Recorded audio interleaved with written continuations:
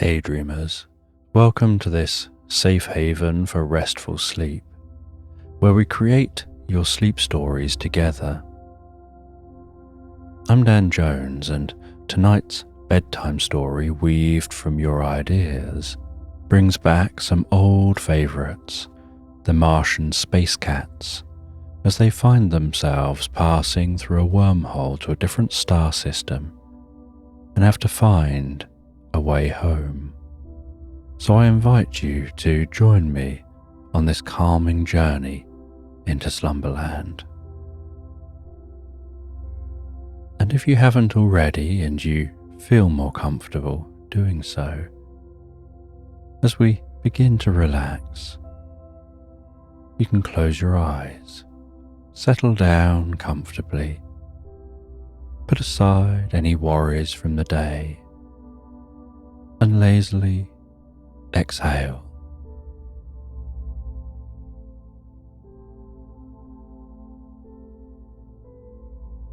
And have a sense of gazing at the evening sky, perhaps 40 minutes after the sunset,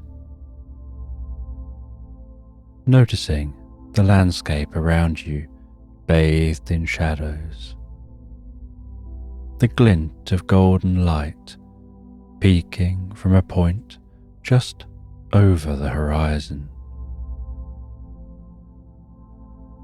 the shades of blue darkening in the sky, and perhaps for a moment you can notice a rare sight when the light from behind the horizon refracts in the atmosphere to create a moment of indigo.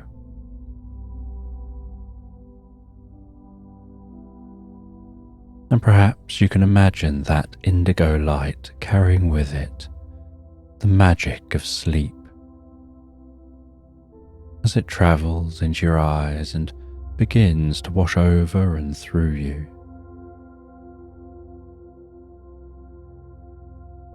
Bringing peace and calm to your body and mind with each breath that you take. As I softly count down from 10 to 1 before we relax into the story. And I'm sure that you have a good reason for wanting to have a good night's sleep. And you've probably had times in the past where having a good night's sleep would have helped. 10. And your mind can find its own way to relax in the magic of sleep. 9. And as your mind relaxes, so too can your body. Perhaps letting relaxation happen from the head down or the feet up, whatever feels more natural for you. 8. And while listening to this, it's okay to let that deeper part of yourself take over, the automatic process of falling asleep. 7. And while it does, you can say to yourself, when I settle down to sleep, I'll ignore distractions and I'll have a healthy night's sleep.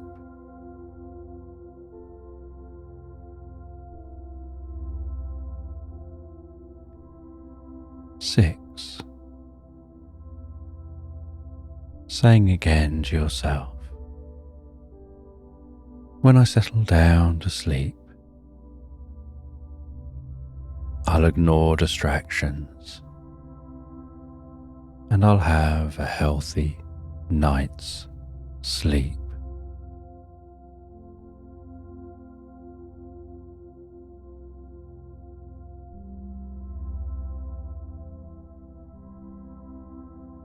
5 deeper and deeper relaxed asleep.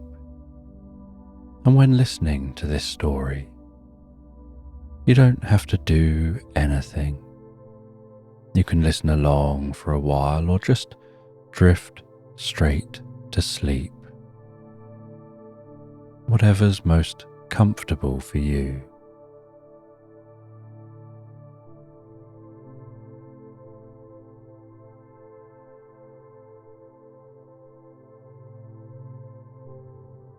Four. And as the process of sleep is an unconscious one, you can't consciously make yourself sleep. It's something you have to just let go of and allow to happen all by itself.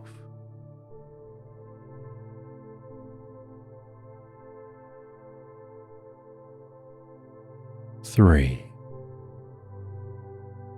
And sleep begins by closing the eyes and becoming very still and relaxed.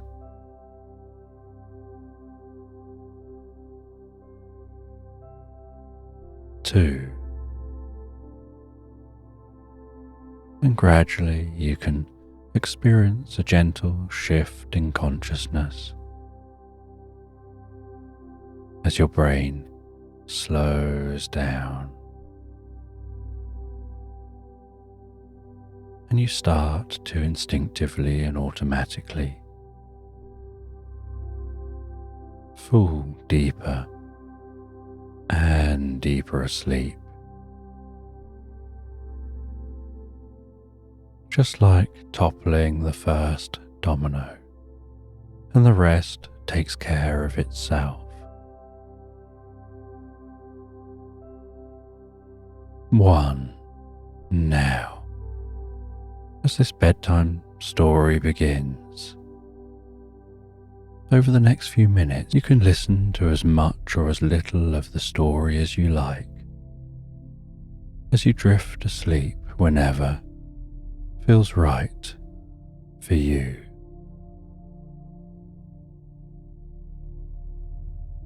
And a glass pyramid-looking spaceship is tumbling through space, and the space cats on that glass pyramid are trying to work at getting back control of the pyramid. And from their perspective, they don't feel that it's tumbling. The only thing that lets them know that that glass pyramid is tumbling, other than their instruments, is the slowly moving stars outside of the windows.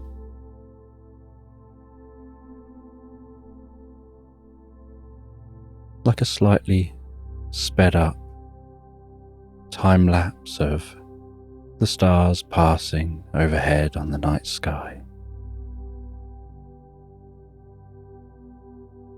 And those cats work together to try and fix the problem in this pyramid spaceship.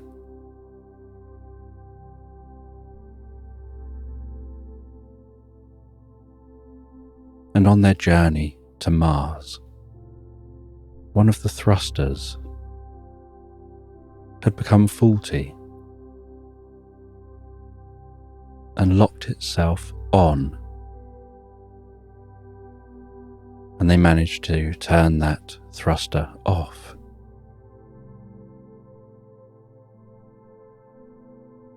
But the pyramid was stuck in a spin. Some of those cats are incredibly smart, and so they're working on a solution to correct the spin of the pyramid.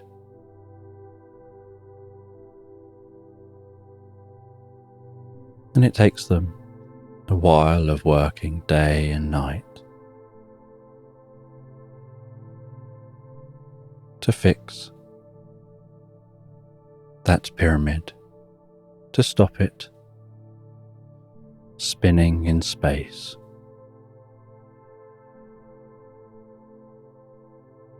And as they're trying to fix that spinning, so the pyramid is heading off course.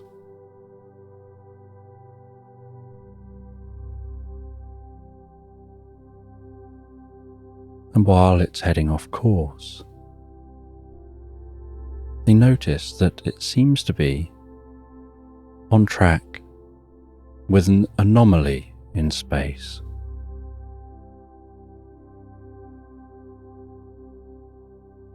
And some of the cats are getting restless as it spins.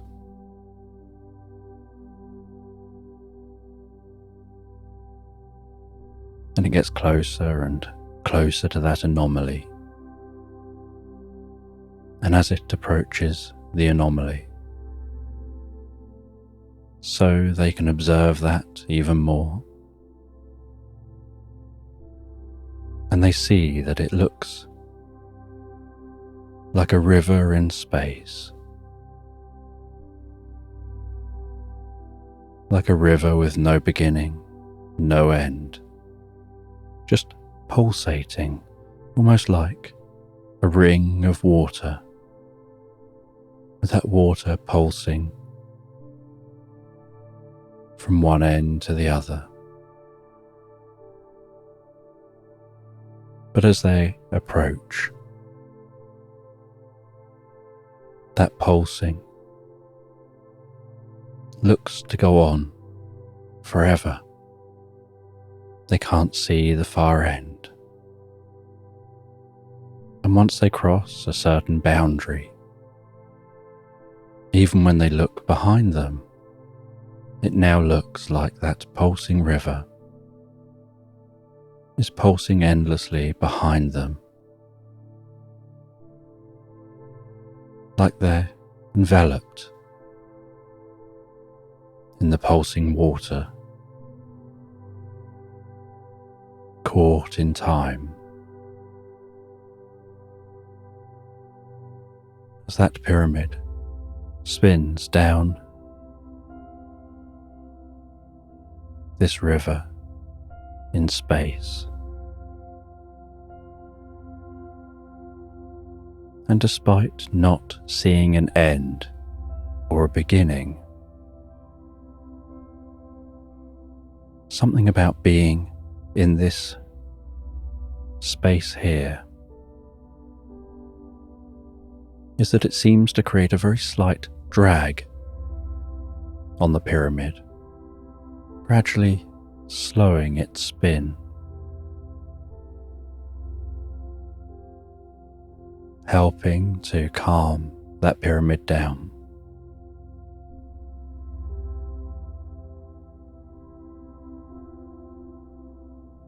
And as it exits this space, the cats finally solve the issue and correct the different thrusters and have control back over the pyramid.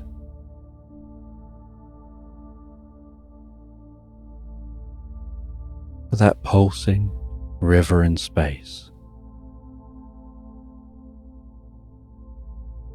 seemed like it was just pushing in a single direction, like the flow of the river was from where they came from through to where they've ended up. And they now find themselves facing a night sky that's unfamiliar. They don't recognize any of the patterns of stars.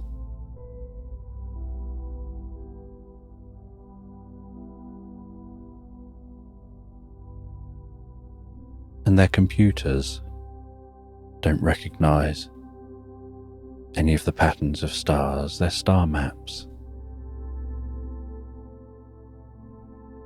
don't seem to have these stars in their database.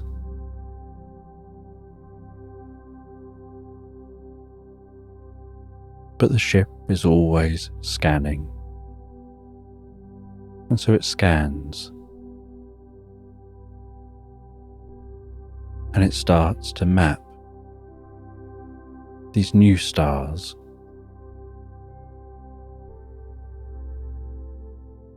building a new database of this location.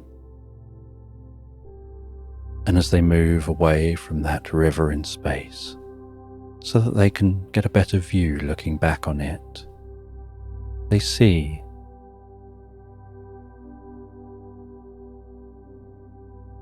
that it looks like some kind of a portal or wormhole, but that it seems that this is an exit,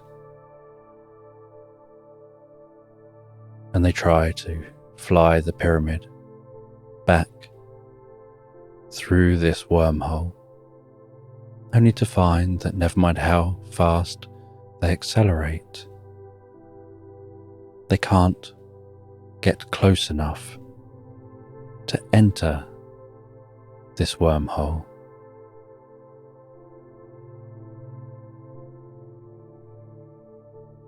And so they set their sights on the nearest star system. And they travel in the direction of that star, not knowing what they'll find.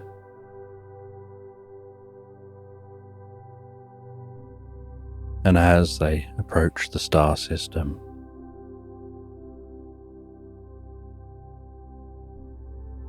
so they scan the different planets, and they find a planet with life.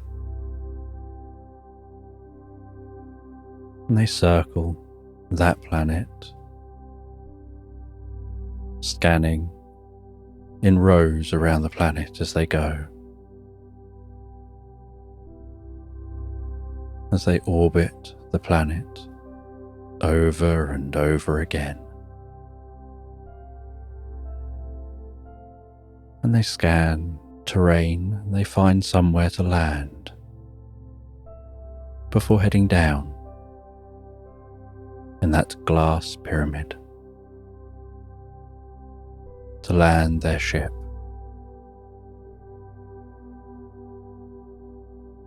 And they decide to land near the northernmost pole, landing in the snow, assuming that they're unlikely to be seen here.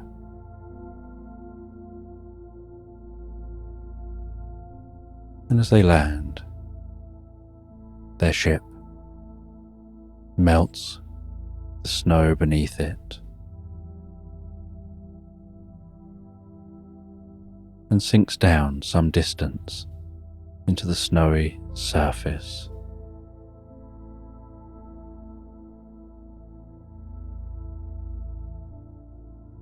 And they send out some drones to explore the landscape before they leave the ship.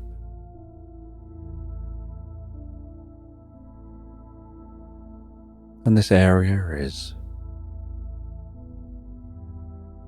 far enough away from the coldest part of the poles that it begins to snow, and snow begins to settle around the ship.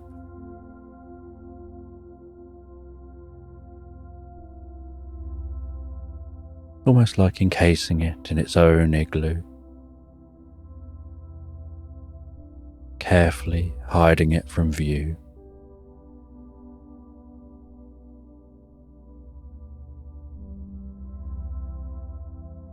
And when the drones come back, saying that everything here is clear and safe and the air is breathable,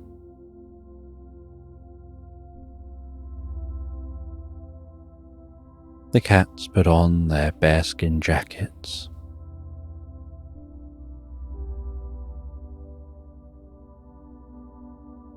and put on face coverings and hats and mittens to protect them from the wind and the cold.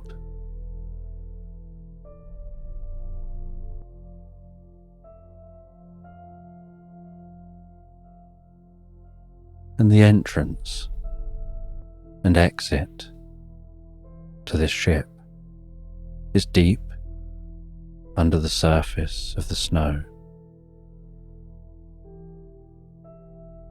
So as they exit, they have to carve their way out, carving a tunnel, making sure that's safely done. As they carve that up, gradually heading to the surface.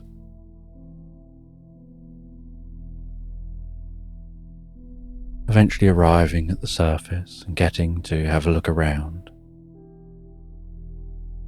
hearing the sound of that Arctic wind. Their tails flapping in the wind, having to brace themselves against it as they walk around and explore.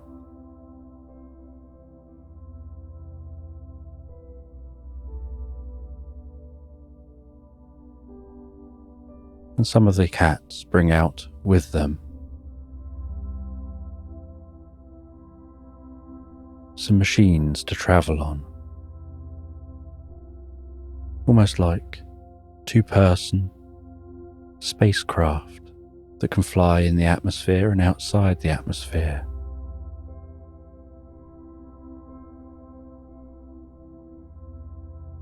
That are a bit like a motorbike with a covering around it.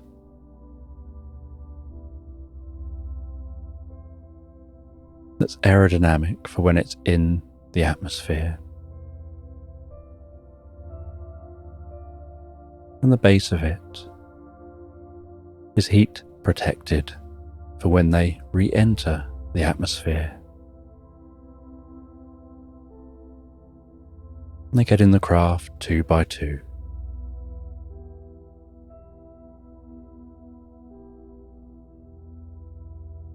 And they leave the ship. And they head to the nearest large continent, where the weather is very different.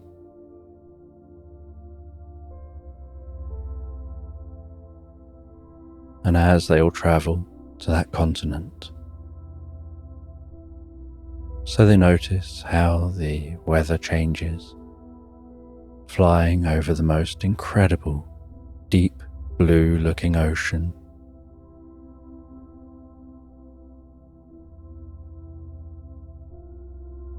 The starlight from this planet's sun, casting a silvery sheen across the waves of that ocean.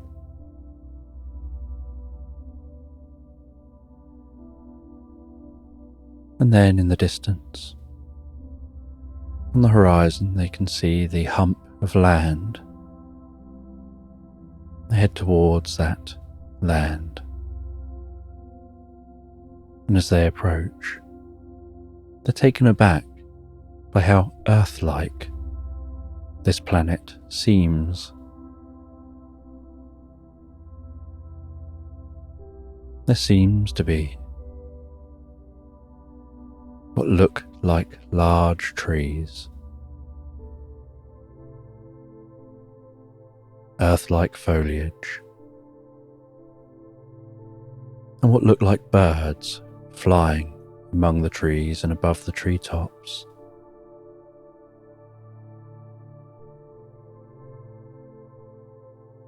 And they land down in a meadow on the edge of a forest.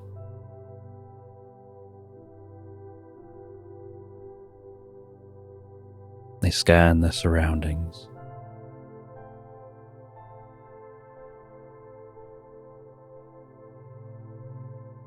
They catalogue what they discover.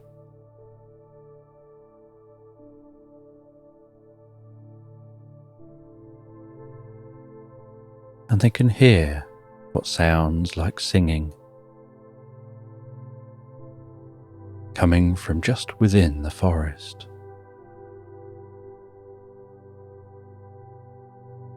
And so they head over to the edge of that forest. The trees look like tall fir trees, rustling gently in the breeze.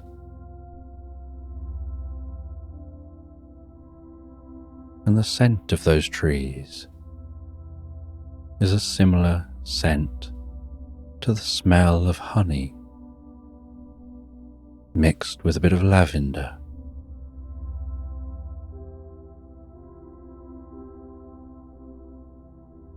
And as they gaze through the trees,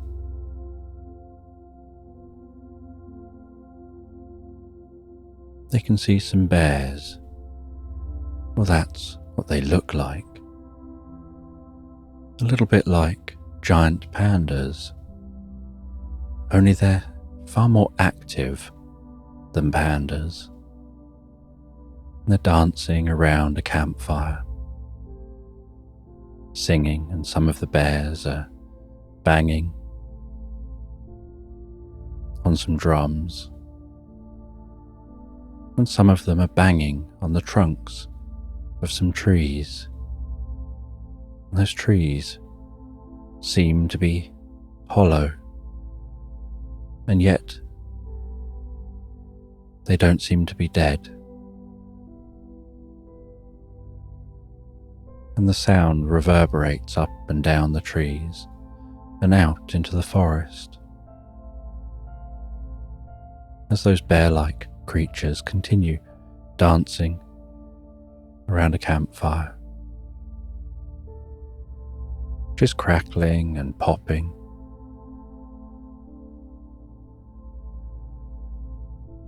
And some young bears seem to be sitting on the knees of older bears, being bounced up and down on their knees, their fur bouncing up and down with them, just slightly out of sync from them,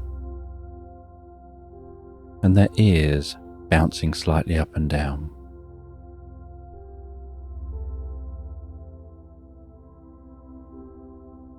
And the cats record what they can see.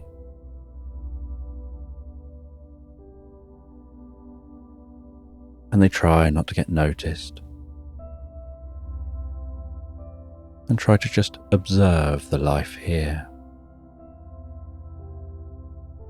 Their main goal is to try and figure out where here is, and whether there's a known way back to where they came from.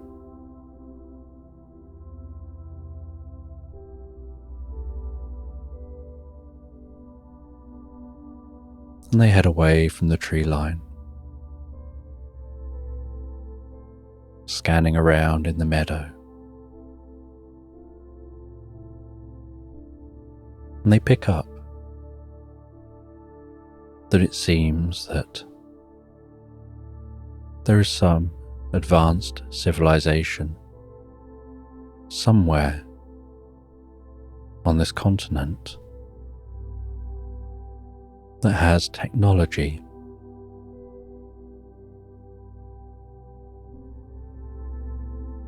And so they head towards that technological signature that they pick up.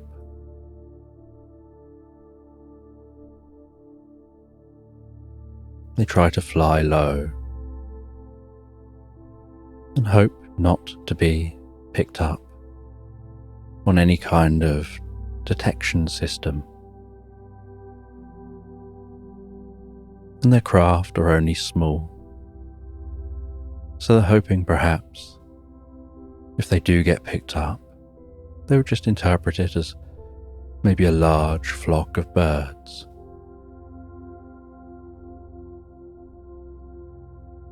And as they get near enough to see towers of buildings, So they land some distance from that city so that they can better observe.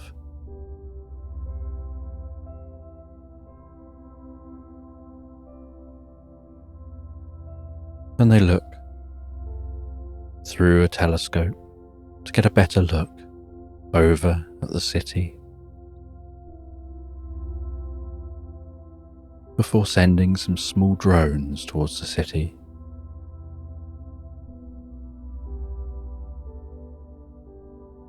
And the drones spread out, fly around, scan the city, sending back information. And they have a little monitor set up. And they look at the monitor and they see that information coming through. And they can see on the monitor a forming map of the city. Marks identifying different beings who are within this city. The drones pick up on the language that's mainly heard within the city, and their computer begins to translate that, working out the patterns.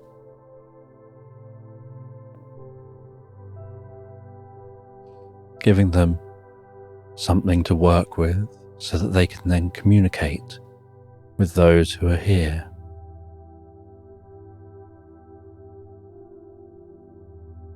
And once they have enough language understood by their computer,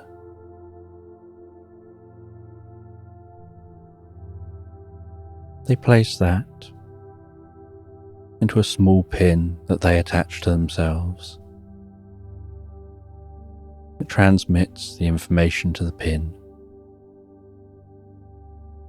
so that that information will auto-translate everything they say into the language being spoken, and everything they hear will transmit from the pin, and they'll hear it in their own language.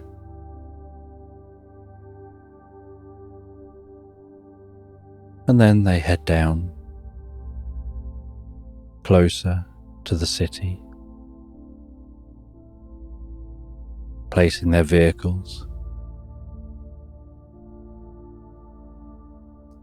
in the most inconspicuous place they can find. Just a short walk from the main areas of the city.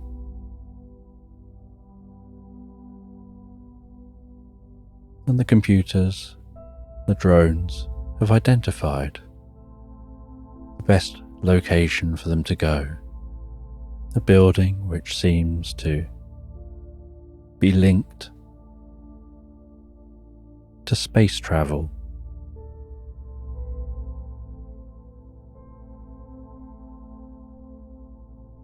And so, trying to remain hidden, they head to that building.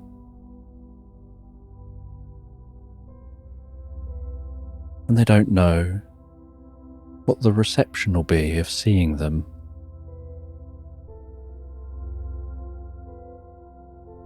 So they, once at the building, work out who in the building they need to really be speaking to.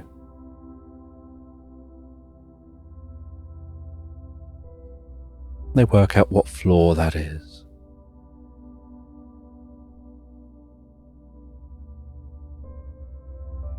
And then they find a discreet part of the building and climb up the outside of the building.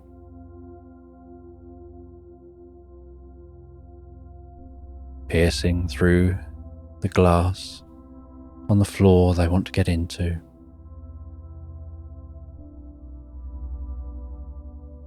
Accessing that floor. and sneaking around that floor until they find a room that looks like the room with the person most experienced. And they head into that room. And there's a scientist in that room who's startled by the appearance of these small, fluffy creatures.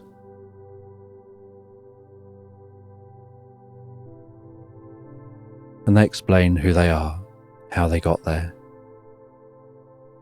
And the scientist listens. And this scientist is short and squat and looks much like a dwarf.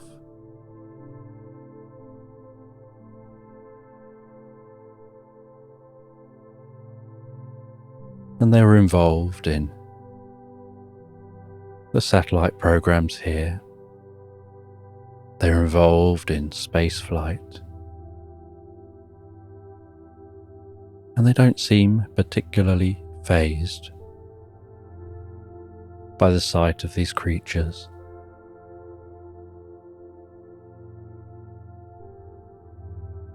And the creatures don't look particularly intimidating when they're small and cat-like.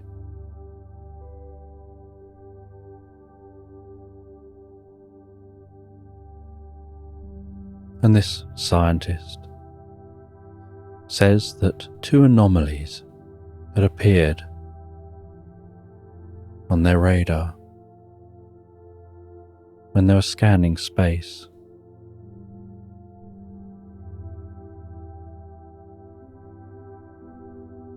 One anomaly they couldn't get into to explore and to work out what it was. But the other anomaly they managed to send a probe into, and it sent back a signal until it was about halfway through that portal in space. And then the signal just disappeared, and they lost contact with the probe.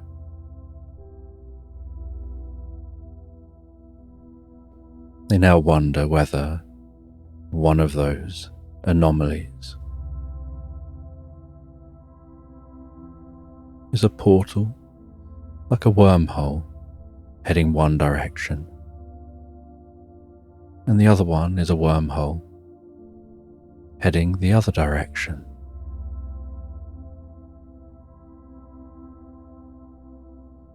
Both anomalies are close enough to get to,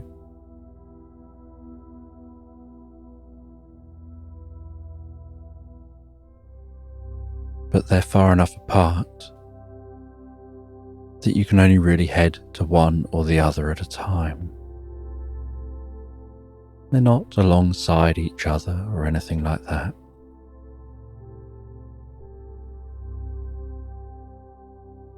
And so they say that they can probably offer some assistance. They can share that knowledge with your computers. And so they share the knowledge with the cat's computer. And they're curious to explore this as well. And the cats ask about the space travel that these beings here have done. And they say that they've mastered quite a bit. They can now very easily and quickly explore their own solar system. They've even managed to master travel to the extent that they can warp space and time enough to travel to nearby stars. But they don't yet have anywhere near the capabilities to create wormholes or to travel to distant stars. And some scientists had theorized that there may well have been other life out there, and that these wormholes in space, as it turns out, they seem to be, may have been placed there or created by some other civilization, but they're unsure who or why.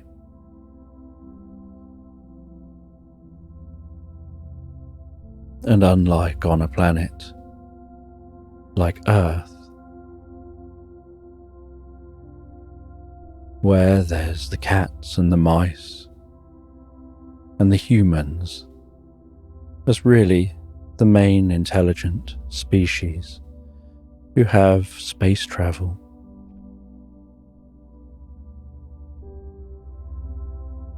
and they didn't all start off on Earth.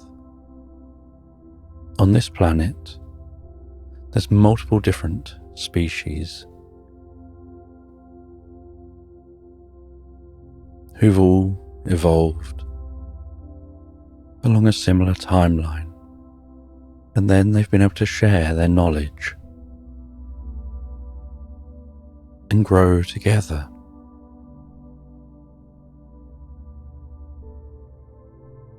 And they all live in different locations, in different climates that work better for them.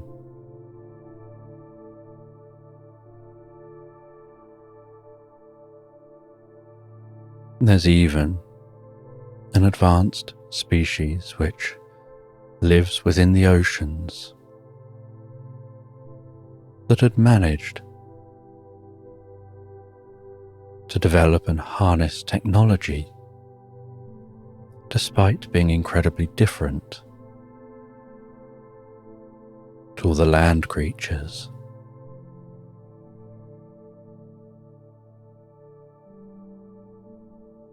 And they're only known as the Kraken.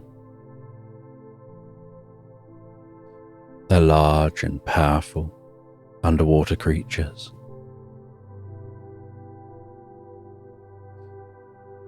whose craft are enormous and powerful and sound like a giant volcanic eruption when they leave the planet, because they have to carry them up with all the water they need to live in.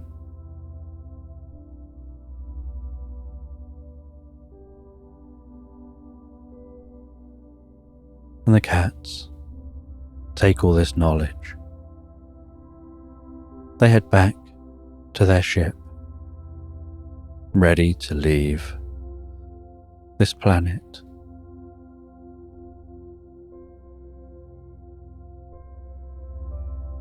The scientist says that they'd like to gather a small group together. They've got the ability to launch into space fairly rapidly,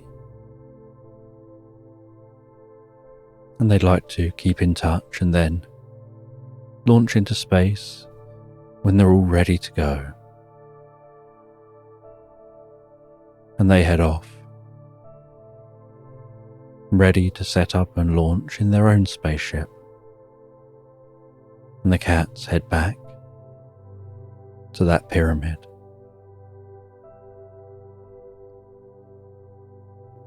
And by now, all the checks have been done to make sure the pyramid will fly perfectly fine and not have the challenges it was having previously.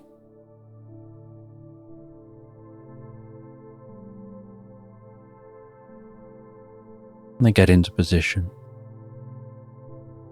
And once the pyramid is flying, they can move around fine, but for launch, they have to sit in a chair and lock themselves in and brace themselves for liftoff.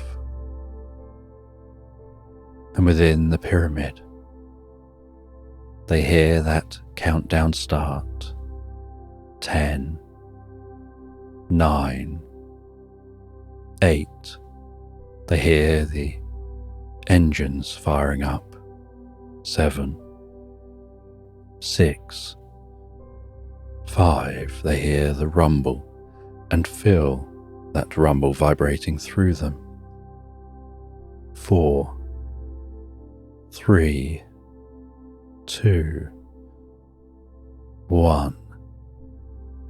That rumbling intensifies and increases as the engines fire more powerfully. And at first, all they can see through the pyramid is white of the snow, and then that snow seeming to melt and flow, and then the sky as they leave the snow and accelerate faster and faster up into the sky. And they accelerate fast enough to be leaving that sound behind.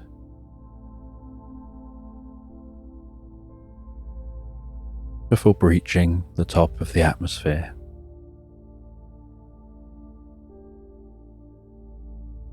And everything goes silent. And the notification sounds to let them know they can now unhook themselves and move around freely. And they head towards the coordinates of the second anomaly, and at the same time as them leaving the atmosphere, the dwarf scientist on the other ship leaves the atmosphere,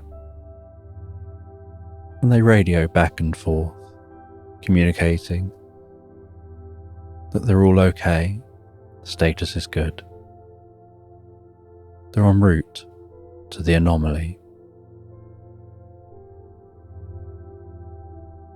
And as they head towards that anomaly,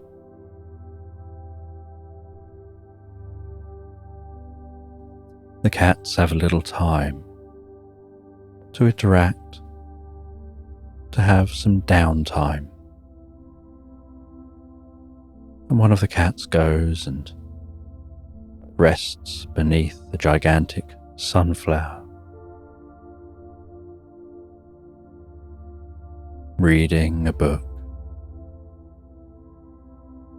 about a family who live on a farm surrounded by an oak grove.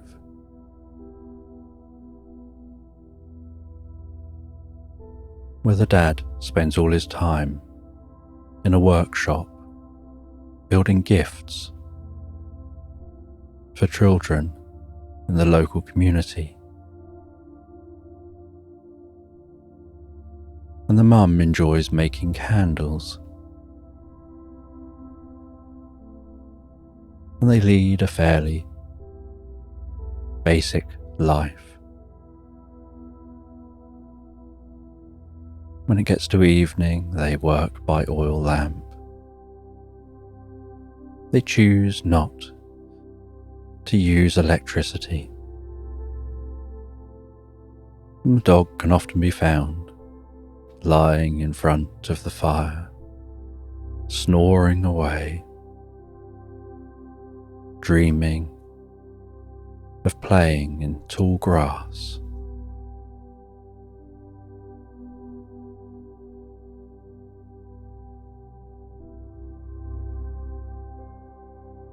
And after a long period of time of flying in the spaceship,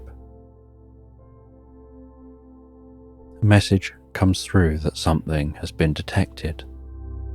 A third anomaly that was so faint it couldn't be picked up until getting closer to it. And the other ship says that they also have picked up this third anomaly.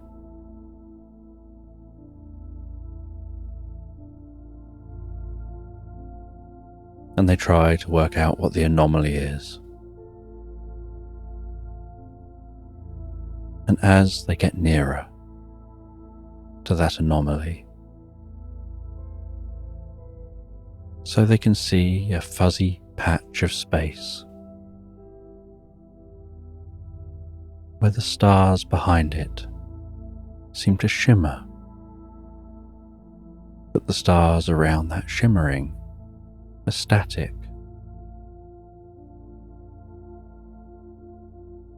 And that anomaly seems to be moving very slowly against the backdrop of stars.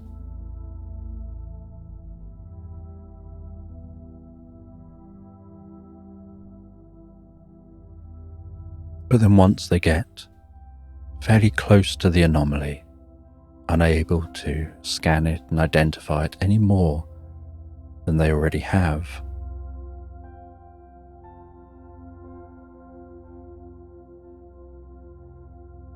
a beam of light appears around that anomaly, beginning to mark out some level of shape.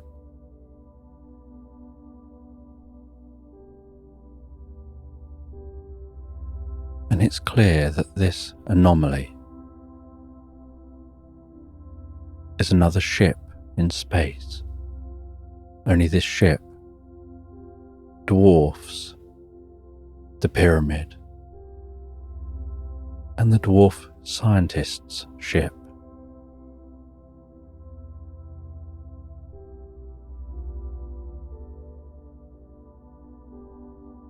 And out of that bright light at the front of the ship,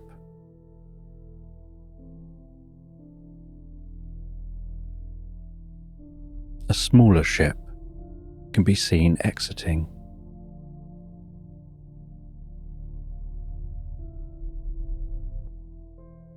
And then a message comes through to both the ships.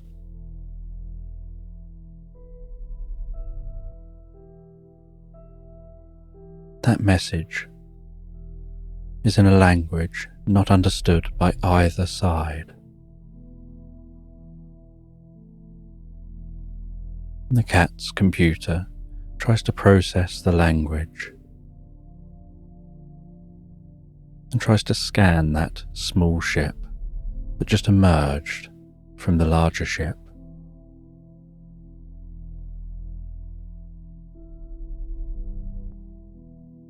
And it manages to gather enough knowledge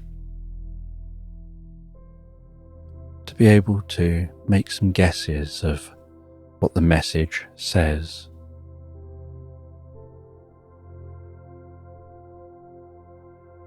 And the message is saying that they would like to meet with those from the other two ships who've arrived here. That they're the ones who placed those wormholes here. And they'd like a representative from each ship to come to their small ship and be taken back to the main ship. And so one of the cats and the scientist go and head to small ships. They head out to meet with that small ship from the third ship.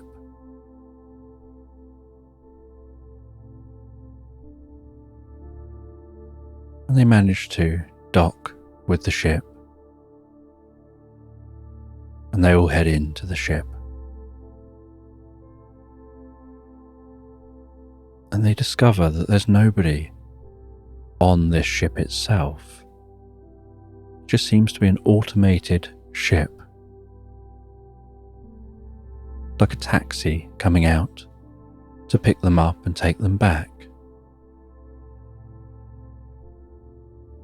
And with their ships in tow, It heads back to the main ship,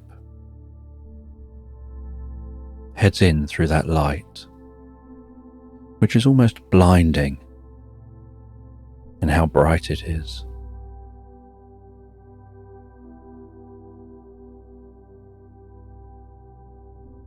And it docks itself within this ship, and then opens, and the atmosphere in here is breathable. And so they head into this ship, and the inside of this ship looks like they're on a planet. Overhead is blue sky.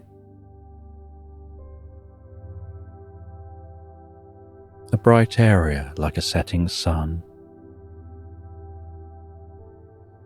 A giant tree in the middle, and woodland surrounding the tree, and meadows as far as the eye can see.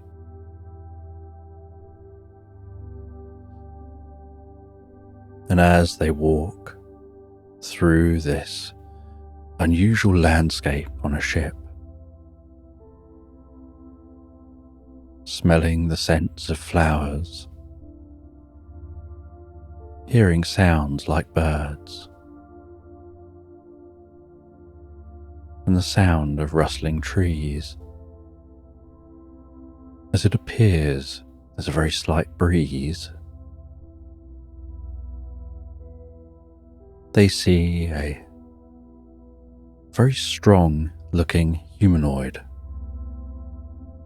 incredibly muscular,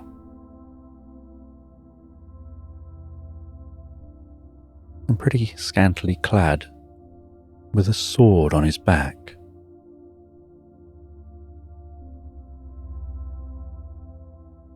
And alongside him is an equally powerful looking dragon,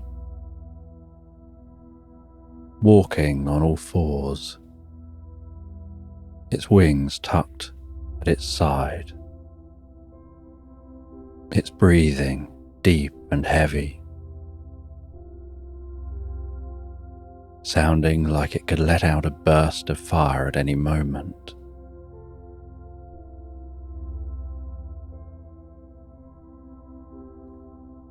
And this humanoid talks with a deep voice and explains who they are. And they say that they got in trouble, or that's kind of what the cats think was said, as on the translator it sounded like they said they got in tribbles.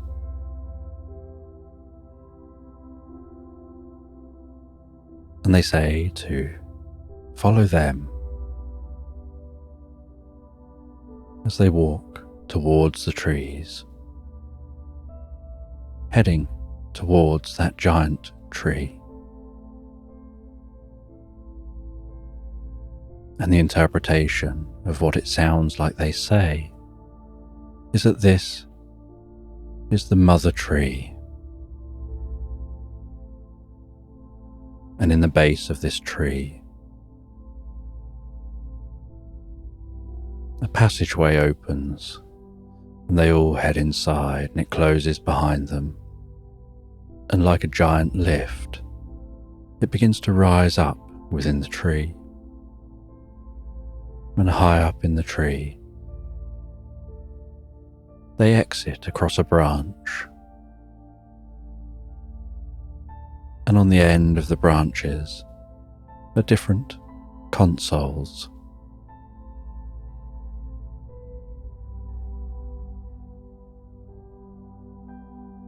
And they use their technology to help syncing it with the others' technologies to better translate what they're all saying. And then everyone can understand themselves. And they say that they came from another star system,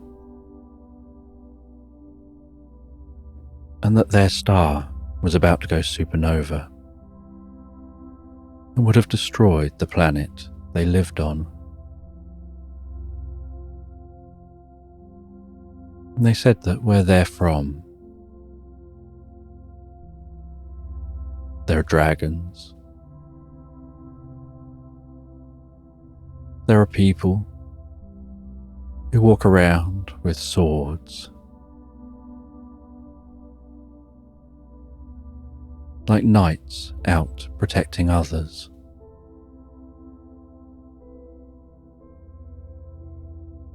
That it's probably the kind of place that would be very alien to either of what they know of the planets they come from. That centuries earlier, the men with swords used to ride on the backs of dragons, fighting evil.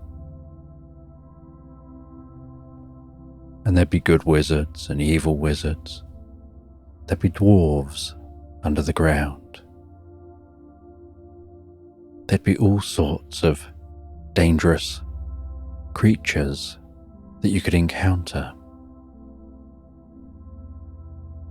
And so as they had continued evolving and developing technology, there were still giant creatures to have to deal with.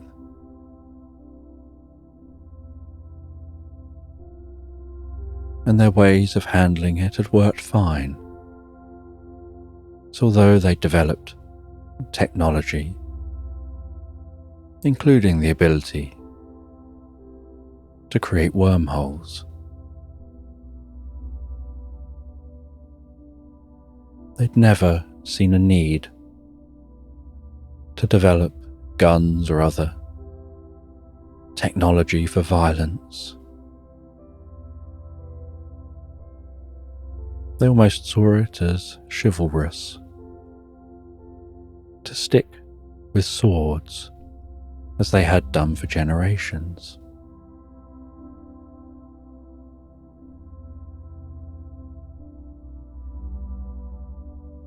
And they only managed to develop wormholes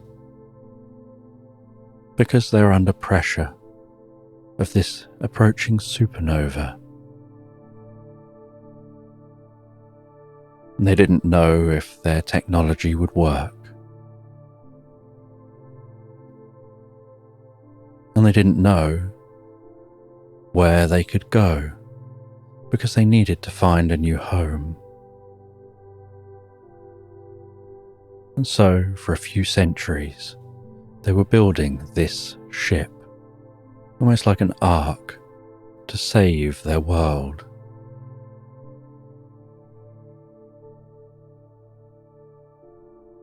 And they saved many of each creature and plant from their planet on this ship. They managed to launch it into space.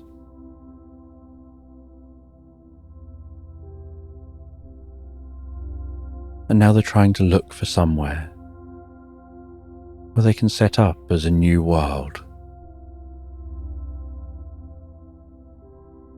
And they found 2 star systems which had at least one habitable planet and other planets which could be terraformed. And so they created a wormhole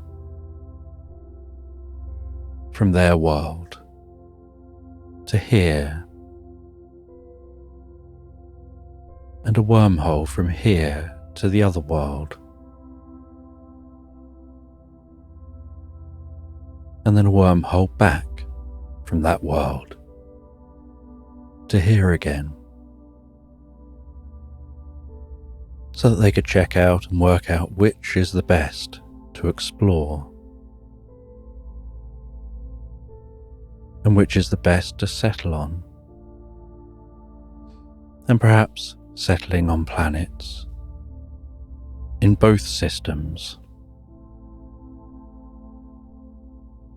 and keeping those wormholes in place so that they can travel back and forth, and maybe have more than one planet that they choose to live on.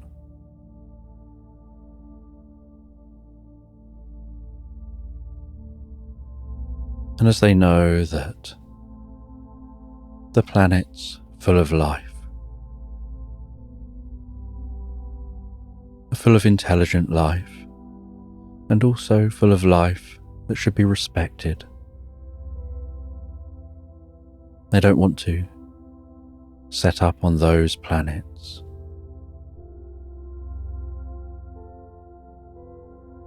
But they do need to communicate with the planets about setting up in their solar systems and finding a planet they can set up on.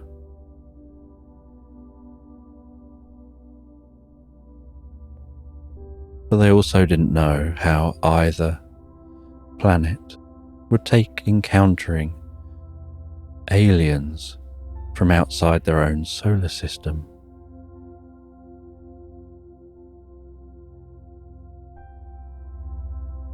And so they are here to communicate with the planets.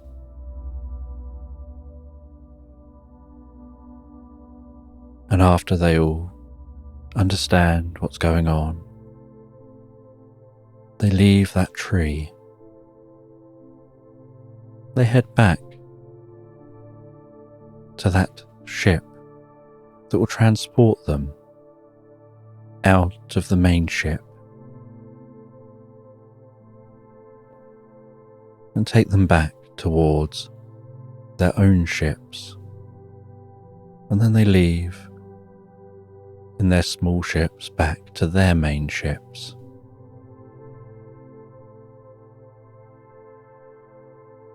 And they have a plan forward.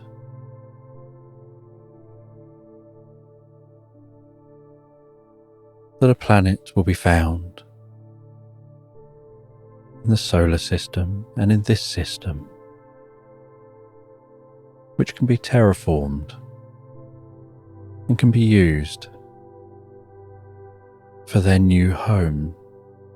And they'll have a home in each system.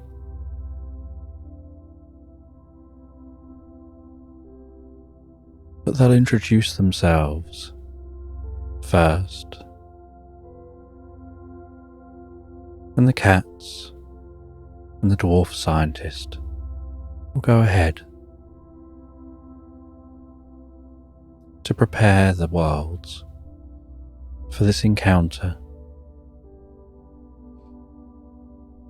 And so the cats find their way back through this wormhole, now knowing that they can head back through the other wormhole to visit and learn and engage with the scientists on that planet. And the scientists from that planet can do the same.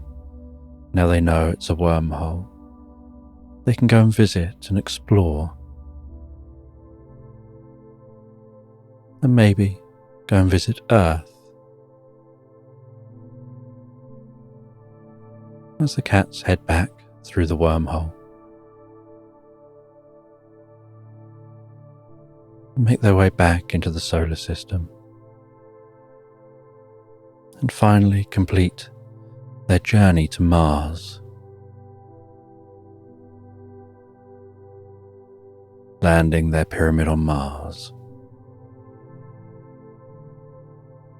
And the cats feel this has been such a long day, and are so pleased to be able to settle down at the end of the day, where they get to be able to relax and drift asleep into slumberland, wondering what the future will hold with all these new discoveries. And a car is travelling along a quiet motorway at night, and there's a gentle fog wrapped around the motorway, and the overhead beams of the street light lighting the path ahead and reflecting off the car as that car continues along the motorway. And while the car travels peacefully along this motorway, a completely clear road, its headlights illuminating the road ahead, there's a gentle sound of music coming from the radio. The soft warmth coming from the heater in the car.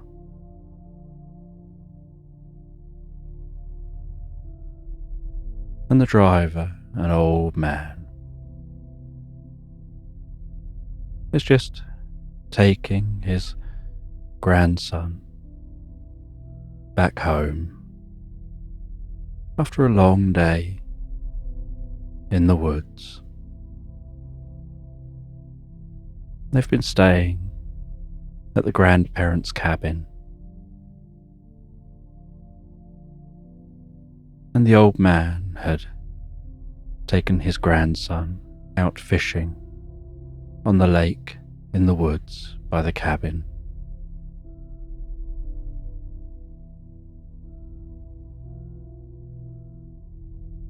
And the two of them were just out on that lake, bobbing gently, sound of the water lapping the underside of the boat, the oars resting just inside the boat as they bob there fishing, with the old man showing what to do, and the child really too young to understand, but watching and enjoying, just spending time with their grandparent. With the life jacket they're wearing done up really well around them, but seeming oversized compared to their body, giving the illusion that you could probably almost bounce them in the life jacket like a basketball. It was so bulbous around them.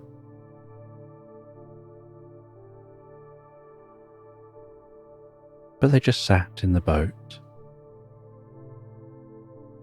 smiling and watching their granddad as he fished and tried to explain what to do and how to do it.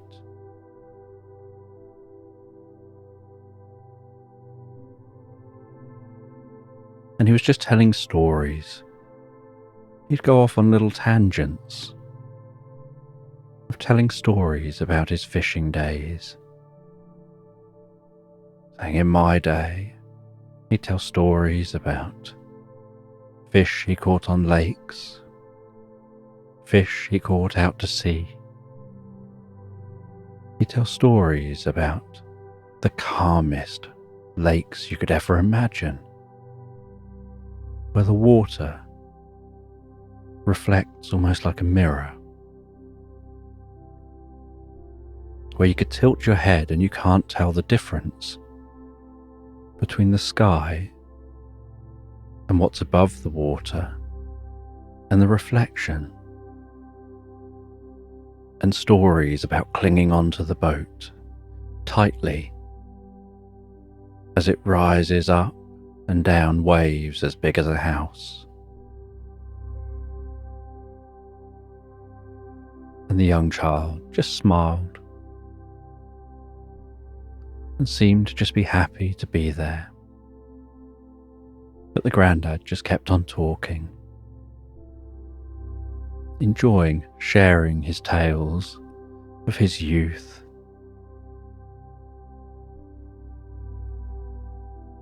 He would gesture the size of some of the fish that he'd caught.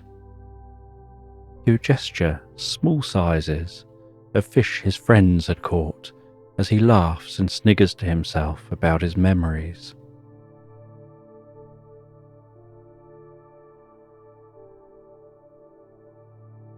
And the child just sat there, watching and smiling. He spoke about catching an anglerfish. He spoke about trying to pull in a swordfish.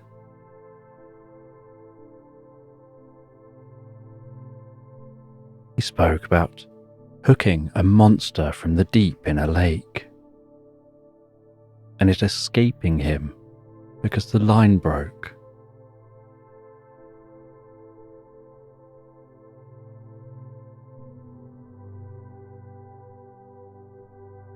And this child had spent the entire weekend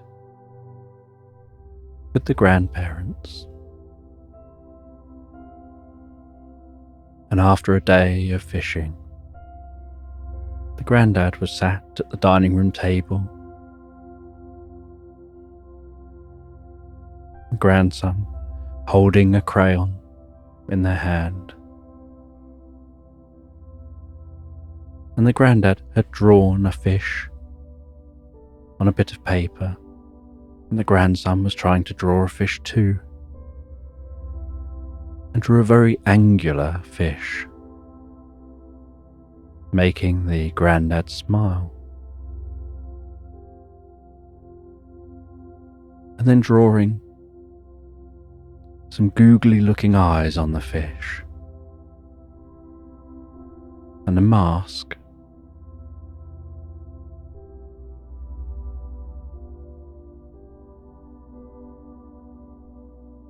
And the grandad showed the child down to what they said was their secret room. Just down a few steps from the kitchen. They had to pull a cord to turn the light on, and the light flickered on, and the room had a stillness to it, a gentle silence. And he carried the child down into this room, and the room smelt of wood. And every step was dulled by the wood and the softness of that wood, and by the furnishings.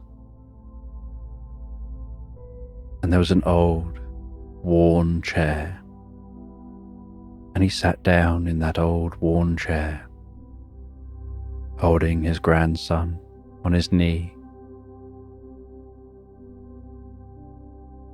And he took a notebook from beside the chair,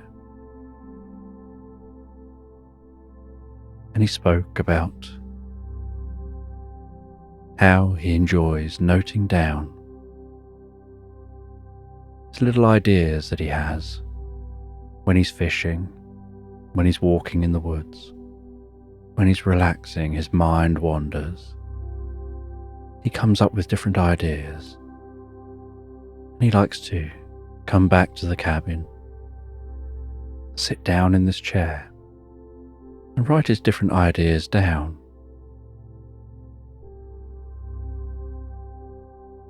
And he shows his grandson some of the ideas. And again, his grandson's really far too young to understand, but just seems to enjoy the closeness, the interaction, the tone of voice of the granddad. Even if he currently doesn't really understand, what the granddad is going on about.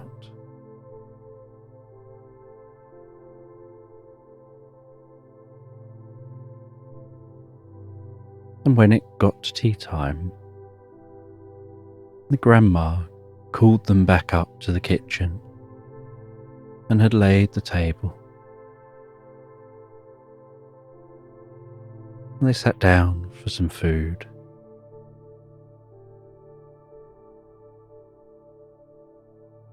And she'd fried up a fish in the frying pan. And when serving it, she'd broken up some of the fish, almost mashed it up with some mashed potato and some peas mashed in and some other veg.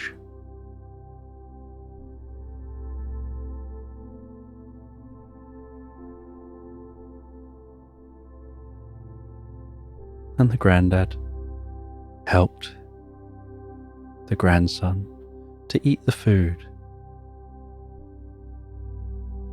by pretending that it was a train going choo-woo, guiding the spoon into the child's mouth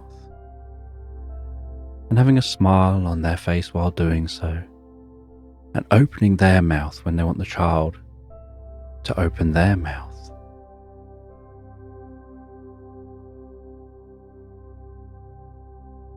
And they enjoy the meal, enjoy their time spent with their grandson.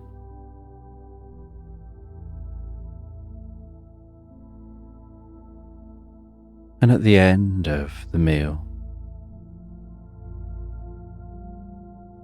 the granddad says that they'll wash up, and they clear the plates away, and they start the washing up as the grandmother takes the grandson through to the main living room.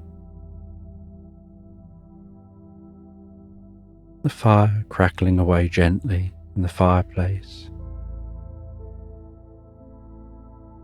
A safety cage around the fireplace. The warmth of the fire warming the cheeks of the grandson and the grandmother.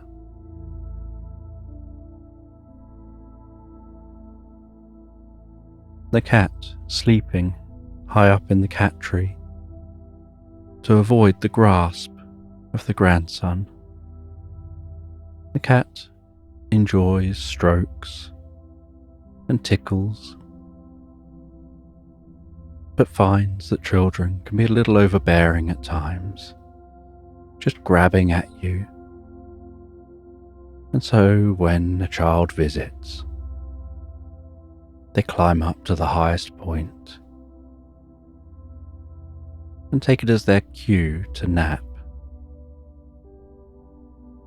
only coming down again when the coast is clear.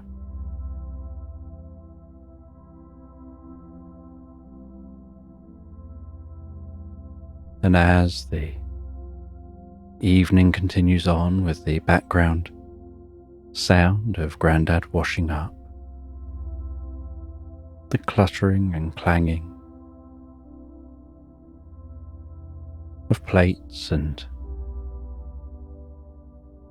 all of the stuff being washed, the pots, the pans,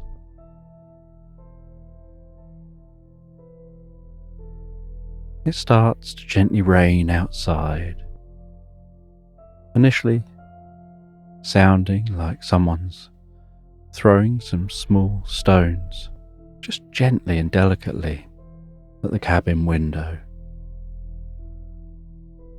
And from time to time, a flash of light would be seen at the window. And then sometime later, a distant, long drone of thunder rumbling away.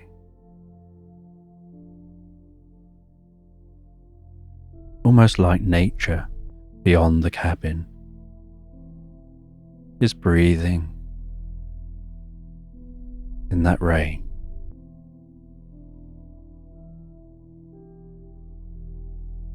And gradually, the light and the rumbling get closer and closer together, and the rumbling gradually gets louder.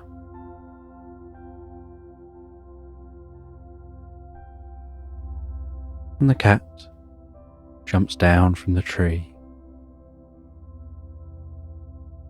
and goes and tucks themselves up under a blanket on the sofa. And the child holds on tighter to Grandma. And the Grandma talks softly and reassuring, and shows excitement and wonder at these sounds around them. And this reassures the child. It's harder for them to think it's something scary when their grandma is treating it as something fun and exciting.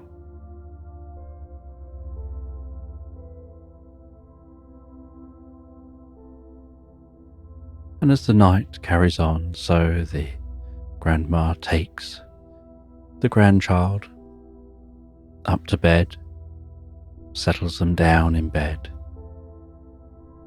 kisses them gently on the forehead and sits beside them and begins to read a book.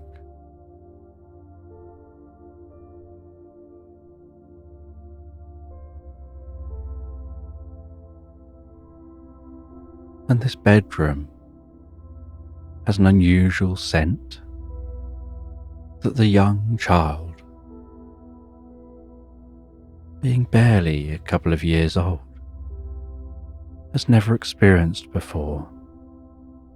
A scent that seems to be infused in their pillow, helping them to just want to drift and float asleep, helping their eyes to want to gently close. And as they softly breathe in that lavender scent, so the grandma begins to read.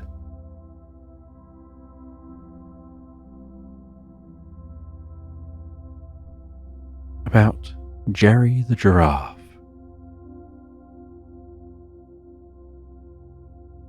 Who used to work in a steamroller. And every page just has a sentence and a fun picture of Jerry the giraffe in their steamroller. And Jerry the giraffe enjoyed their steamroller. Jerry would steamroller everything.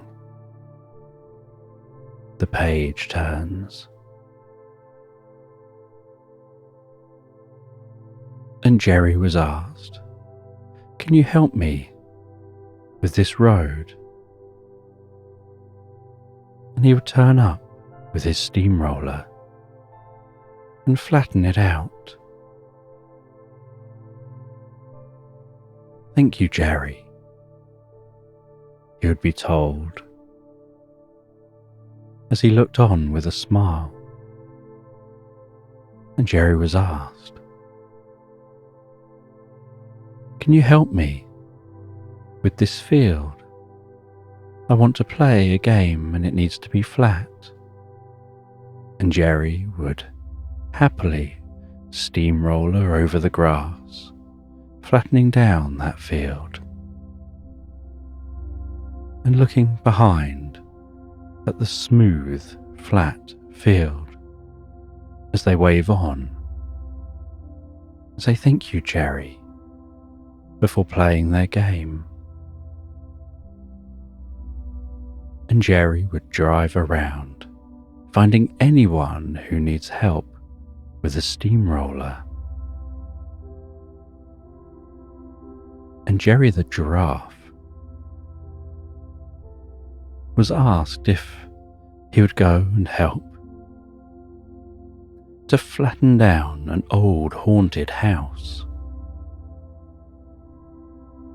But he found that he couldn't quite get there, because being a giraffe, as he travelled down the road,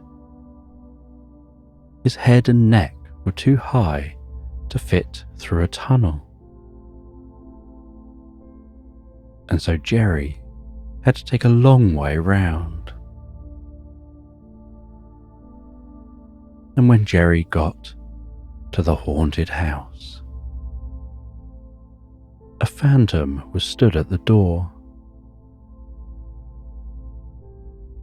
And the phantom didn't want Jerry to flatten the house, and said he's not really scary.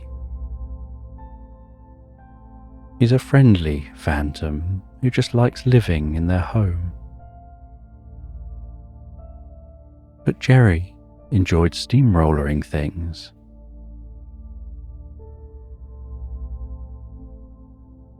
And so the phantom and the person who wanted the house flattened to get rid of the ghosts agreed that maybe they could share the house. But Jerry really wanted to steamroller something.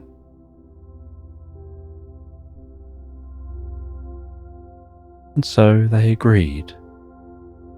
Jerry could steamroller their garden.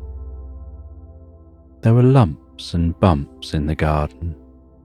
They wanted to plant some plants.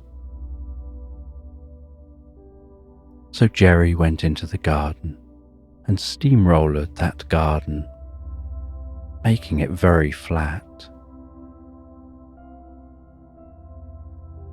They then said, to celebrate their new garden, they wanted to have some toffee, but it was too sticky and too hard for them to flatten out. And so they put it on a large tray, and Jerry put his steamroller and rolled over that toffee, flattening it out really, really thin. And they all enjoyed some of that toffee. And Jerry had some toffee as payment.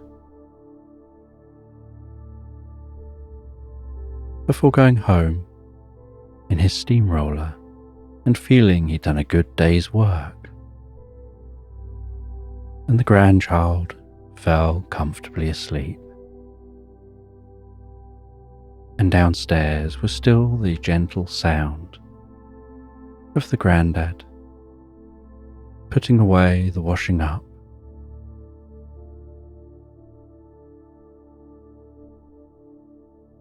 And now the grandad was taking the grandson home.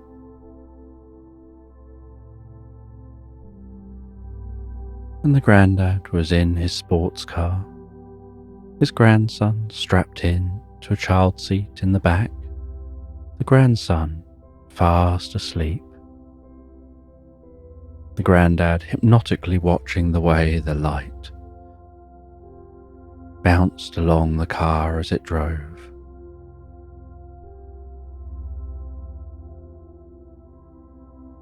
They carried on through this fog, along this clear road,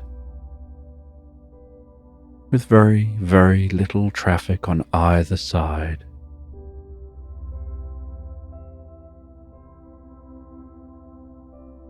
And eventually, they turned off that main road and started heading down smaller roads, gradually weaving their way closer and closer to home.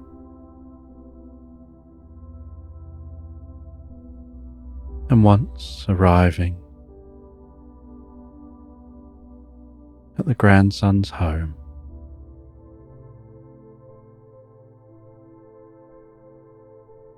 the grandad opened the door to his Lotus and stepped out,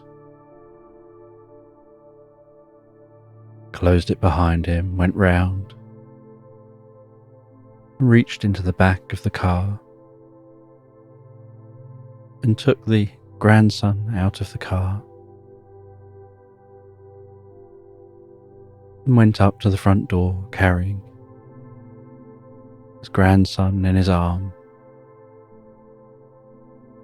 while also carrying a bag of his stuff. Ringing the doorbell.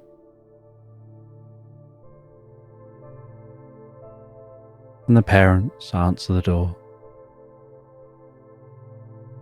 And the child is still gently sleeping. And so the granddad whispers gently, saying that he's been fine all weekend. He's had a great time, he's been fishing, he's been told stories, he's been drawing and seems to have really enjoyed himself. And the parents carefully take the grandchild, and as they take their child, they then take him up to bed, gently tuck him into bed. And the grandad stops for a brief cup of tea before making his journey home.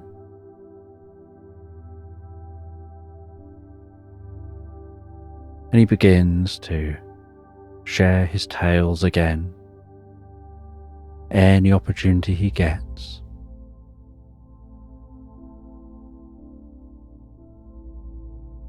As the parents listen, and eventually he finishes his tea and sets back off in his Lotus, making his journey home. And it's a few hours drive, and while driving he has music playing gently in the car.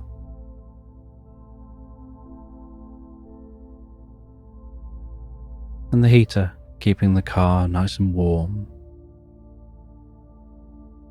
And he continues watching the light almost hypnotically passing by.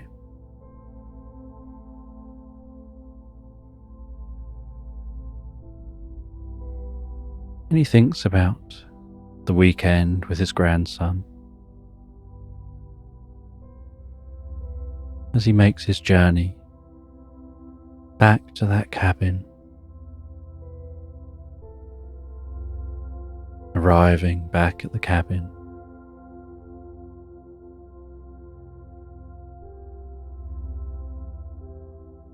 And as it gets later, he heads off to bed.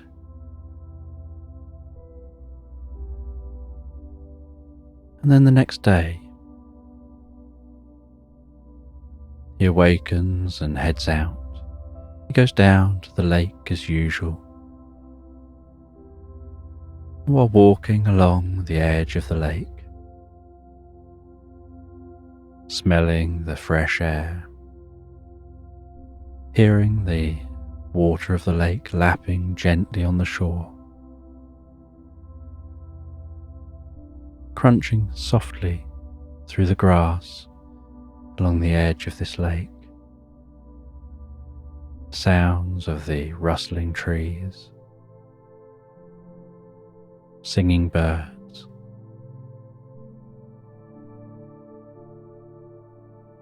a dragonfly flitting around above the lake.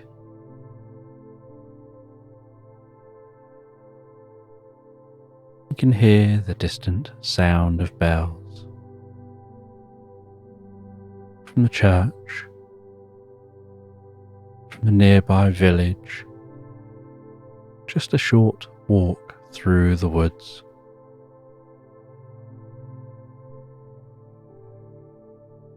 You can hear the distant sound of a train passing by, perhaps just leaving that village.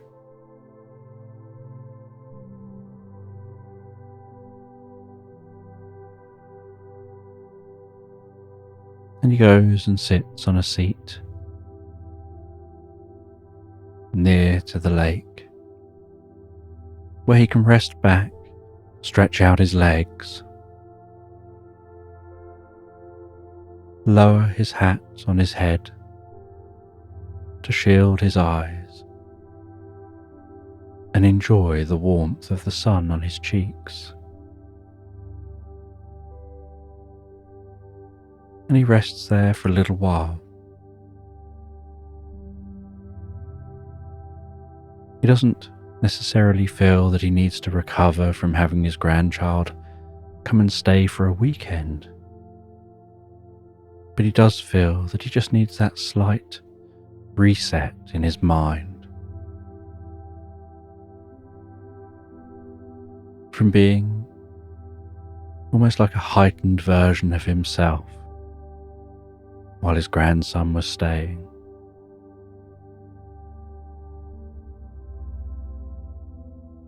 Where now he can transition into a more sedentary mode,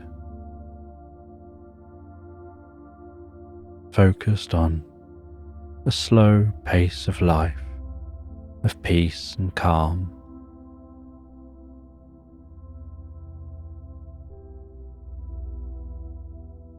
Just listening to nature, the lapping of the water,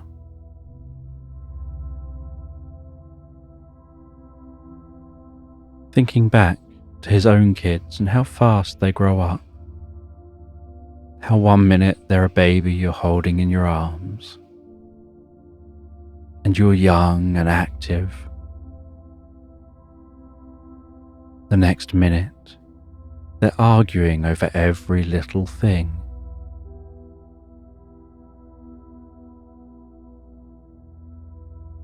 And then they're leaving home, and they're all grown up. And you're not quite as fit and active as you once were, even though in your mind you still are.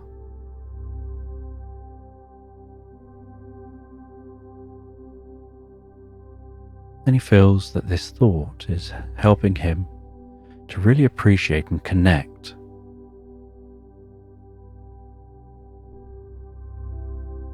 with any moments he gets with his grandson.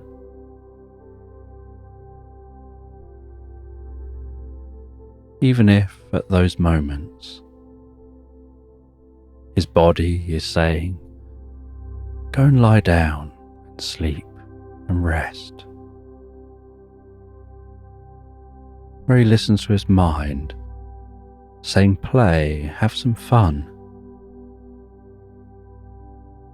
Teach your grandchild all the wonderful things you know and have learned through your life."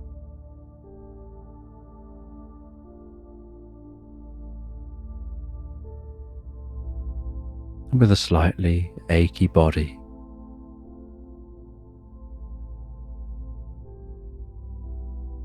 he stands up from that bench, feeling refreshed, feeling almost like he's taken that moment, that time, to center himself, to separate from the person he was over the weekend, to who he is for his wife now. And he heads back into the cabin, and he can smell the most beautiful scent of food his wife has been preparing. He walks over to her in the kitchen, wraps his arms around her, kisses her on the side of the cheek as he holds her tight for a moment, tells her, "I love you," before she reciprocates and then swats him away and says, "I'm trying to get the food done here."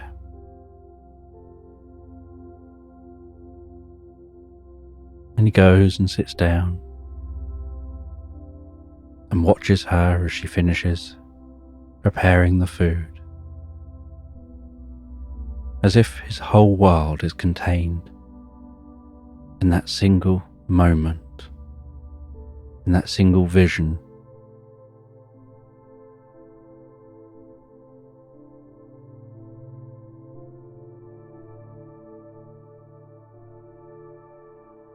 And she can notice he's gone quiet. He's inside his mind, absorbed in the moment.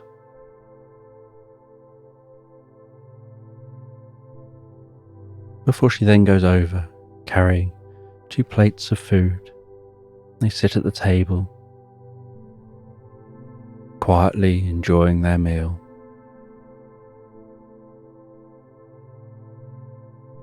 And after a little while of peace and quiet, organically, just starting a conversation about nothing particularly important, just talking back and forth, smiling so calmly, enjoying each other's company, and settling down as the day goes on, resting on the comfortable chairs, having an average day, and thinking about how nice it is to have the opportunity to have so many average days like this.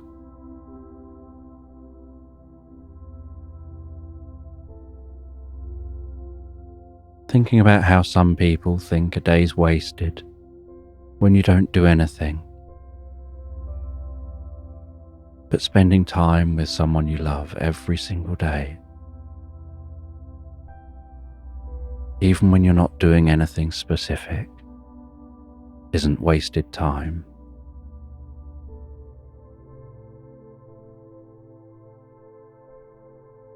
And as the evening sets in, so they head out onto the porch of the cabin, out to a chair that gently swings. And they sit on that chair under the warmth of the evening sun. And then that very gentle coolness that begins to set in.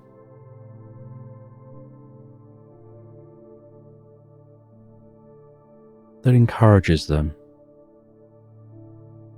to grab a throw and pull that up around them, a really nice, fluffy, heavy throw,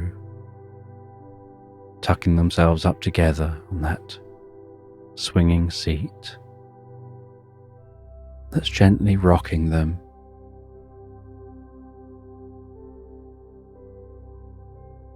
With the encroaching coolness of the night tickling their cheeks and their nostrils as they breathe in and out, while they remain warm, snuggled up together, listening to the sounds as they shift from the daytime birds and animal sounds to the sounds of the nighttime animals, birds settling down,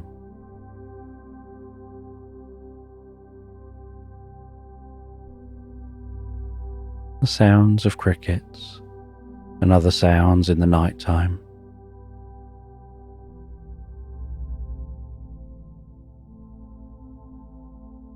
As the moonlight begins to rise over the trees, casting a silvery sheen across the landscape,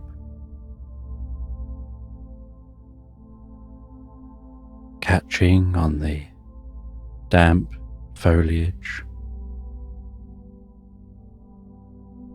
reflecting and sparkling in the slight breeze.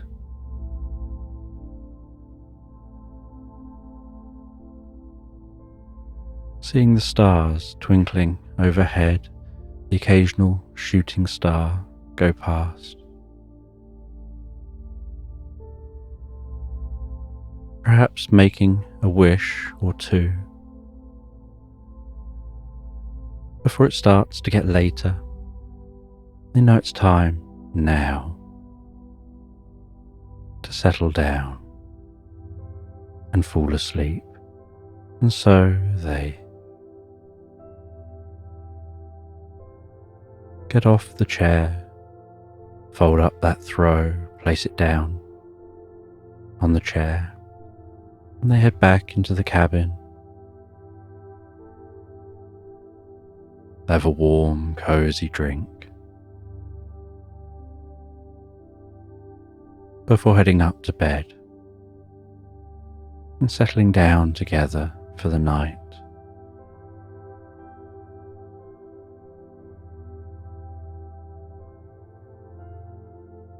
And drifting and floating so peacefully, so relaxed asleep into slumberland. And this bedtime story is about a woman called Cat, and she lives in an unusual land, living in a cabin on the edge of a lake, deep in a forest. And Cat gets dressed one morning, places on a lace scarf and some woolen gloves, and a hat filled with flowers, and some earmuffs because it's cold outside, and then heads over to the door of her cabin, puts on the most comfortable Wellington boots, and the inside of those boots is the most incredibly warm and comfortable fleece lining, and the top of those Wellington boots has the fleece elasticated so that it hugs the legs and seals the top of those boots.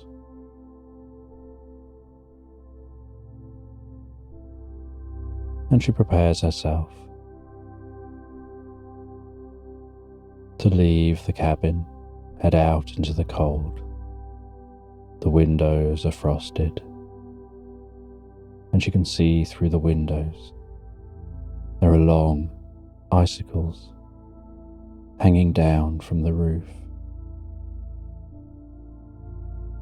Little occasional drops of water falling from those icicles.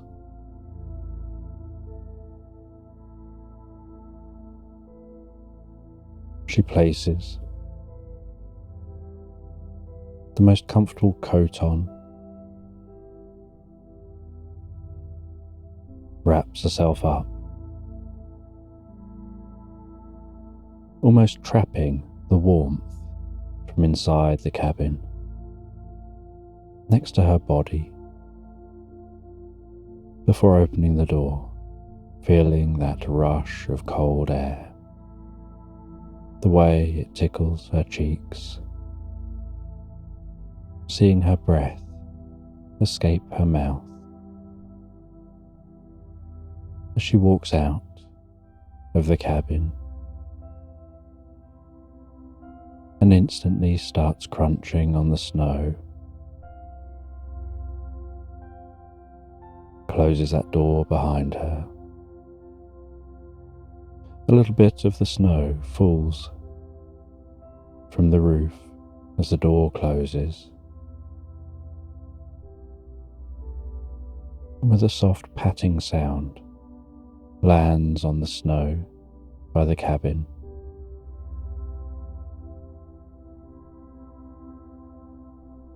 And she puts her hands into her pockets and begins walking away from the cabin and into the forest. And she trudges through that snow, her body feeling so warm, but breathing in that cold air, seeing her breath as she breathes out.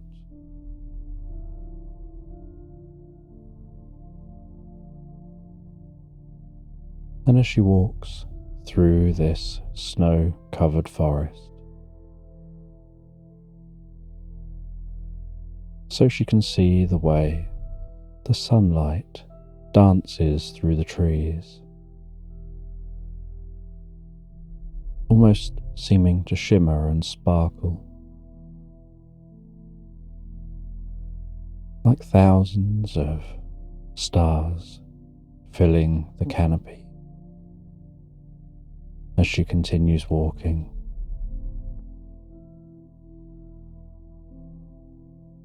And along her path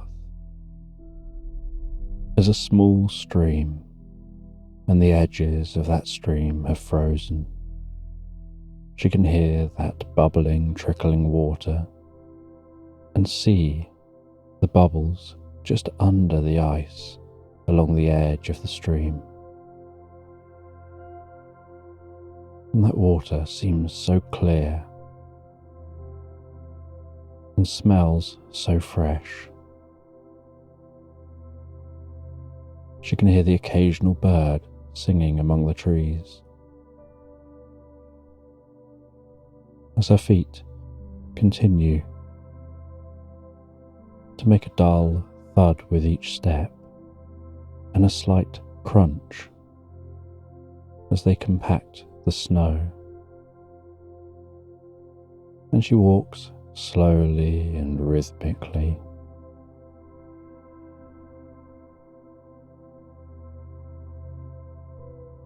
and really takes her time to enjoy her journey through the forest.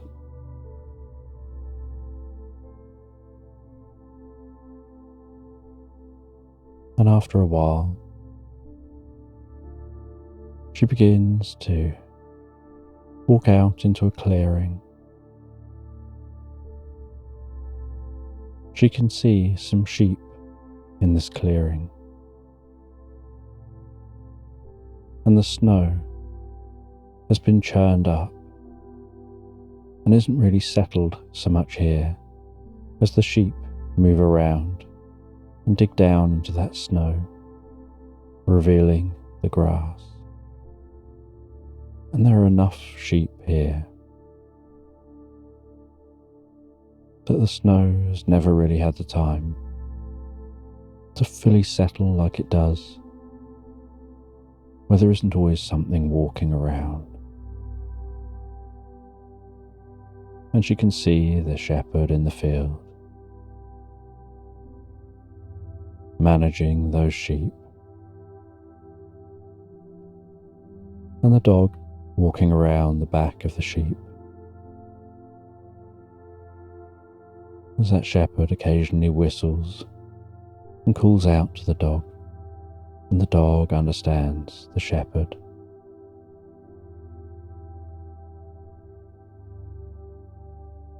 And she walks past that clearing, heading back into the forest the other side of the clearing. And in the forest, the air doesn't seem quite so cold, because the breeze is reduced and broken up by the trees.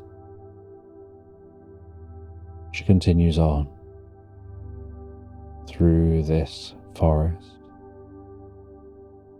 and as she walks, so she starts to hear the slight sound of jingling bells.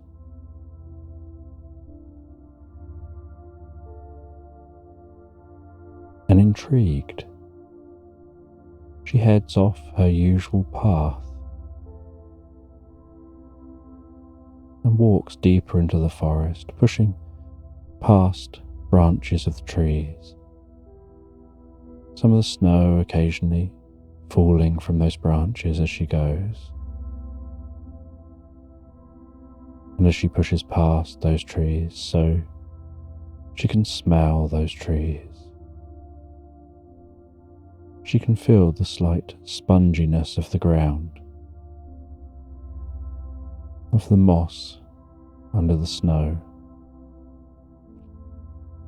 And some areas just at the base of the trees, there's no snow, because it can never quite reach that location.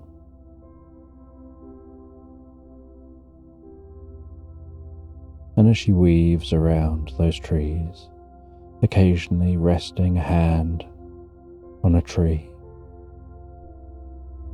other times resting an elbow on a tree, ducking under branches,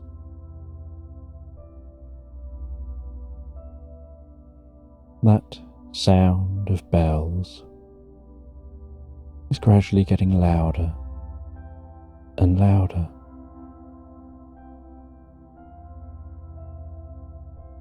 And then she notices that a slight ethereal fog seems to be developing around her feet. And this fog just seems to be hanging over this location. And so it isn't so much that the fog is developing around her feet, it's more that the fog was already here, and she's the one that's moving into the fog, rather than that fog moving towards her.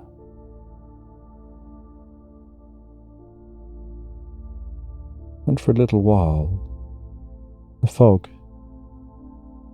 is just circling around her feet, like shallow water on the edge of a coastline, when the sea is incredibly calm, where the water just flows in gently and very leisurely rolls in, very shallow, and very slowly and rolls out. And as she continues walking, so eventually that fog is up to her knees and then gradually up to her waist. And the fog seems more dense, nearer to the ground, and more diffuse, higher up. But it's still dense enough that once she's fully inside that fog, the trees are like shadows around her. She can tell that they're there, but they almost take on a ghostly quality, as if they're hiding within the fog. Everything turns shades of grey, with no colour, no harsh black, no solid white, just the most comfortable shades of grey.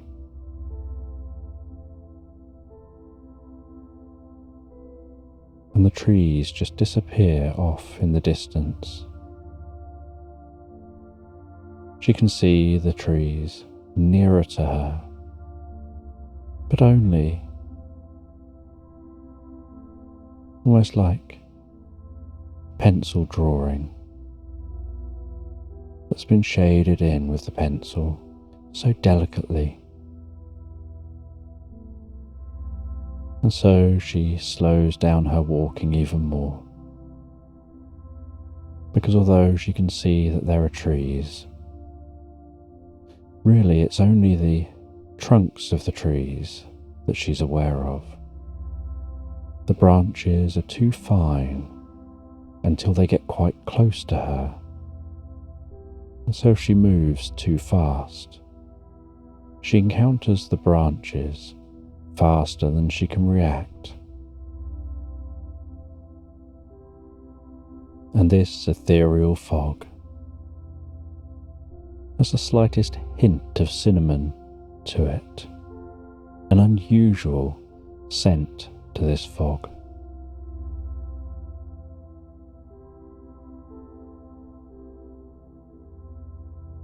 And while walking through this fog, she notices a slight glowing off in the distance. And that slight bright glowing seems to be a blue colour, quite a bright blue, managing to pierce the fog. And it seems that bell sound is coming from that location. And as she walks towards that location, so the fog seems to get more dense. And she wonders if perhaps the fog is also coming from that location.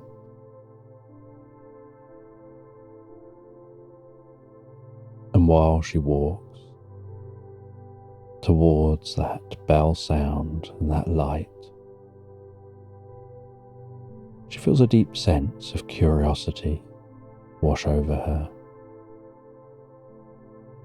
She can feel the fog turning to the most delicate drops of water due to her skin being warmer than the air, almost tickling her cheeks as the water runs down her face, one drop at a time.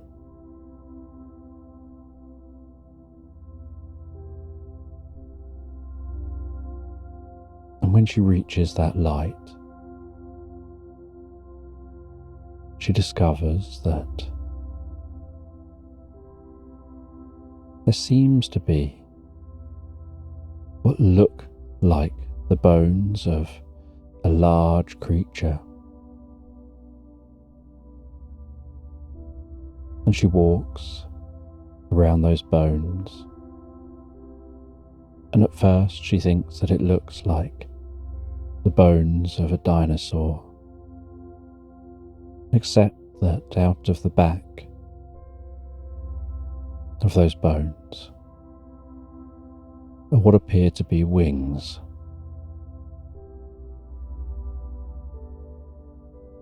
And the bones appear to be made of glass. She can see right through them as she walks around. She looks at them from different angles and the way they distort the view beyond the bones. She walks the length of its tail, those bones curling around to the point of the tail. She walks back to the head, crouches down and looks at that head, tilts her head a little sideways to peer into the mouth of the bones of that dragon. She looks at the earth beneath the dragon,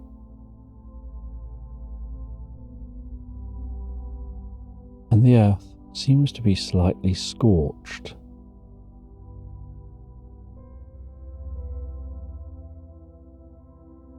And she's curious about these bones. She's curious about the idea that this was once Perhaps a dragon.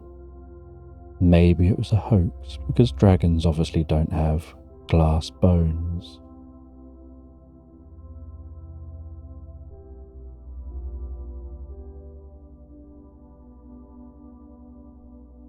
But that sound is definitely coming from this location. And so she walks around those bones, moving her head slightly, trying to work out exactly where the sound's coming from.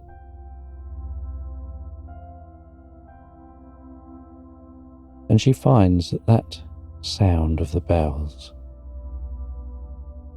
is coming from the heart of the dragon. And she crouches down again, this time looking at the underside of the dragon, looking up at the backbone from underneath, looking up through the ribs.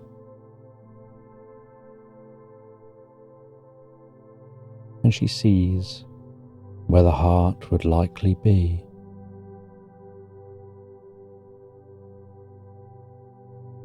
What looks like a small diamond.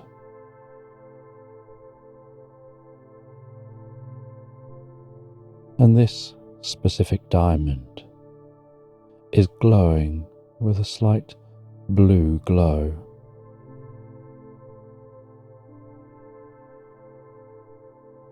And it's that light from that diamond which is permeating the glass bones, making those glass bones glow, which is what she could see as she walked towards it.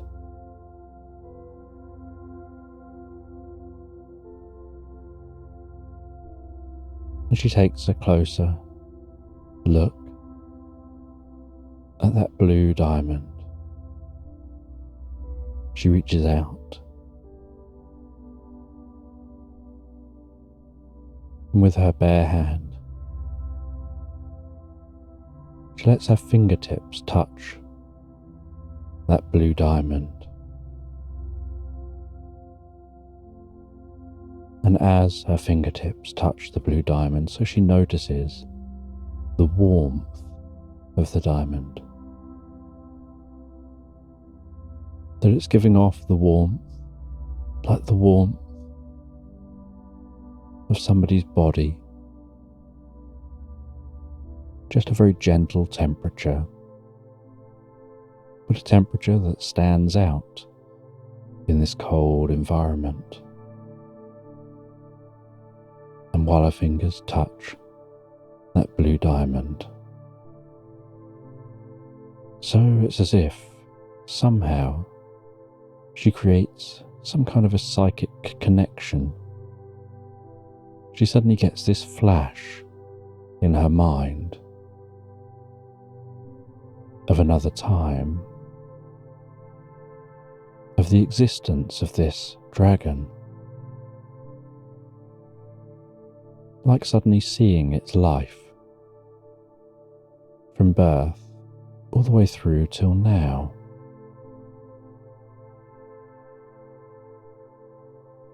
And this dragon had lived for thousands of years, until it was time for it to move on to a different plane. And she becomes aware of this dragon's existence, how dragons are born, live and die.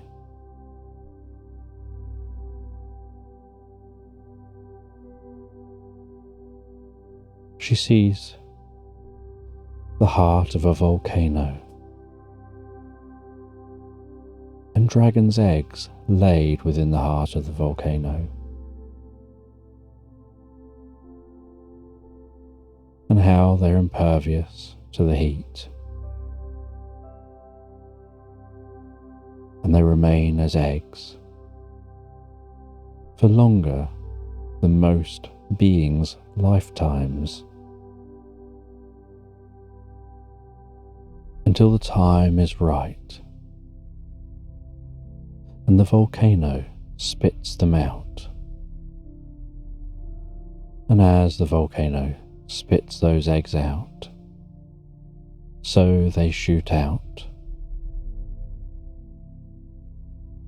and they spread around the land. And where they lie, it's like they plant themselves in the ground. And the heat of the eggs that they've absorbed over thousands of years help them burrow into the ground, almost burning their way through the topsoil.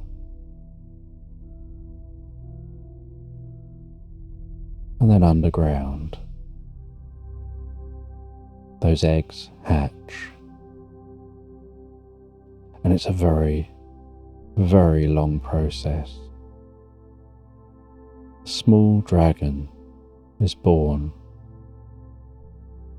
and it's born in a sleeping state.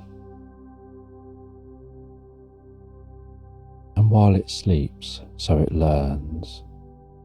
It absorbs knowledge. The mycelial network weaves around the dragon, connecting it with the landscape, with the roots of all things.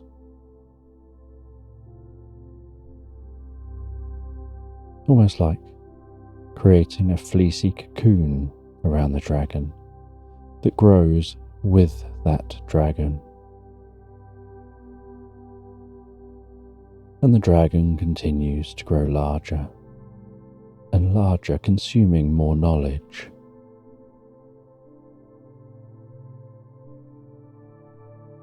And each of those dragons will grow in its own location.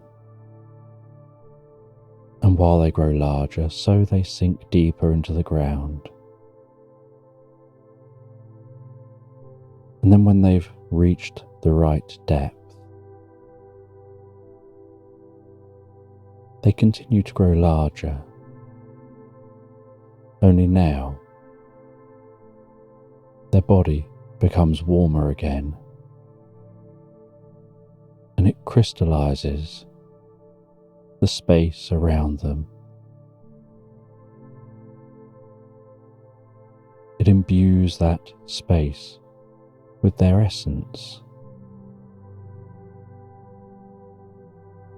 and each dragon is born with its own unique heart. Some dragons have blue hearts, some purple, some red, some white, all different colours. And their heart will turn into a diamond when it's their time to move on. And that diamond is almost indestructible, but it contains all the knowledge from their life.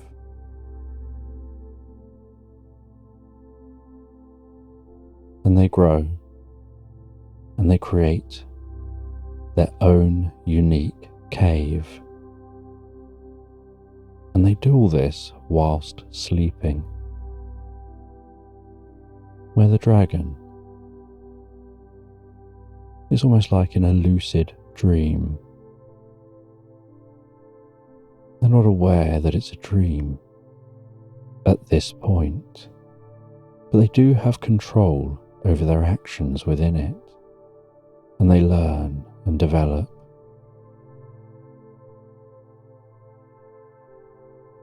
And they live an entire lifetime with the mycelial network, communicating knowledge to them, as they build out their cave. And then eventually they reach the time that it's nearly time to actually leave their cave. And as they reach that time, so they start to gain their dragon's breath. And for the first time, their body begins to breathe.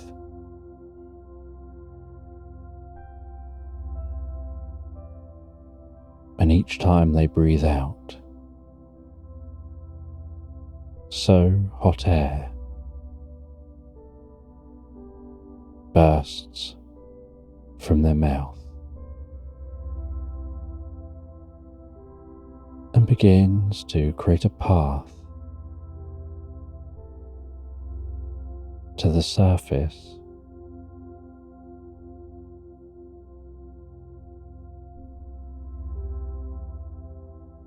And then when it's time for them to leave their underground lair,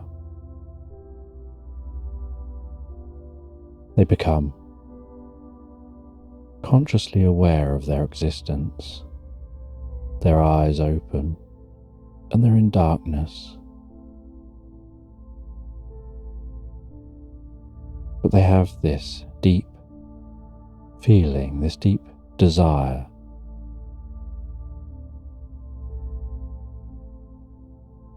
to work through to the surface. And so they push from their cave, pushing through that tunnel they've been building, widening the tunnel with their body as they go. Their baby scales and the mycelial network that's wrapped its blanket around them gets rubbed off by the outside of the tunnel. And a bit like a snake shedding its skin, that becomes infused with the inside of the tunnel, holding the tunnel open and reinforcing that tunnel as they push forward and slightly upward until eventually they break free through the surface and rest on the surface for a little while as their wings prepare for their first flight.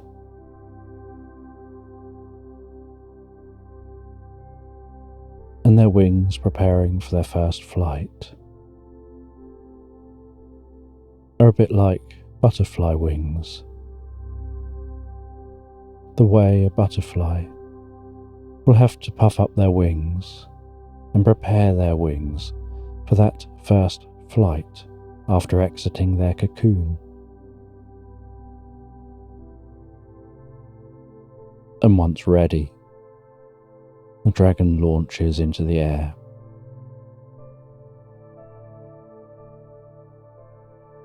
And it can take a few beats of those wings to really be used to flying. But they've experienced flight in their mind's eye, in their dreams, while deeply asleep underground. And each dragon imbued with its own colour, with its own special powers, and its own purpose, will do what it can to remain undetected, remain in the shadows, flying high above clouds, flying so silently.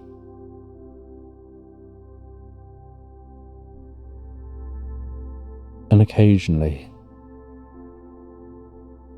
they'll let out a roar to let other dragons know they're around. And it sounds like a deep crack of thunder rumbling by. That kind of thunder you get where you look around, there doesn't seem to be any lightning or any rain. There may not even seem to be any clouds, and yet you hear that deep rumble or crack of thunder.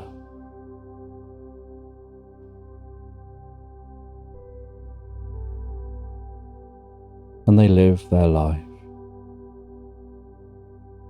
generally just protecting their environment, the area of the land they were born in, sometimes travelling to neighbouring land to protect that area.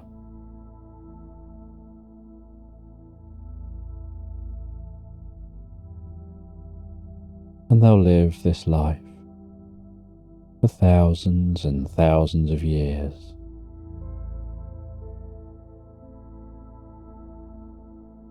Until eventually they get a deep urge to prepare for the next generation.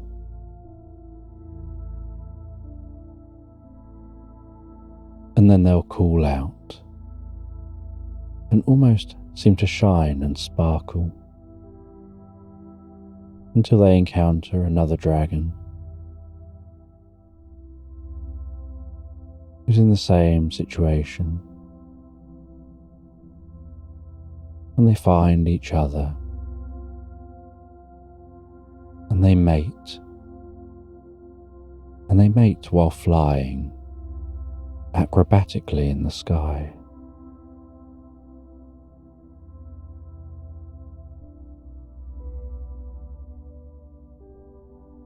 And then they go away.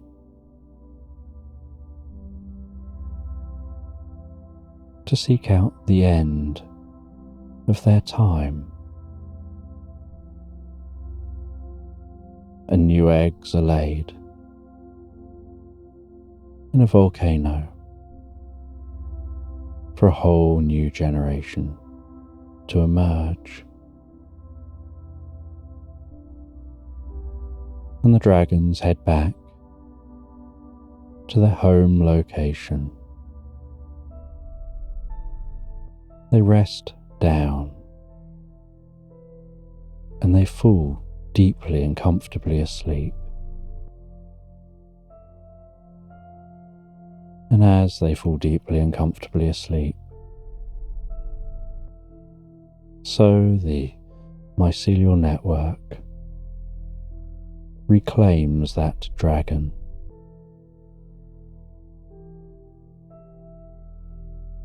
leaving just the essence of the dragon behind, turning its bones to glass, infused with just the spirit of the dragon, with nothing physical. And so the glass is really just a temporary physical manifestation of that spirit.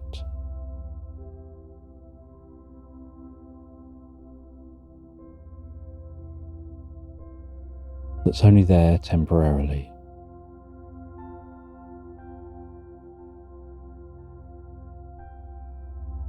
And after a short period of time, the glass itself shatters, sprinkles,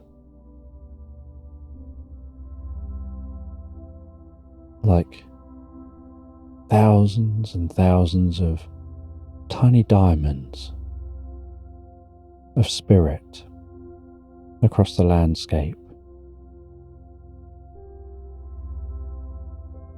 The heart of the dragon lands on the ground and usually just gets buried in place,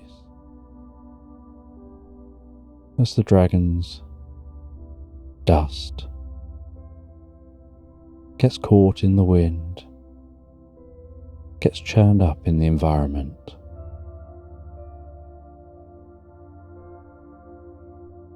And spreads around, spreading the spirit of the dragon back into the environment, filling that environment with the experiences of the dragon, the consciousness of that dragon. With each particle imbued with the consciousness, a bit like each bit of a hologram contains the whole hologram.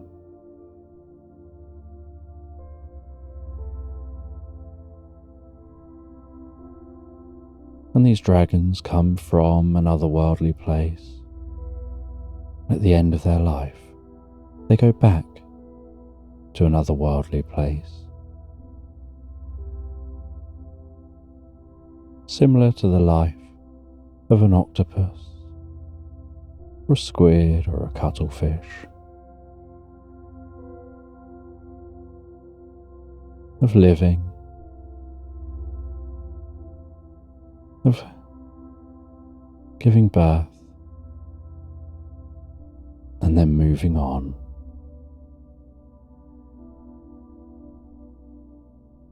And Cat gets a flash of all of this from handling that diamond heart.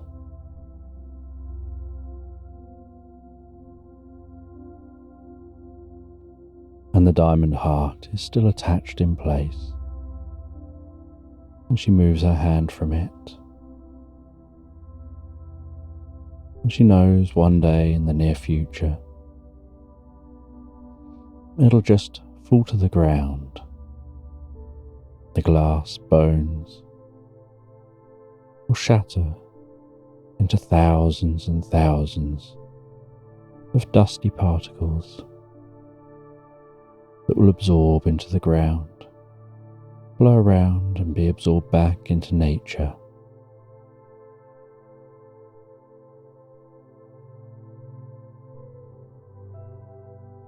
And she stands back from those glass bones. She feels a single tear run down by her nose, tickling the side of her nose as it goes. And that slight salt taste as it curls around her upper lip. And she dabs that before continuing back, now heading back to her path for the journey she was on. But now, while she walks back to her path, gradually walking out from that ethereal fog, now realizing what the ethereal fog was, she feels that the experience has somehow changed her, somehow transformed her thinking about the environment and how interconnected everything is. And the times when she's heard the sound of thunder and yet hasn't seen any evidence of what caused it.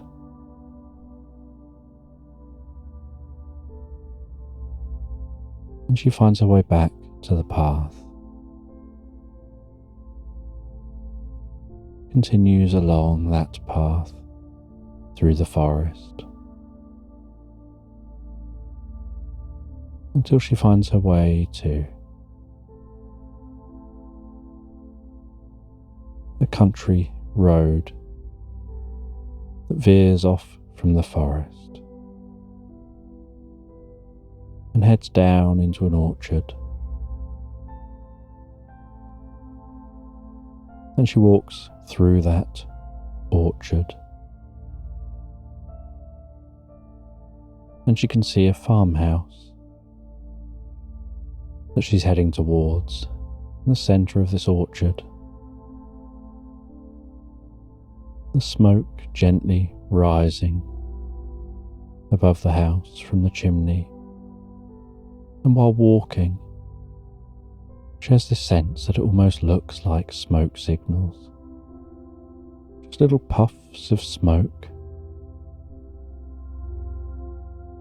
As the wispy smoke is interrupted by gentle gusts of breeze.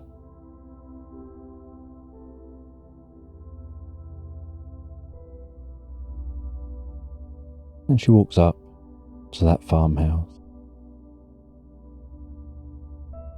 She knocks on the door.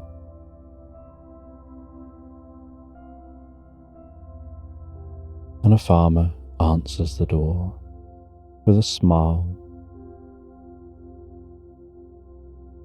And they know what she's here for. And they let her in. She heads into the warmth of the farmhouse. And this farmhouse smells of wood.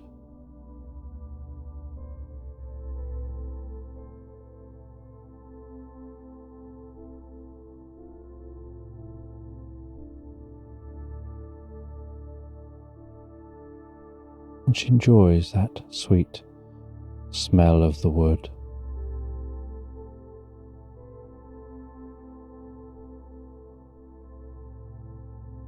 And she gets taken to the kitchen,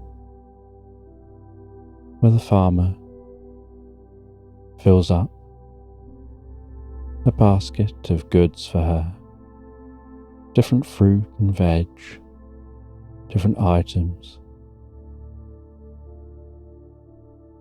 And they offer her a warm drink.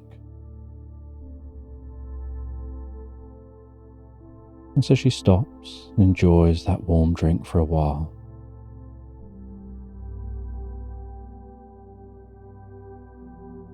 And after enjoying the warm drink,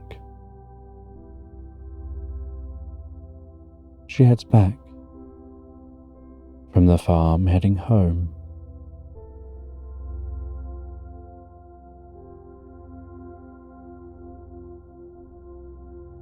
And she walks back the way she came, back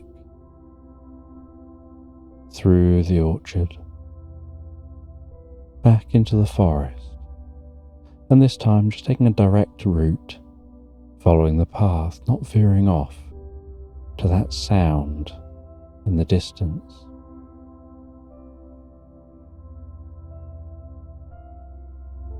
And she finds her way all the way back to her cabin. And she puts away much of the food.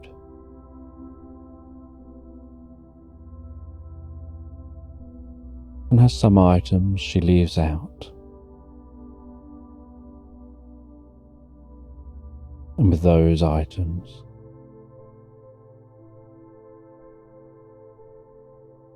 she chops them up and prepares them and puts them into a cooking pot. And as she's cooking, so that smell of the food makes her mouth gently water. And she puts some of the food aside, saving it for another day. And some of the food she eats now.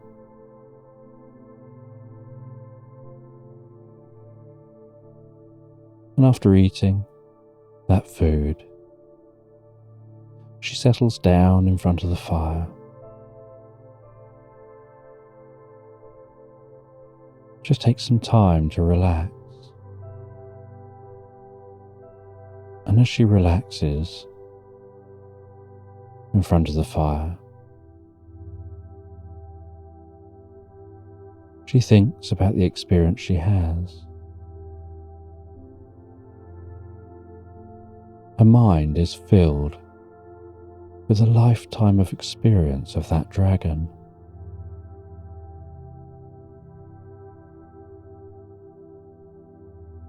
And and her mind is filled in the same way that your mind is filled with any other memories of a life.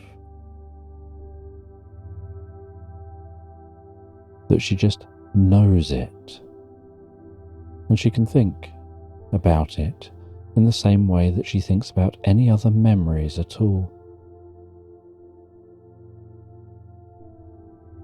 And she finds her mind full of those different thoughts, exploring the different experiences that that dragon had had.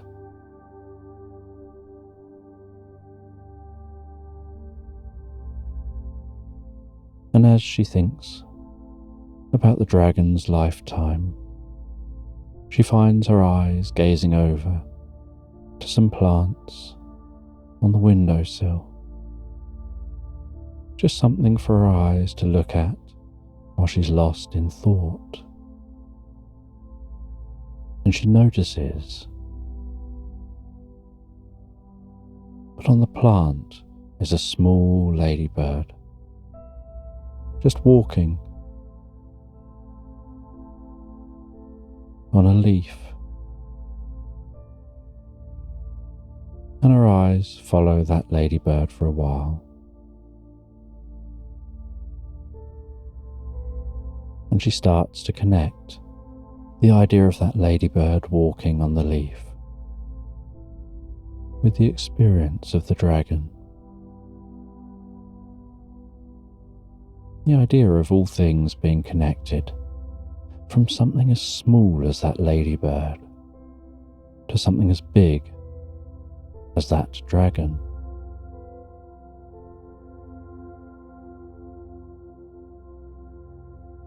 And while watching the ladybird, she finds her eyes feeling heavy and slowly closing. And as her eyes close, she has this sense like she's flying like the dragon.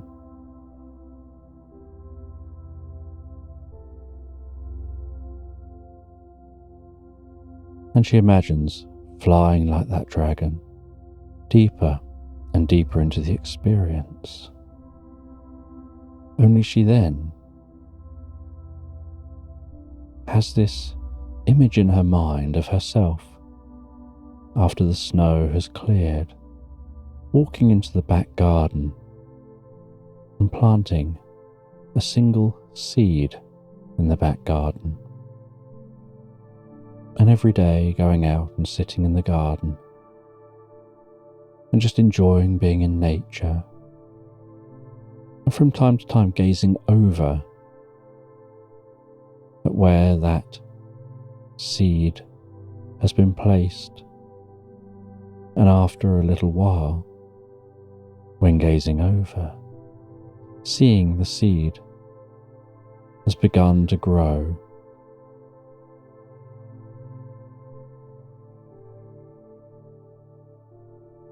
And that seed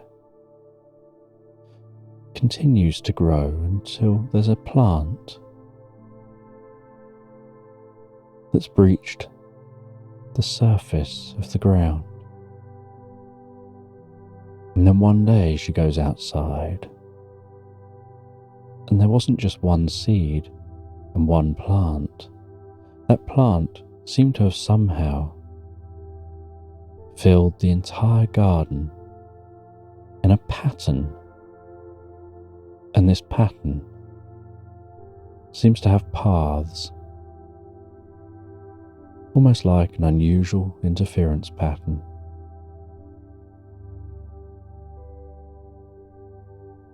That seems to create areas where the plants are more dense and areas where there are no plants at all. And she walks into her garden and begins to follow one of those paths and discovers that this is a maze. And she walks around this maze exploring. And she can't find her way through the maze, so each day she starts again, And after a number of days, the plants making up the maze begin to blossom and bloom, and she continues walking around that maze day after day, seeing how far she can get, trying different routes, zigzagging left and right.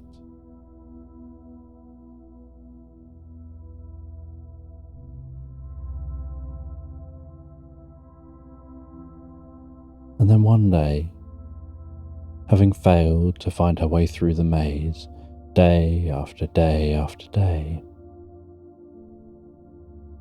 she walks through the maze and stops for a little while.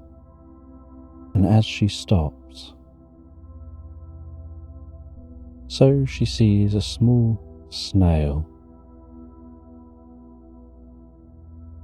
gradually working its way up one of the plants.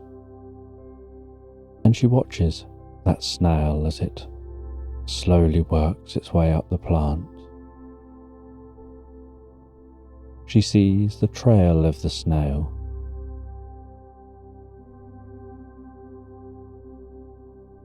and she starts to get an idea.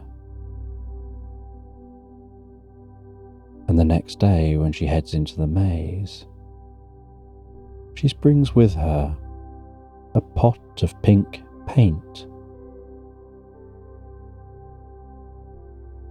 And while walking through the maze, every route she takes, she marks it with that pink paint. And it takes her quite a while. But after a few weeks,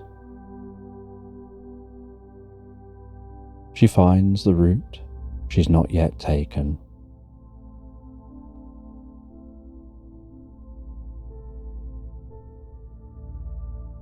She follows the pink paint to the point where there is no pink paint, and knows that's the route to take next, and eventually finds her way out of this maze. And as she heads out of the maze,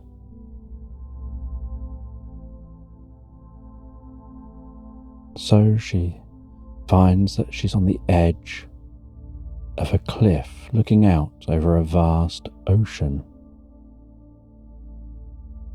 And as she looks out over that vast ocean, she can see an area of the sea turning an electric blue, shimmering, bubbling.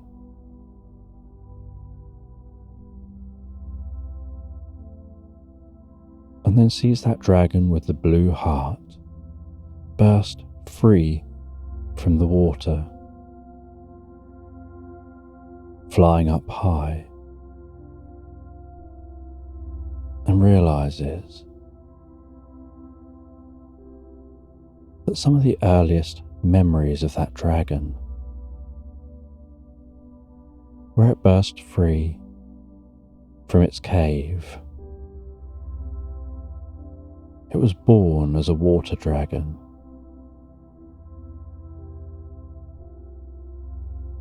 And it was because it was going to be a water dragon that it was imbued with a blue heart.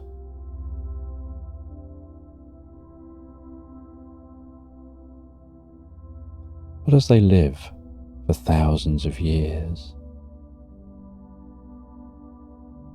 by the time it came back to rest in the land it started from, the land was no longer underwater,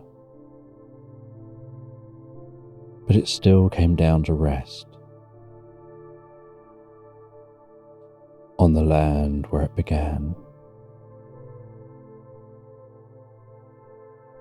And she has this sense of having binoculars around her neck,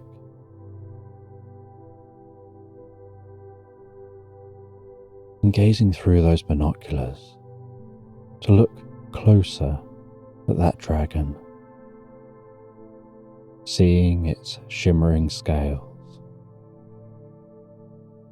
the powerful beat of its wings, and having this sense of looking it straight in the eyes, feeling a deep connection.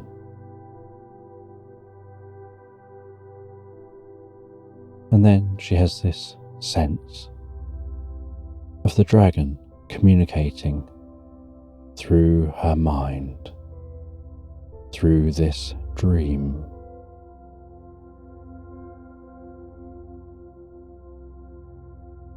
Explaining how, as she has touched its heart, she's imprinted upon herself its entire lifetime. She's created a connection with it.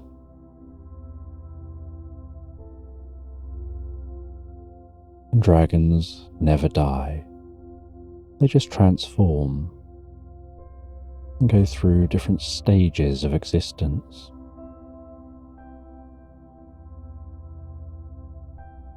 And its consciousness lives on in all things.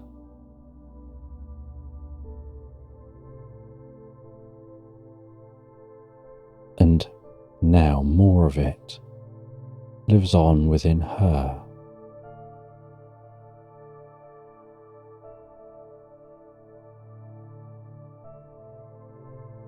And then she watches the dragon as it flies away.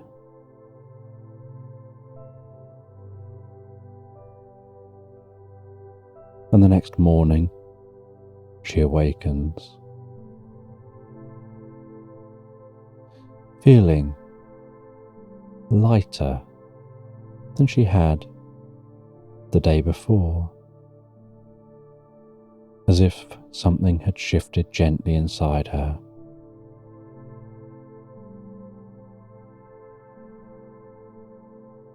She seemed to move with a bit more of a bounce to her step.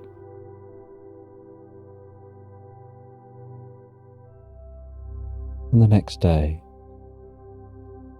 the snow had started to melt. She enjoyed going for her daily walk. She could see the now broader footprints in the snow from the day before, as no more snow had fallen.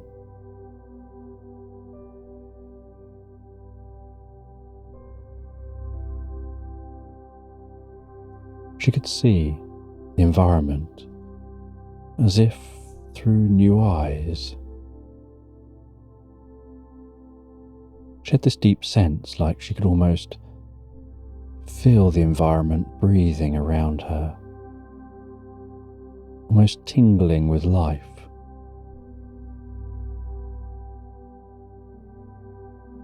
Feeling a deeper connection.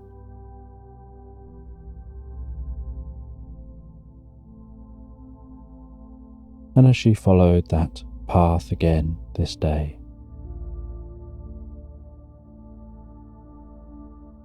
she didn't hear any sound, didn't see any glowing or ethereal fog.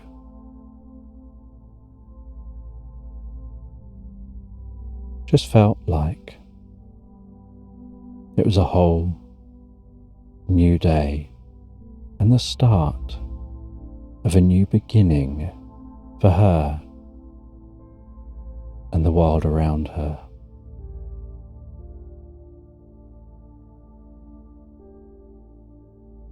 And when she got home towards the end of the day, she went out into her garden. She looked at where she had planted that plant in her dream.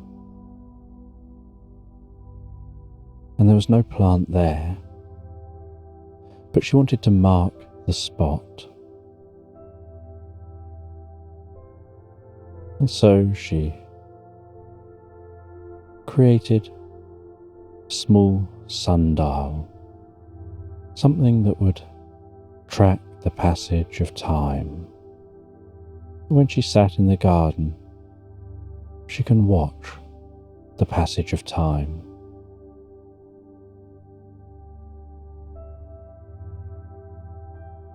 and she enjoyed working in her garden. And over the coming weeks, she saw the way the garden integrated the sundial with itself.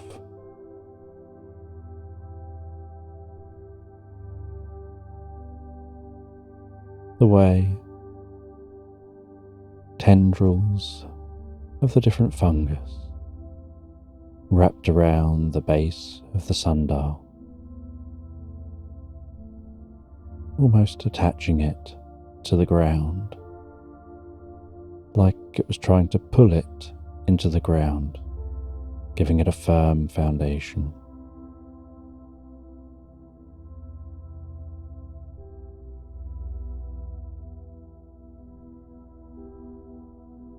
And then one night, she headed to bed, considering all she'd learned, all she felt she was destined to learn.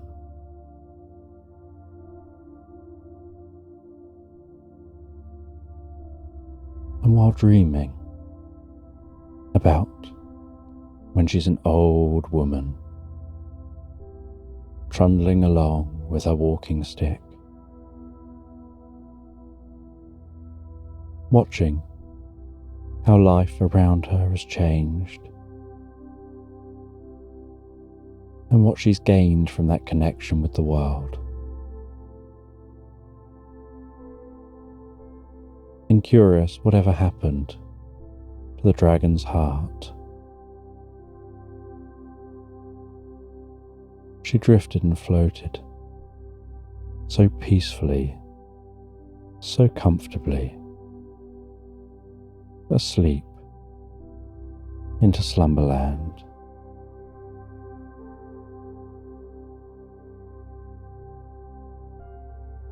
And you find yourself relaxing at home one day, and you're sitting in the most comfortable chair, reading a book and enjoying the silence. And as you rest there, so you become aware that you should check the mail.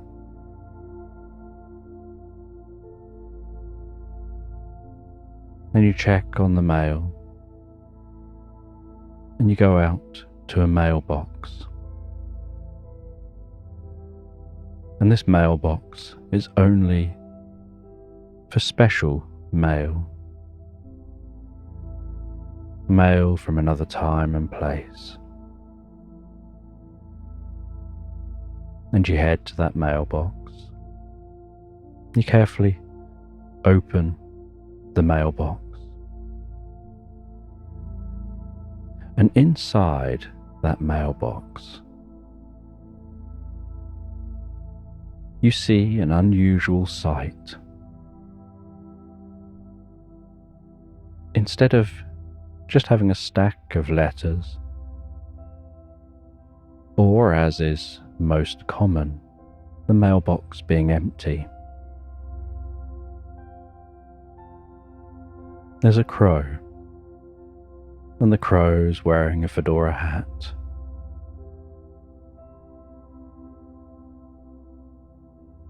Dark sunglasses, and a daisy chain hanging around its neck.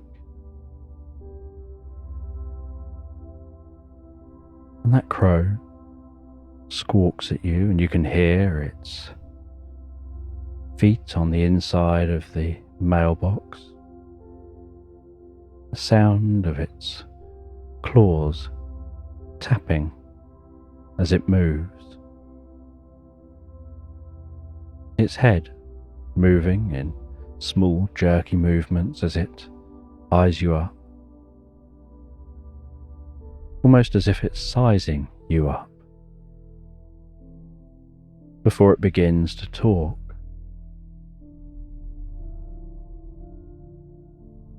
And it tells you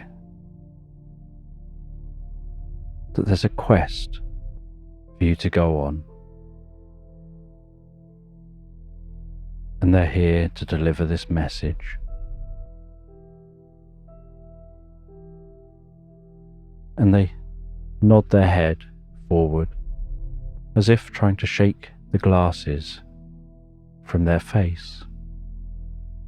And the glasses fall to the floor of the mailbox. And they tell you to pick those glasses up and to put them on. And you look at those glasses and you see how small they are. You know there's just no way they'd fit on you. But it tells you again to pick those glasses up and put them on.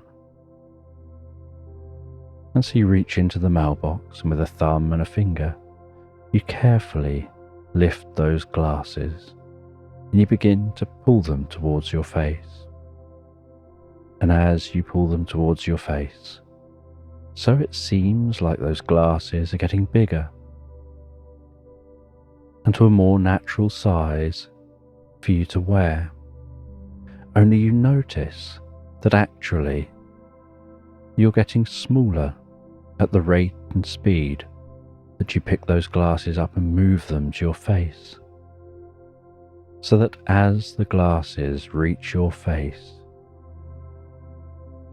you're about the size of that crow.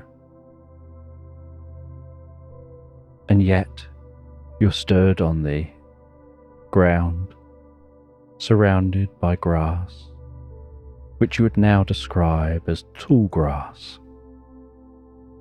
But moments ago, you would have said it was a perfectly mowed lawn. And as you put the glasses on and look around you, you see that the landscape has changed. The mailbox is still there. You're stood among what is now tall grass. You can see towering trees. And yet, the street has vanished. And you didn't even notice that happen. It seemed to happen somehow all by itself. Just the process of handling those glasses, placing them on. And the crow jumps down from the mailbox, gently flaps its wings a couple of times to slow its descent, lands gracefully before you, and carries on talking, and tells you that these are magical glasses, something you were able to figure out for yourself. But that what these glasses do, one of the bits of magic, is they're able to direct you and guide you. They use your thoughts to create paths through space. They tell you that you have to go and find the mouse, and that mouse will guide you further on your journey. Because the mouse has something in the house of importance and use to you. And then the crow flies away. And so you think about that mouse. You don't know who the mouse is. You don't know where the mouse is. But somehow the glasses know the mouse you need to think of. So as you think of that mouse, you see this gentle blue glowing light seeming to almost emanate from within your body, weaving across the countryside. And so you start to follow weaving, gentle blue light. And you follow the blue light through the tall grass, past the giant, towering flowers, seeing the butterflies and the bees flying in and around those flowers, almost like giant flying creatures, and birds flying high overhead. And you follow that blue light until you arrive at the edge of the woods, and you head into those woods, carefully, slowly, walking through the undergrowth. The leaves crunching underfoot, having to climb over what would ordinarily be twigs that you would just crunch your way through. And that blue light just continues weaving through this woodland. And there's something magical about walking through this woodland, the way the light dances around you, almost like walking deep underwater and seeing the beams of light dancing around overhead. Only these beams of light are dancing because of the breeze blowing through the trees, that gentle rustling of those leaves. And there's something deeply peaceful and calming about this walk on your own, about the solitude of the experience. Time to be lost in your own thoughts, pondering about nature, about reality, about these glasses on your face.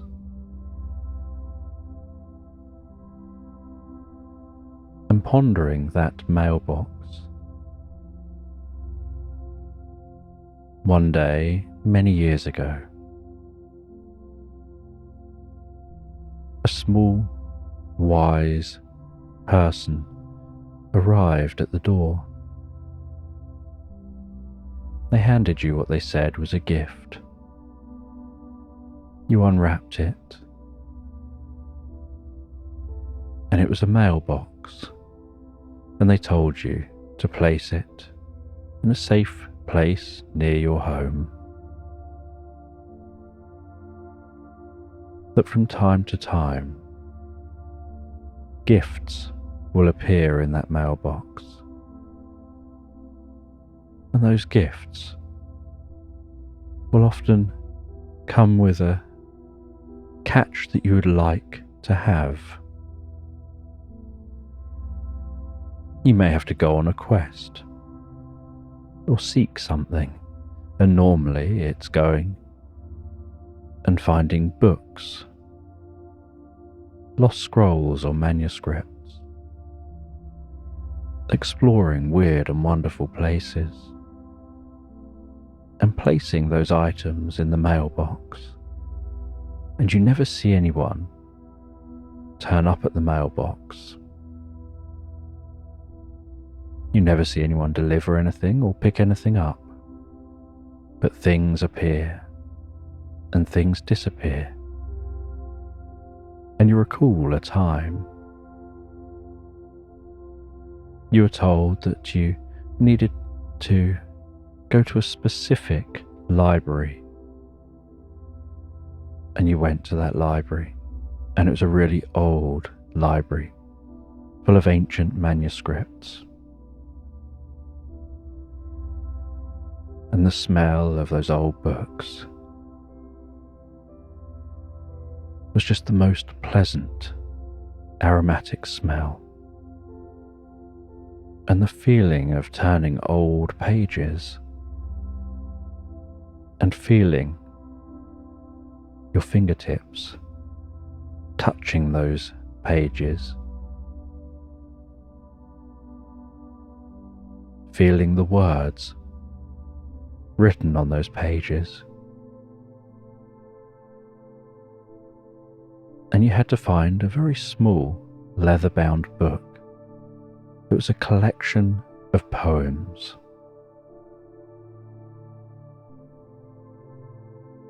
And there were poems about sacrifice, about one person's journey through life. And they'd written poems frequently throughout their life.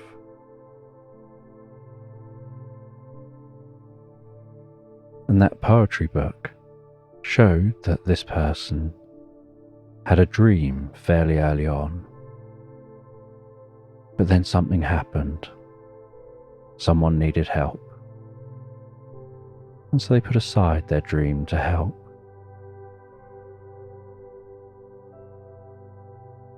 And then there'd be another poem. About a few years later, they were looking forward to finally going and following the dream that they had. But on their way to leave the town, they found that someone needed some assistance, and they stopped and helped. And they never made it to leave that town. And this pattern continued right through their life. And for most of their life, they smiled. For most of their life, they gave off an image of enjoying their life, being happy. But deep down, there was a different life they wanted to lead. Until one day, they encountered somebody who helped them to see that life is rarely about the destination, but the journey that you take. And they started thinking about the life they'd had in a different way, and discovered that their life wasn't actually so bad. There was lots that had happened that they'd liked. It's just that they'd filled their mind with focusing on the one thing they didn't have, and not focusing on all the things they did. And you retrieved that old book.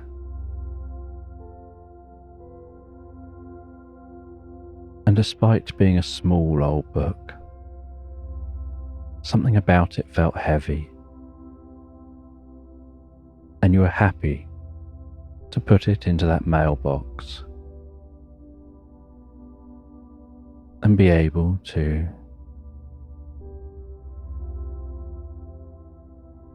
let go of that weight. And there've been other random quests you've been on, but you've never, until now, found a crow in the mailbox. And while you continue walking,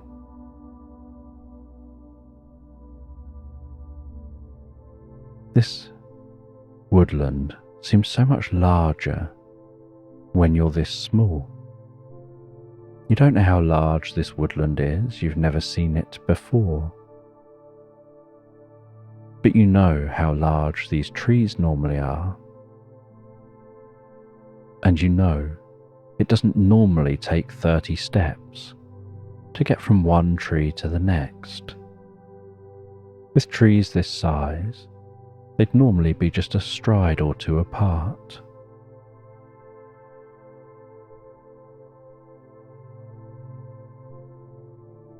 But it does help to give a sense of awe and wonder when you're so small compared to everything else.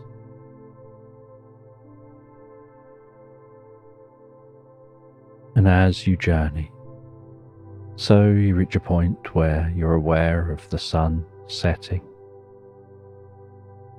and that you're going to have to camp the night. And you find a few broad leaves and you make yourself a hammock with those broad leaves. You climb into the hammock and gently rock asleep. And the next morning, you carry on journeying,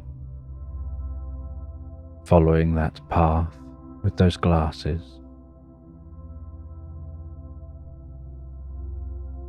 And while you follow that path with those glasses, so you notice that the light is gradually becoming more solid, or at least that's how it seems. It's becoming more vivid before you, as if the light is getting stronger, and you wonder if this means you're on the right track and getting close to your destination. And then you see an unusual house at the base of a tree.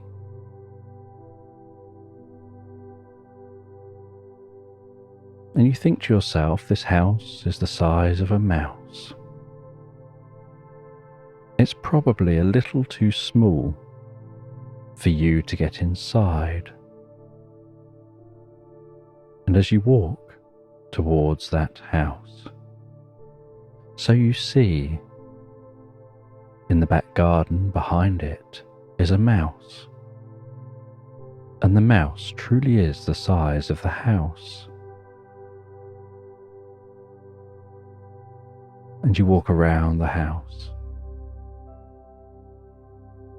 and you ask the mouse if they're the mouse you seek. The colour you are following ends with them, and they tell you that they are, and they invite you into the house. And you look at the mouse and you look at the house and you wonder how this could be possible. And they introduce themselves as Klaus. You think this is Klaus the mouse who lives in this house. And the house that Klaus lives in is as big as the mouse.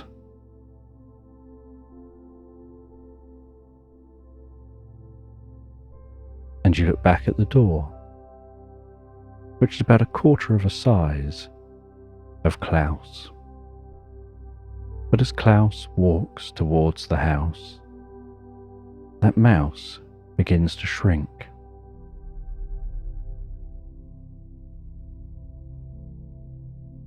And as the mouse begins to shrink while walking towards the house, Klaus calls you into that house. And as you hear the voice of the mouse calling you into the house, you follow Klaus. And as you head towards this house, very confidently, because you're wearing these glasses, you just trust that something must allow you to be able to follow Klaus into his house and shrink, just like the mouse. And so as you begin to walk towards the door, so you begin to shrink and get smaller. And the more you walk, the shorter you become. and you follow Klaus into the house. And this house is such a cozy house, with the soft light passing through net curtains over the windows. Soft furnishings, and you sit down on the most comfortable settee in the living room.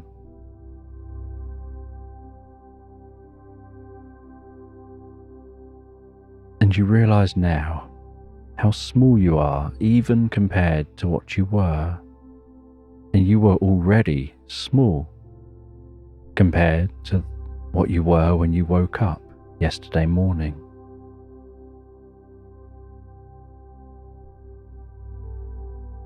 And Klaus offers you a drink and says that they'll tell you a story that will send you on a journey. And as they sit next to you on that settee, both of you drinking your drinks, they open up a jigsaw puzzle. They pour those puzzle pieces over the table in front of them. And while telling their story, they carefully begin to search through those jigsaw pieces. They start by finding the corners and the edges, and as they find them they begin to place them down roughly where they think they'll go. And then they begin to spread the other pieces out, making sure all the bits are face up. And while talking almost as if what their hands are doing are absent-mindedly happening.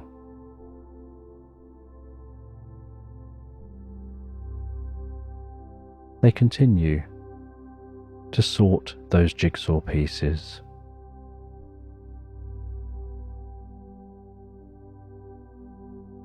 And they seem to know what's on this jigsaw. They seem to have an idea based on where they're organising the pieces. And yet the box just says jigsaw on the front. It doesn't give any clue to the image.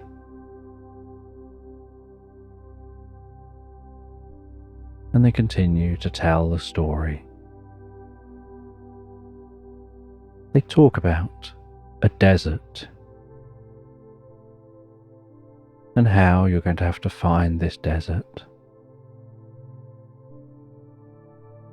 And they share about how, searching in this desert, you'll end up coming to a crossroads and you'll have to make a decision of which way to go. And one way is left and one way is right. And you want to make sure you choose the right path, because the one that's left will be wrong. And you don't want to be left making the wrong decision. It's important that you make the right decision and choose the right path. And you wonder if this was a little vague, and so you ask them, could they be more clear? Do they know which path to take? And they say, yes, you've got to take the right path. If you take the wrong path, you'll go in the wrong direction. So make sure to take the right path, because the one that's left is going to be the wrong one. You don't want to have taken that. And you think you understand them, but you don't think they've been as clear as they perhaps could have been. And they continue telling this story about stargazing in the desert, about things you'll discover, and things you'll have to do. And from time to time, they stop handling that jigsaw to have a swig of their drink. As you continue to drink the drink you've been served. But to you, this drink just tastes like gloop.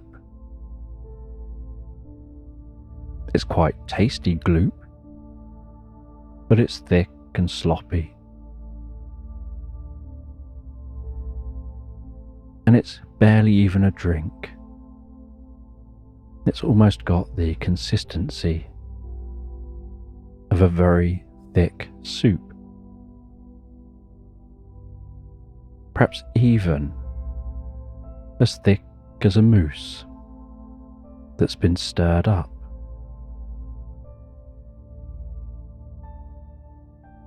And after what seems like no time at all, they complete that jigsaw puzzle.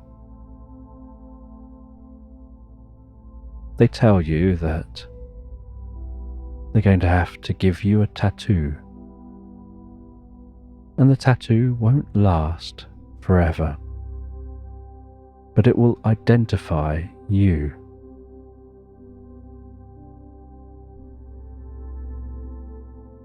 And they get a device. They place it on the inside of your wrist. And in what's almost a single punch, like when you do a hole punch or stamp, you feel a slight prick,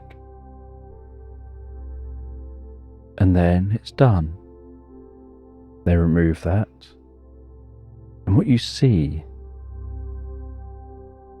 is a tattoo of a shield. And that shield seems to have a armorial crest. And they say that is the crest of their family. That if you show that, people will instantly know that you're on a quest and that you've encountered me.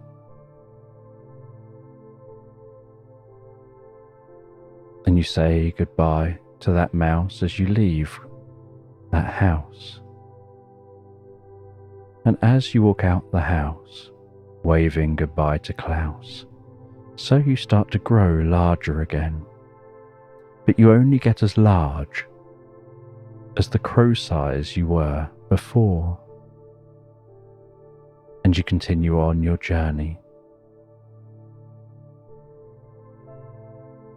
And you've got the thoughts in your mind of the directions you were given, but your glasses mark the way. And so you follow that path your glasses line for you. Weaving through this woodland, and way off in the distance, you can hear the sound of flowing water.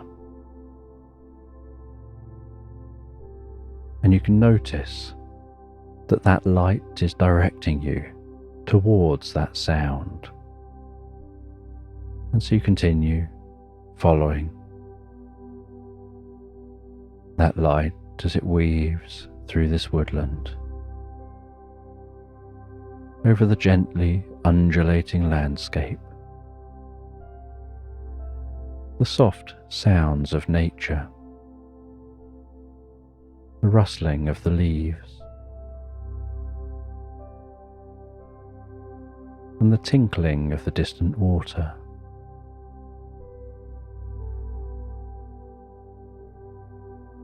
And as that gets louder and louder, you notice what ordinarily would barely be classed as a stream.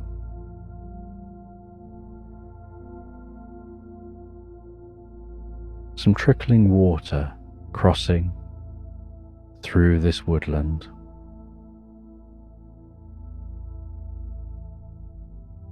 that at your normal height, a sneeze would probably be enough to make you stumble to the other side of that trickle of water. But here, just for you,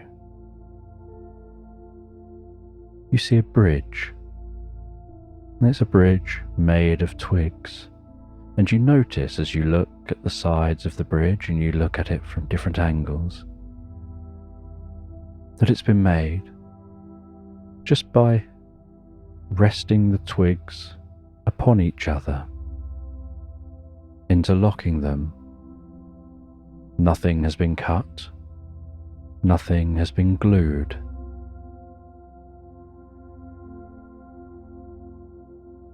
They're just resting there.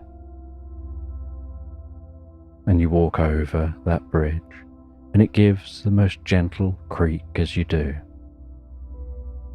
You walk down the other side, and you follow this water on the other side. And the sound of water gets louder and louder before you as you head to the main stream. And as you arrive at the main stream, you can hear the sound of a frog croaking.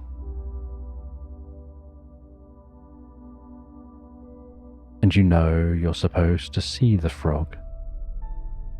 So you continue on, following that croak and following the light the glasses are projecting before you.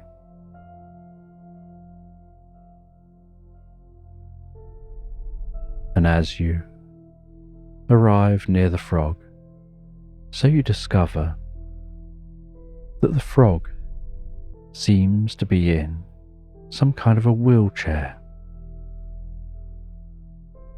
But the wheelchair seems to have tracks instead of wheels. And in a deep and gruff voice, they tell you that it's an off-road wheelchair. They're in woodland after all. And you ask, what happened? And they say that they were larking around. They were diving from different heights into the stream.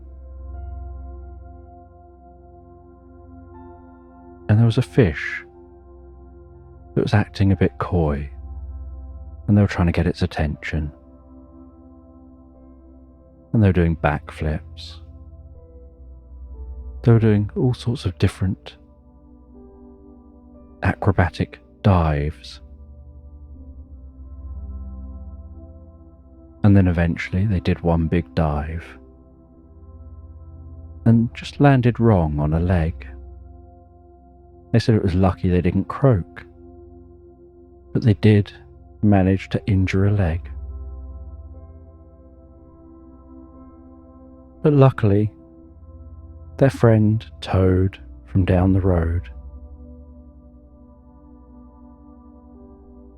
he was very clever with making inventions designed for them. This unique wheelchair. And they said they're actually having more fun in the wheelchair, as it's something novel and new, than they were diving and jumping around. They've had a lifetime of diving and jumping around. They haven't had a lifetime of having wheels for legs. So while they do, they're making the most of it.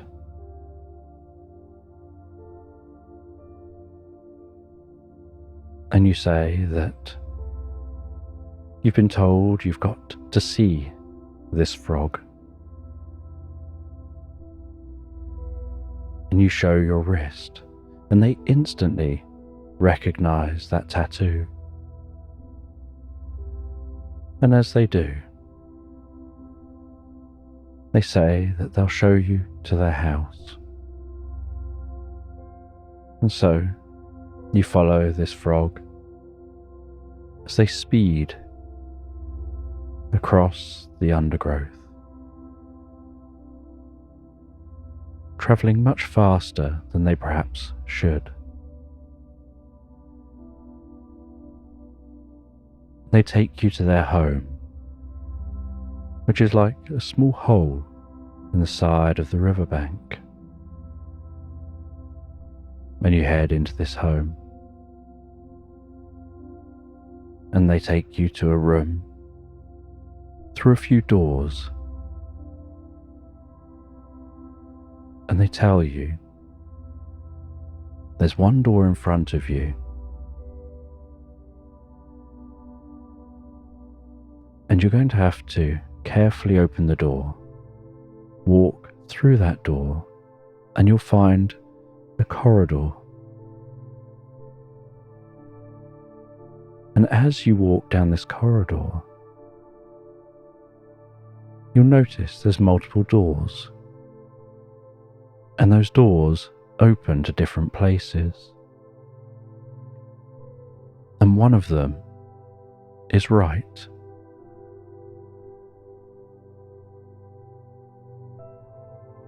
And so you walk through the door, you close it behind you, you find yourself in a long corridor.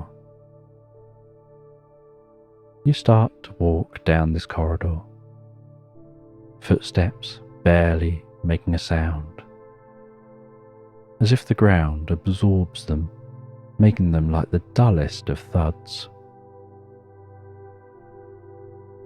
The sound seeming to absorb before it even makes it to your ears, making it so your ears feel slightly funny,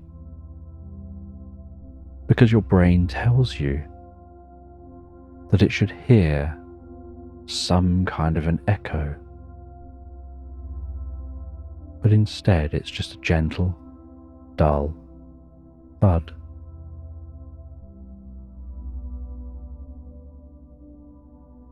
And with a slight creak, you open the first door,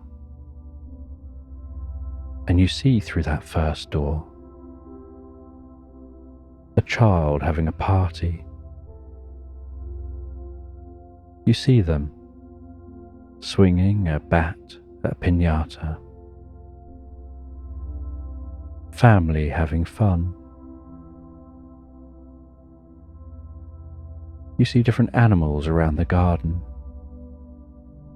watching on with intrigue at these humans and the unusual customs they have. You head through another door,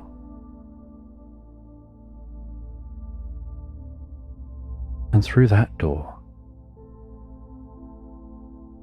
you see somebody exercising, and they too are in a garden. And you wonder if these are just doors to gardens and not actual rooms. But when you open the third door, you realize it must be the right door, because before you is a vast desert. But you notice there's something unusual about this desert. It looks like a desert, except it's whiter than a desert. And the magical glasses become more tinted, reducing the light. And they do so instinctively.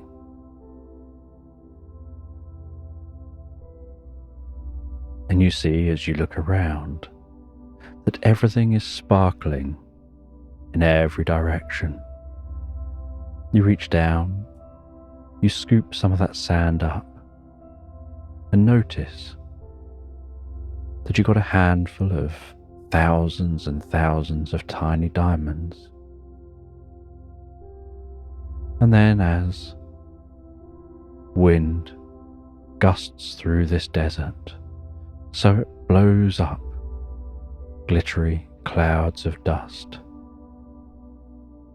with sparkling dust flying through the air, looking very beautiful but uncomfortable when it bashes against your face and your skin.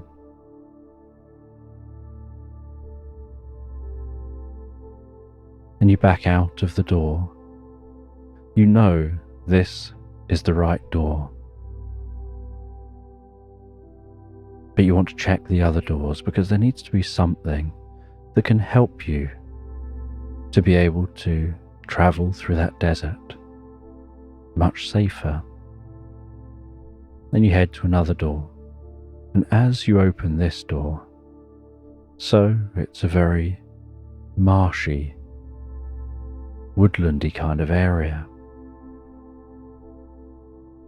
There's a very deep, mossy scent here. The sound of crickets. It's nighttime here.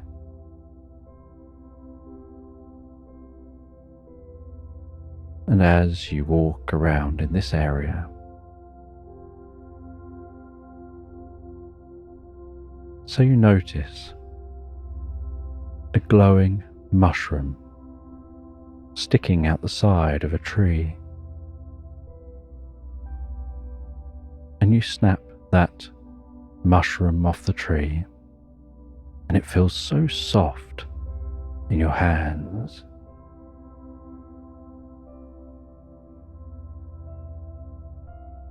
And as you hold it up above you,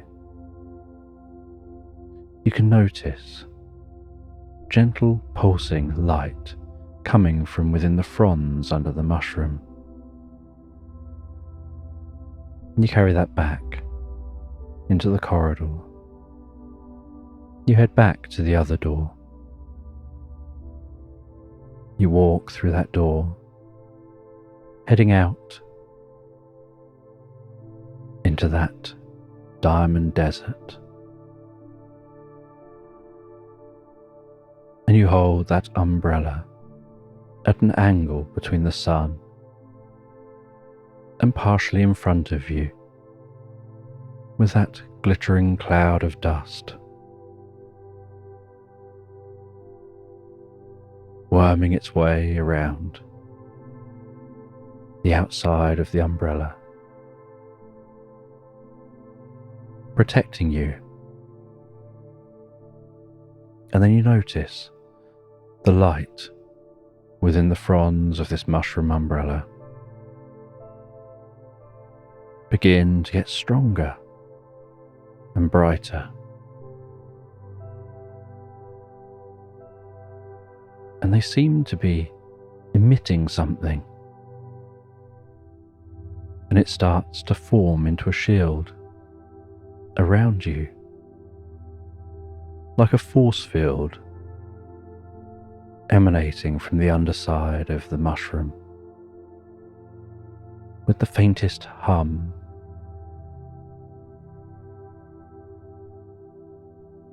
And you can see the glow spreading out in front of you.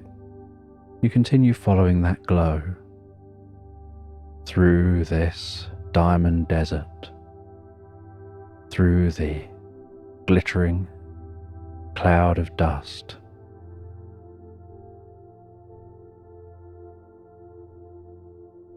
And you can feel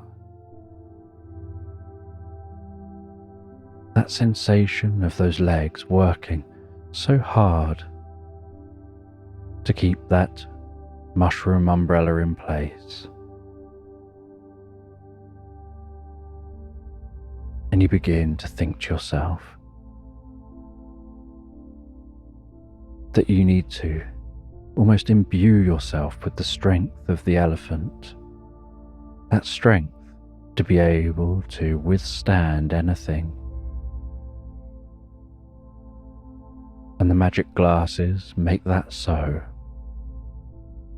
You suddenly find your legs gaining the strength of an elephant. You notice your legs feel heavier, but the muscles feel stronger, almost like you're planting yourself as you walk. And you push on through this desert. And as the sun begins to set, the air is still warm, but the wind starts to die down. The glittering dust cloud starts to dissipate, and a reddy orangey glow dances around the sand dunes as the low light reflects off the billions of diamonds in this desert.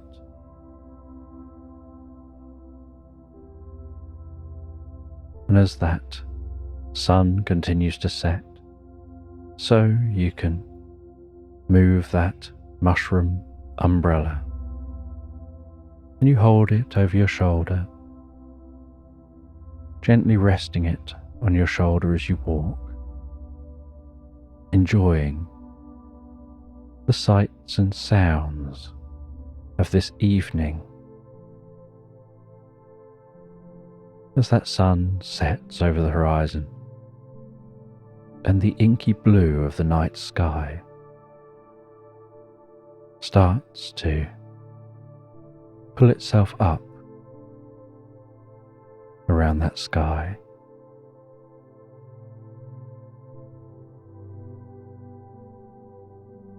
As if the stars overhead are diamonds sparkling down, almost talking to those diamonds underfoot.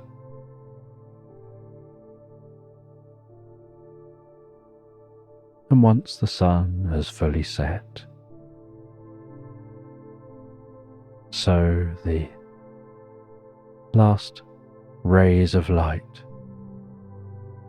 settle down for the night, and in the darkness, with that inky blackness, it's as if you're surrounded by diamonds, almost like a cocoon of diamonds overhead, in front of you, behind you, off to the left, the right, beneath you, anywhere you look. It's just glittering light.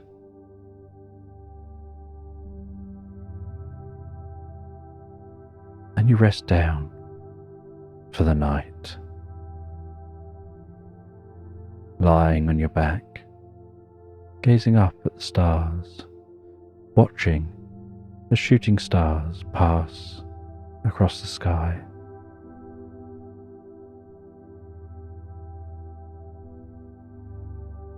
Noticing the stars twinkling, recognizing certain constellations,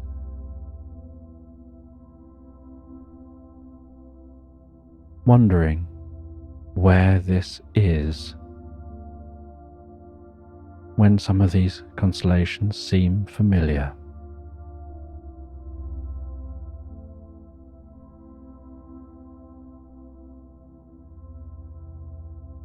And as you look at those stars, you think about how some constellations have stories attached to them. Usually stories of warriors or of gods. And your mind drifts to those stories.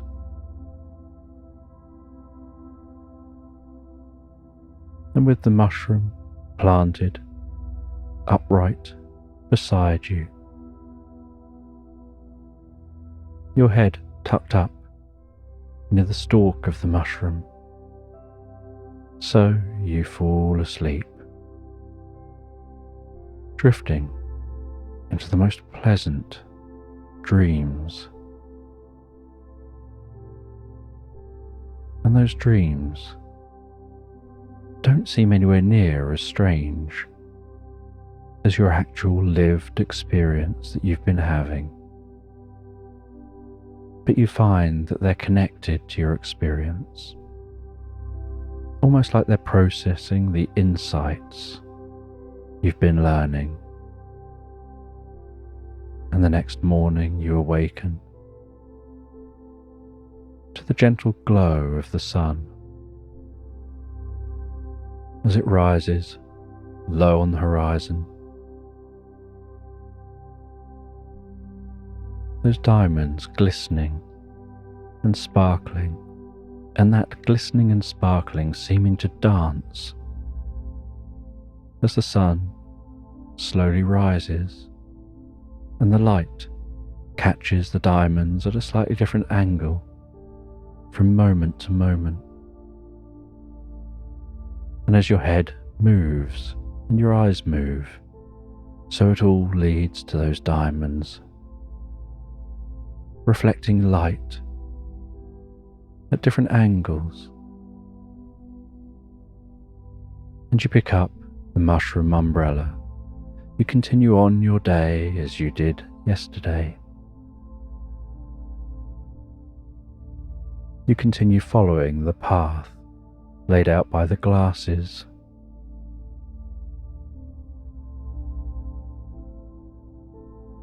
And it isn't until the afternoon, when the sun is right overhead, that you find that the path seems to stop. And you look around you, and you can't figure out where you're supposed to go or what you're supposed to do. You look left and right. You look straight ahead and there's no other path. And you plant the mushroom down into the ground again, sitting down under the mushroom umbrella, keeping yourself cool under the shade of that umbrella. And you wait, and you wonder, trying to work out where you should go. And as the hours pass, you watch the sun continue its journey across the sky. You hear something approaching, and you look around the stalk of the mushroom, and you see a fox, and it's just ambling its way in your direction, and it seems to be riding a bicycle. And on the back of the bicycle, it's got a piano tied to it. And it seems to have an unusual contraption attached from the back wheel to some bound together bits of wood that are arching over. And as that fox is cycling, so the bits of wood are moving up and down. And as they move up and down, the ends of them tapping down onto the keys of the piano, playing out a tune. And as it gets nearer, so you can hear that tune, and then it slows down, and the fox comes to a halt near you. And as it slows down, so the tune slows down, and the tune stops as the fox does.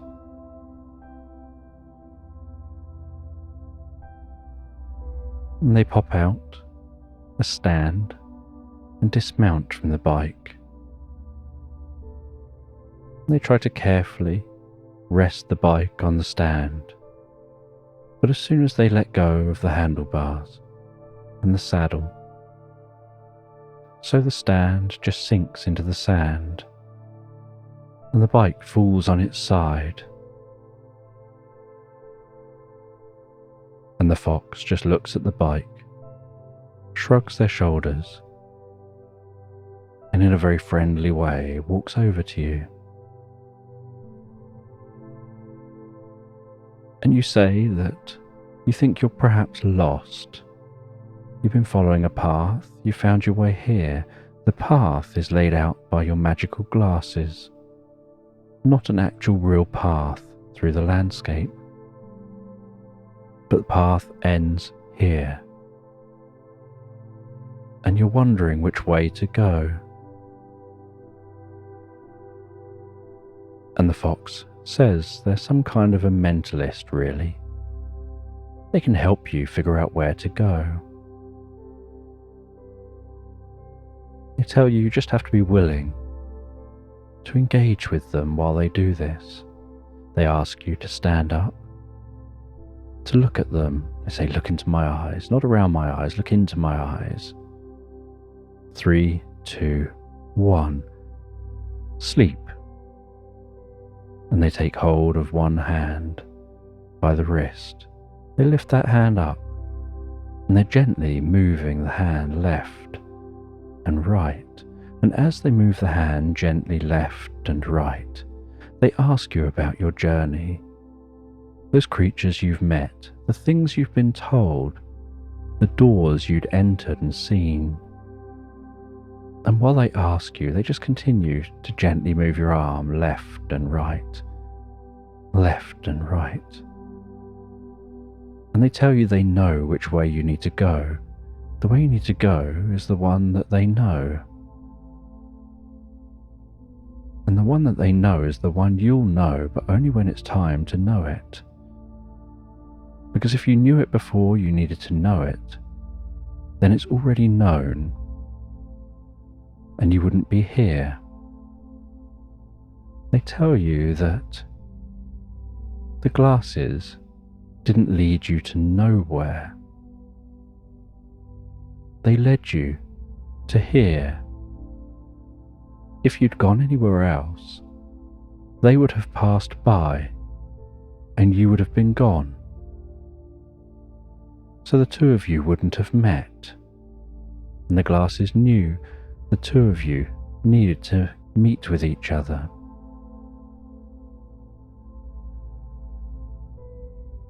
And as they talk, so you find your mind wandering deeper and deeper into the experience.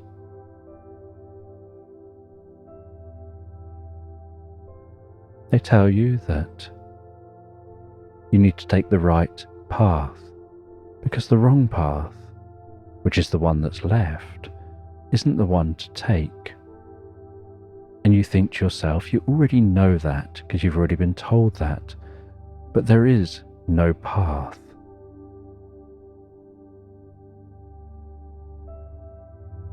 And then they take your hand and they start walking you gently around. And as they walk you gently around, you notice you're moving slightly more in one direction than another. And you can't work out whether you're guiding them or they're guiding you. And they tell you to open your eyes. And you're stood in a different location. You can still see that mushroom umbrella back there, but you're some distance from it. And they tell you this is the path you need to take. And you look around you and you look at the ground and you can't see any path here.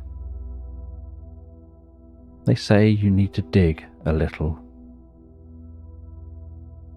but they don't have anything to dig with, and they run back to their bicycle.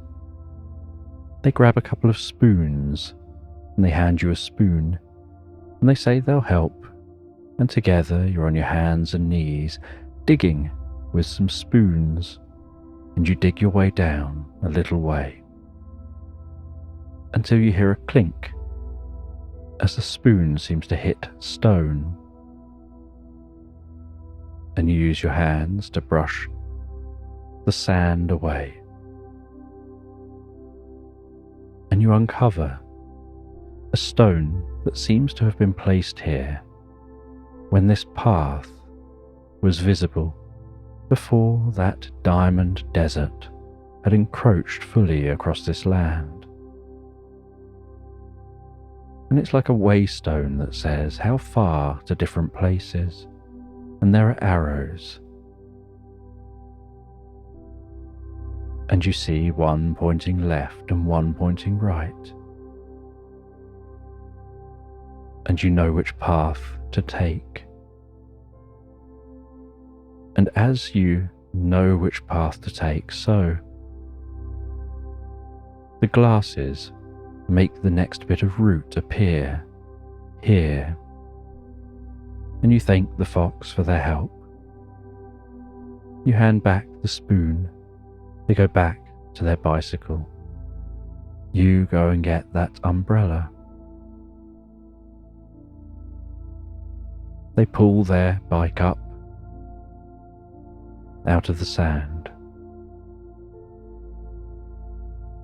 They say to you, their contraption that plays the piano on the back of their bike gives them some music to listen to while they cycle, but it also helps them to cycle at a right pace. They have to cycle at the correct pace for the tune to be played correctly. And they say goodbye and set off, getting up to speed as that music plays behind them. And you head back to that waystone.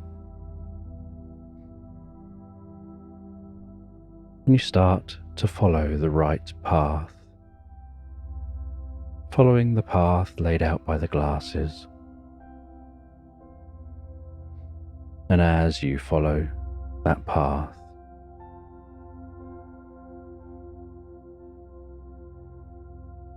so the day continues passing on overhead, and the sun is travelling in the same direction as you. And as it begins to set, something glistens in the distance.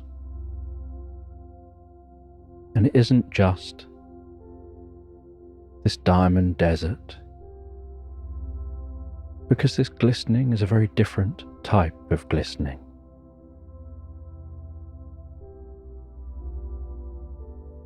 And as you get closer, you notice it seems to be a glass staircase spiraling up towards the sky, except it doesn't seem to go anywhere. And you notice that the path laid out by the glasses is heading straight to that staircase. And so you follow the path, trusting that path. You arrive at the staircase. You begin to ascend that glass staircase, spiraling around a central glass pole. You walk all the way to the top step, and at the top of this staircase is a zip wire on a pole, and you look in the distance, and that zip wire is incredibly long, and you can't see where it goes,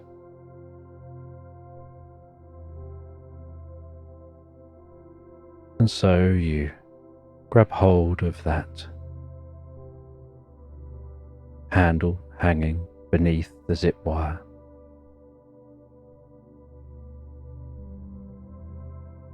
And you lift your feet off that top step. And you can hear as that whirs above you. Feel the breeze against your face. See the desert below sparkling away the setting sun. As you travel along that zip wire. And a part of your mind tells you this is a bit of a risk to be following a zip wire just randomly situated at the top of a random staircase in the middle of a desert full of diamonds. And it feels like you have all the time in the world to think, because this zip wire seems to just go on and on and on, until eventually, looking ahead, you can see that the wire just seems to disappear into a haze. And as you rapidly pass through that haze, you come out the other side of the haze, almost like passing through mist. And your surroundings have totally changed. All you can see around you now is snow, and the zip wire strikes a padded area at the end, and you fall comfortably down into a bank of snow, landing like a snow angel, scrambling up out of that unintentional snow angel, crunching through this snow, noticing how tall everything still is around you, and being aware that when you're in the desert, you had nothing really to compare yourself to know that you were this small, apart from your encounter with the fox. And yet here, you can see the snow-covered trees, and you can see that path still laid out by the glasses. And so you crunch your way through this snow. The surface of the snow glistening a little bit like that diamond desert, only it's freezing cold here.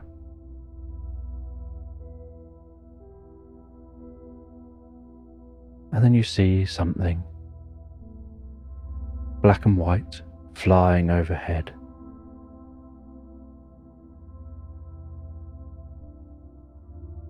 And it crashes down and lands in front of you, skidding to a halt.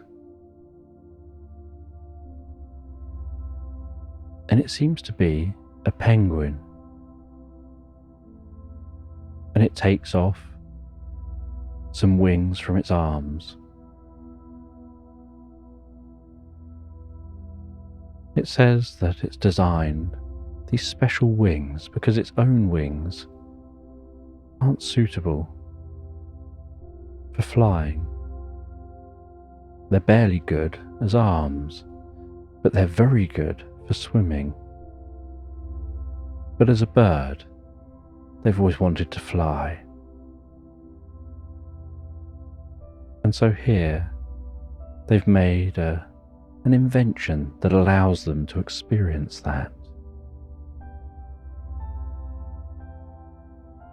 And they tell you the invention was only made possible because of an item that they own.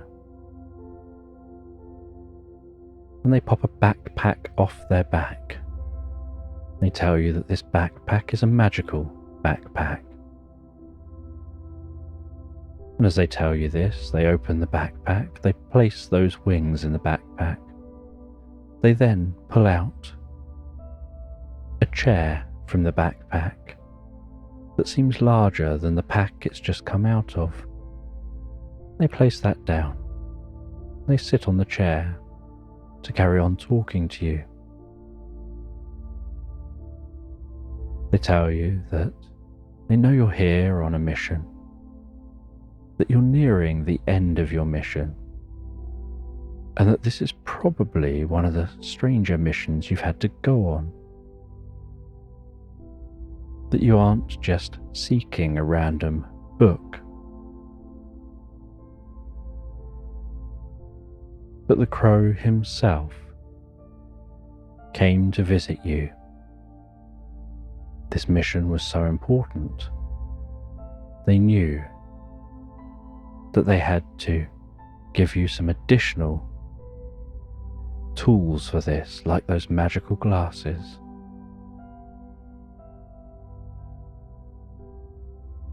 And this mission, which is nearing its end, requires you to head all the way to the coastline.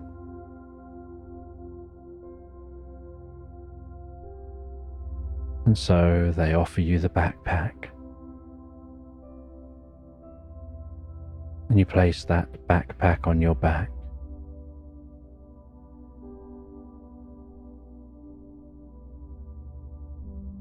They tell you to head to the coast, and the magical glasses begin to guide you. And you crunch your way through the snow, passing through snowy woodland. You feel like your journey has been very long. You head out the other side of the woodland, and you can see undulating landscape of snow. But that undulating landscape seems to have an end on the horizon, and it seems quite abrupt. And so, through the day, you walk through this undulating landscape, and the sky is grey, the landscape is white.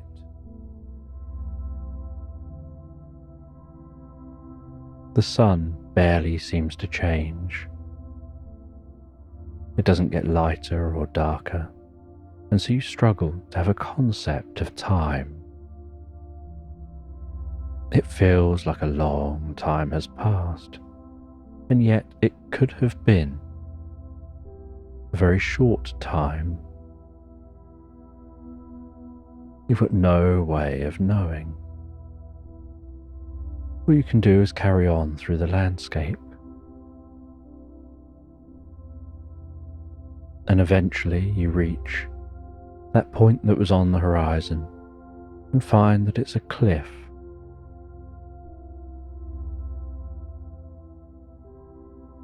And you think, I think I can see something shimmering out to sea.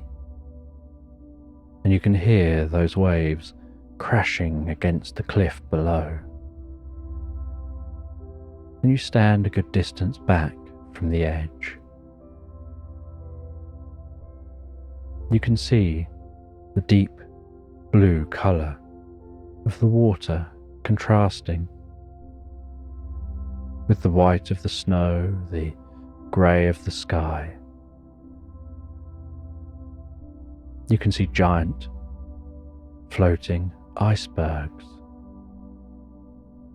standing out against the deep blue of the sea. And you think, if only I could get a closer look. And you reach into the magical backpack and you pull out some binoculars and you look through those binoculars, and there's definitely something out there.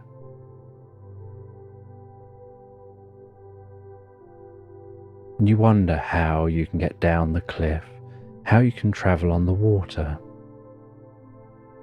And you walk along the cliff a little way, and you notice that there seems to be a way down, And so you start to follow that path down the side of the cliff, heading all the way down to a ridge just above where the water is crashing against that cliff. And you notice on this ridge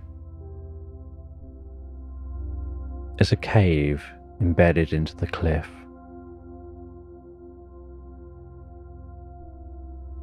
And in that cave,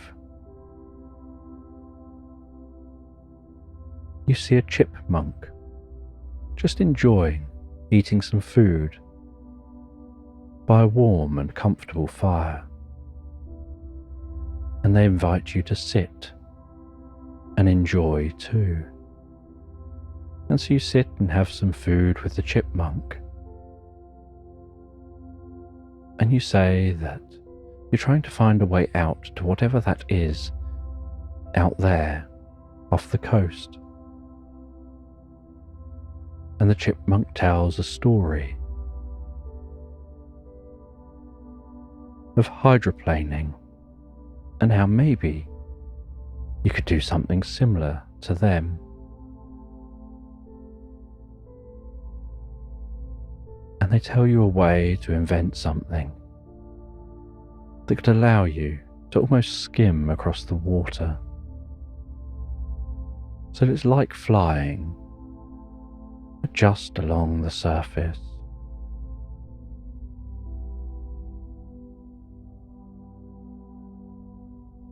They say that they remember having to do that once when they lived in the countryside, before they went travelling and exploring the world around them. They said they used to live in this place where there was a hedge, but all their friends hogged it, and so their only option was to go elsewhere.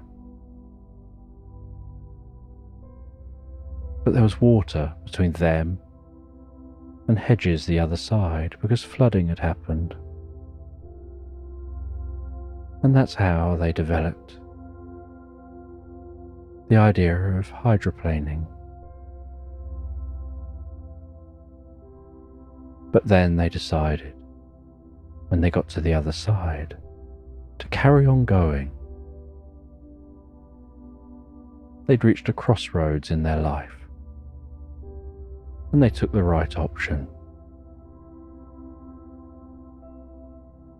And now they're here, camping and travelling, and here to meet you. And you reach into that backpack, and you pull out what seems like some wings, but something that you climb onto the back of.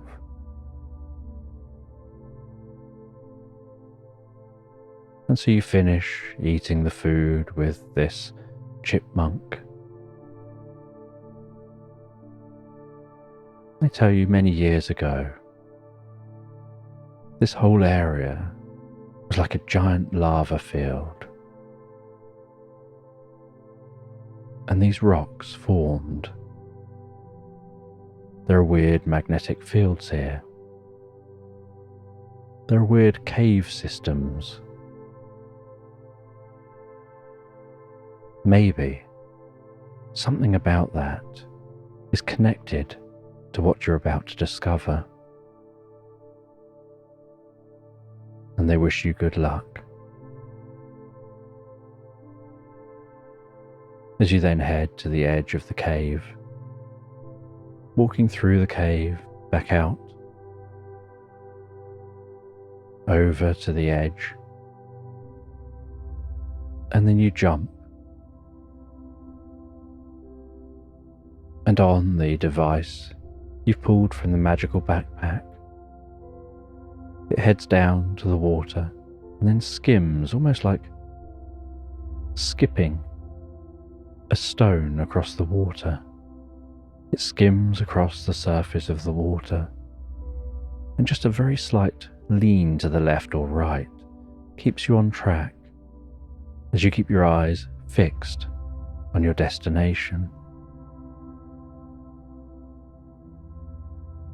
And as you reach your destination, you see that it's the top of a pirate ship that's obviously sunk here at some point a long time ago. And you reach into the backpack again, and you pull a small device out of that backpack, and it's a breathing apparatus. And when you put it in your mouth, so it suddenly expands like a suit around your whole body, and you roll off the side into the water, splashing down in the water, hearing the bubbles of each breath, feeling the weightlessness of being in the water as you start to descend, noticing on your diving gear some lights light up around you, illuminating the area around you as you dive down towards the ship itself. And you can see that there's damage to the side of this ship, and you notice that the rocks around here are black, like within the cave.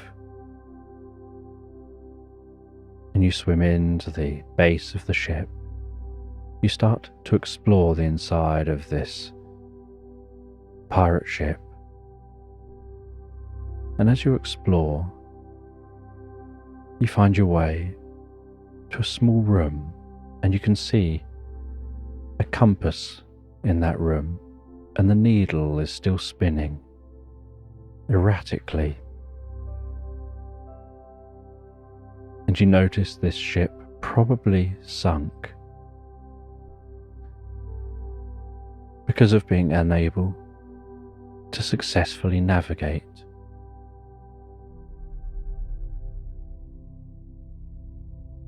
And as you look around, you find a chest, and you take hold of that chest, and you pull it through that room. You pull it through the boat. You pull it out of the boat.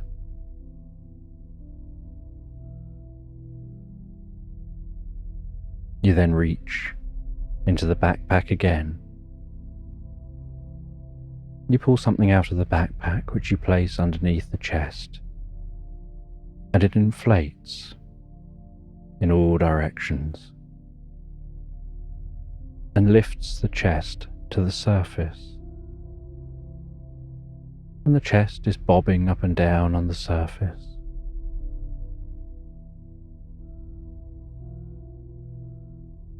And you climb back on to that hydroplane.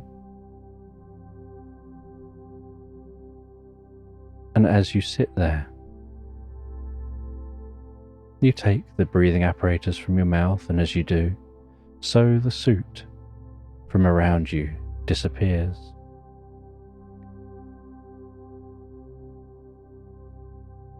You open that chest, and inside the chest you find lots of gold coins, and everything in the chest is so dry you thought that perhaps water would have got in here. And you dig through the gold coins, and deep in the base of the chest you find something smooth, and it's a smooth bit of coral. And you take that bit of coral You hold it in your hand, moving it around, and it seems to almost glisten with an oily kind of look to it, with colours undulating and weaving, almost pearlescent.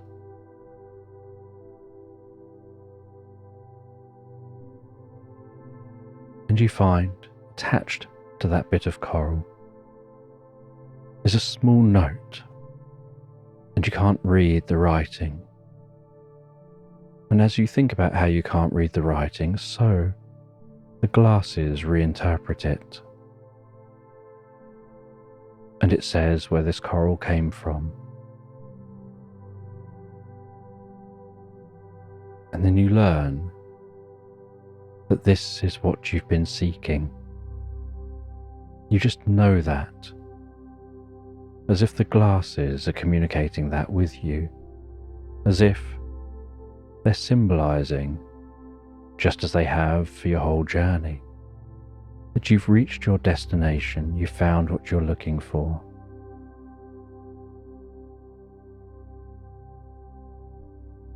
Once you start to make your journey back the way you came, you head back towards that cliff. And when you're at the cliff,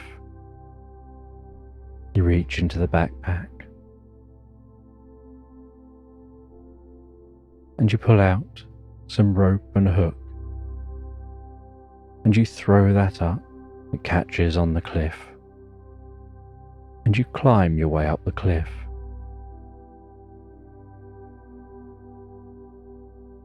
And you see the chipmunk still sat there. They ask you, did you find what you were looking for?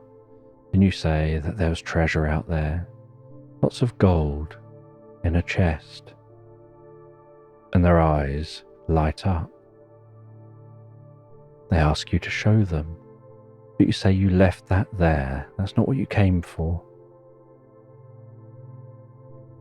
And then you take out that bit of coral, and they don't show much interest in the coral. And you continue your journey. You head through the snow until you encounter that penguin, and you wonder how you're going to get back. You can't go up a zip wire. And the penguin reminds you you've got wings in the backpack. And so you fly up through the portal, through the mist, flying back to the desert. You don't fly all the way to where the zip wire started. Instead, the glasses guide you at a different angle towards where you came into the desert. And you fly all the way to that door. You head through the door, and you slowly work your way back. And eventually, after what seems like such a long time away, and plenty of time to wonder about that piece of coral, you arrive back home. You stand at the foot of the mailbox. You take the glasses off, and as you reach towards the mailbox, so you begin to grow taller, until you're back to your normal size, and the coral has increased in size and is the relative size to you still. And you open up the mailbox.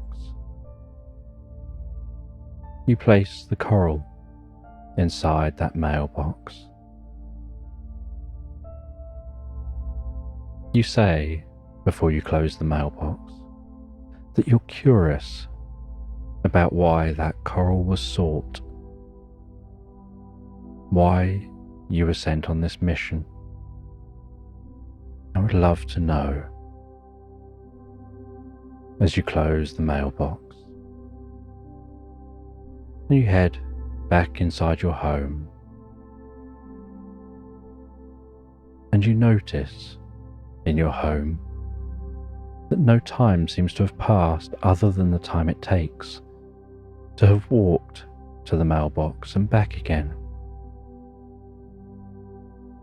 And so you continue on with your day like any other day. And then at the end of the day, as you arrive home, you decide before you head inside to check the mailbox, and you see a note, and it's from the crow, and it talks about the importance of that bit of coral, that bit of coral was taken from a specific coral reef by those pirates hundreds of years earlier. And it was from a magical coral reef that brings life to the oceans. And the rest of that coral has now gone. And so the only bit left was the bit on that ship. And so it was important to go and find that bit of coral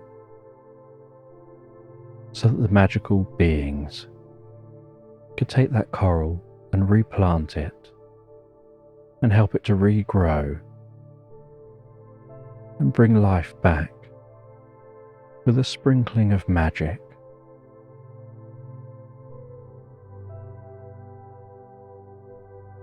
And you read that letter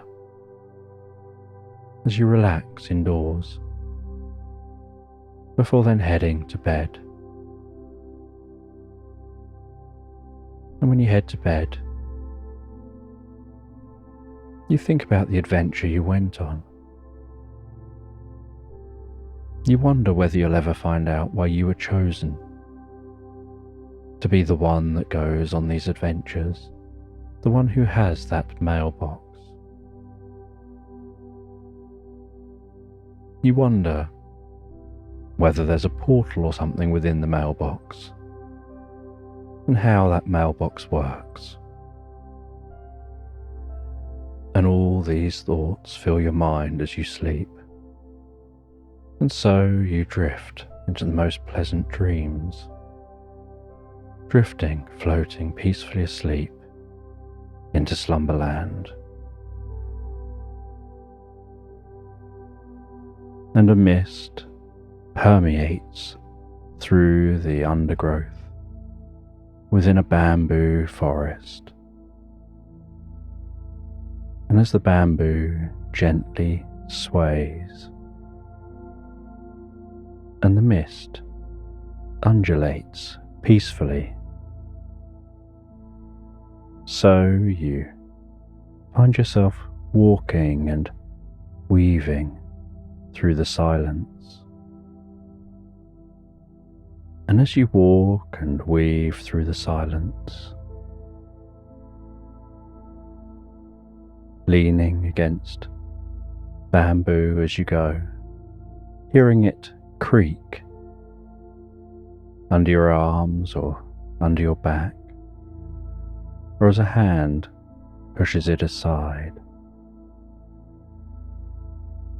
So maybe you notice each step that you take, the sensation of your foot on the ground, and then the next foot and the next foot.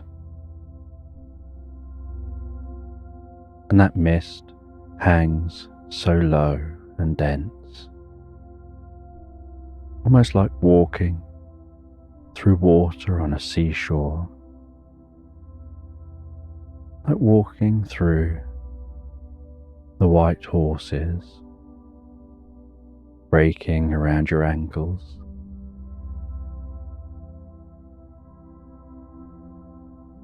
And as you look around, and the moon shines into this bamboo forest, so the surface of the mist almost glows and illuminates, standing out white against the background.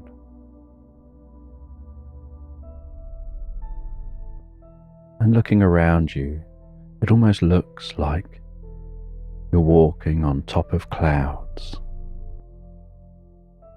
with the bamboo poking up through those clouds high in the sky.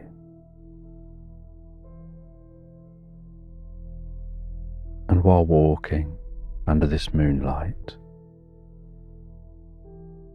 aware of the silence, just the occasional creaking of the bamboo, a slight rustling, and the sound of each footstep. So you notice, while walking through this space, that suddenly each footstep that you take seems to give off a pulse of light, and that light seems to pulse out in a direction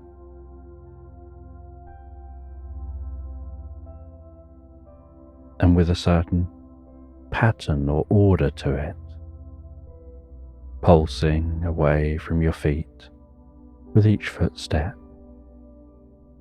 in a straight line before you. And you notice as you walk that that pulsing light, with its regular rhythm and that pattern, seems somehow familiar to you, and you're unsure exactly why that seems familiar at first. But as you look down towards your feet and you watch the light within the mist pulsing off from your feet with each step, you suddenly recognize that the pulsing light, that pattern, is Morse code. And you recall learning about Morse code a long time ago. And so you go searching the library of your mind, scouring the different recesses, following wisps of connections to try and find what this Morse code means. And you notice each step is making the same pattern. And you start almost humming or beating out that pattern with your mouth, trying to memorize it in case it stops.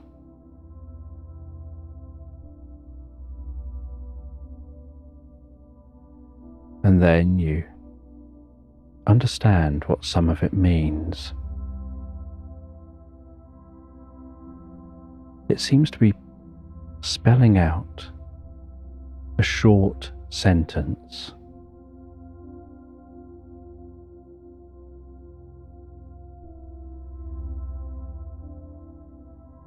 And the sentence doesn't really seem to make any sense, and so you're unsure whether you're correct about your interpretation.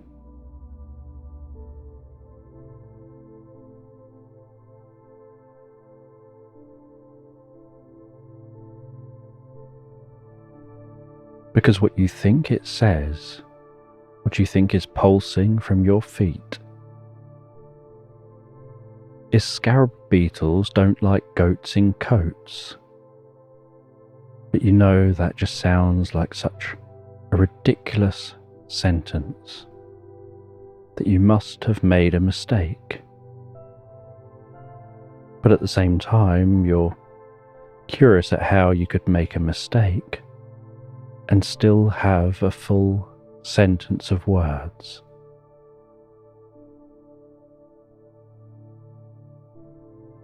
And you watch that Morse code beating out from your feet. And again, you work out what it's saying, and each time you get the same answer. As your feet keep pushing through that mist.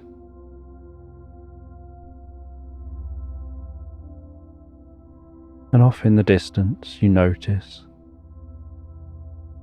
faint glow of a campfire. And before you can even hear the crackling, you start to head towards that campfire. And as you near that campfire, you see that there's somebody sat down by the fire. There's a slight clearing, and the warmth of the fire seems to be pushing back the mist in this area, thinning out that mist around the fire and the clearing.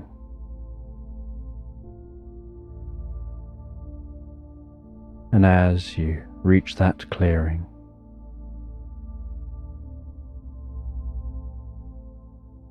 a wise old man who's sitting by the fire invites you to take a seat, gesturing to the other side of the fire. And you sit down the other side, feeling the warmth of the fire on your cheeks, putting your hands out slightly in front of you, allowing the warmth to soak gently into those hands and spread that healing warmth and relaxation into your body and down to the tips of your toes. And from time to time, this wise old man reaches forward and he stirs a concoction he's cooking above the fire. And you're unsure exactly what this concoction is, whether it's a soup or something else to eat or drink. But it has a sweet, delicate scent to it.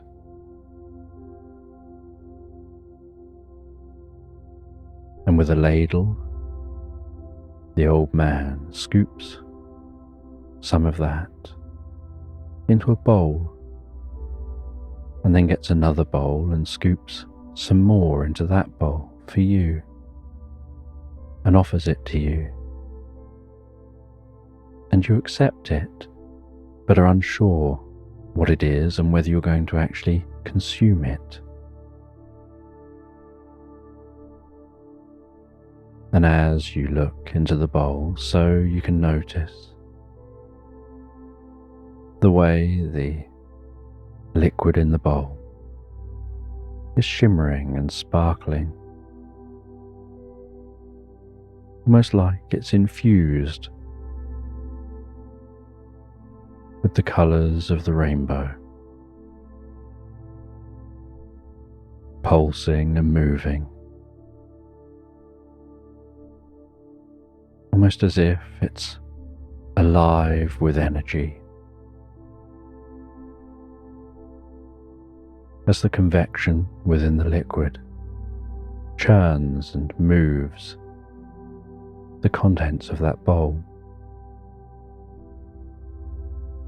and in such a friendly voice, the old man turns to you and says that it's perfectly safe to consume. In fact, you might quite like it.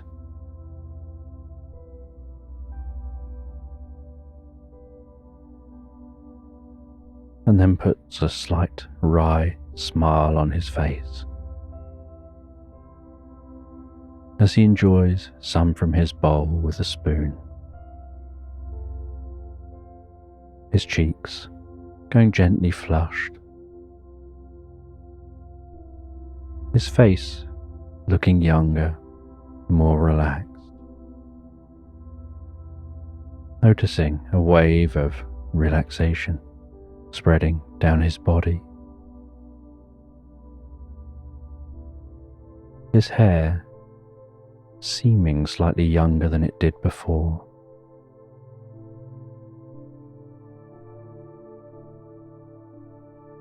As if somehow that liquid had some kind of healing properties. From walking all day until very late at night,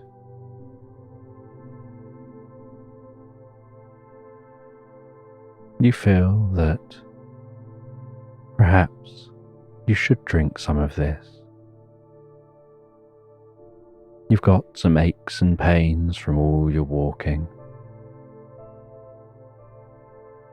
and so you put the spoon into the liquid,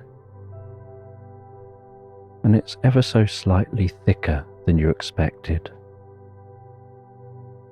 and that sweet smell only becomes sweeter and more enticing the closer it gets to your mouth.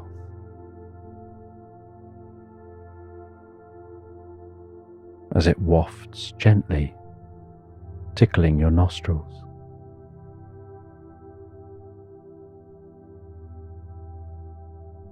And you have a sip from the spoon, and almost in an instant you can feel the way that liquid caresses the inside of your mouth, dances on your tongue, tickles your cheeks, and slides down your throat.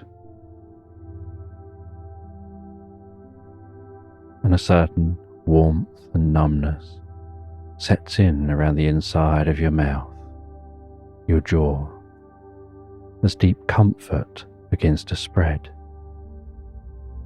with an in-breath, filling your body, almost like that comfort is breathed in and consumed with the liquid, as any tension or stress seems to fade and be breathed out. And as you get on to the second spoon, and then the third spoonful, so that only increases the comfort within you, almost like a certain stillness is setting into you, a stillness of mind, a stillness of body, a clarity you perhaps haven't experienced before. A deep sense of peace and calm.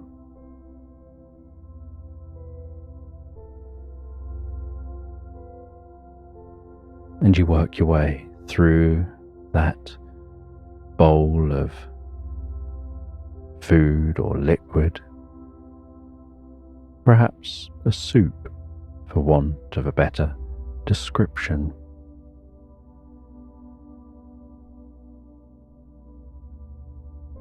And once you've had that soup.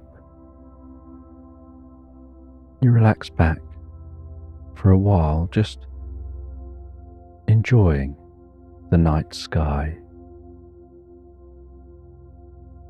enjoying the distant rustling and creaking sound from that bamboo forest, enjoying the occasional shooting star overhead.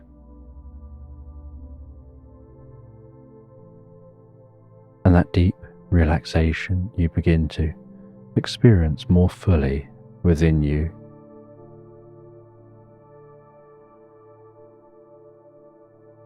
And you realize you still don't know the name of this person, who they are. They are as relaxed as you. And so you ask them who they are. They say that their name is Cogsworth.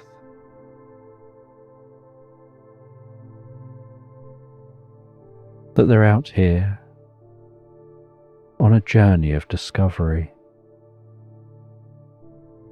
And you ask what they're here to discover, and they say they don't know.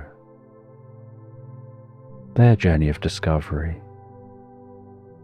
They only know what it is at the point that they've made the discovery. They don't know what they're seeking until they've found it.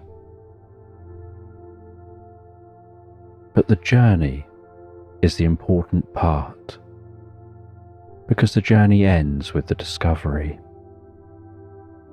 And then they have to think about a new journey to go on. And so they just enjoy the journey and relax into it. And you ask about this soup they made. And they say that in these parts, growing in this bamboo forest,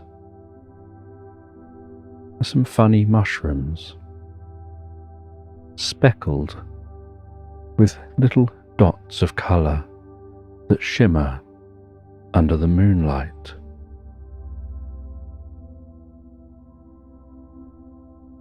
And those mushrooms help to guide you onto the most incredible trip in your mind. And it takes a little while for that to work through your system. But once it does, it helps you to see the world clearer, to see connections within the world that you otherwise overlook.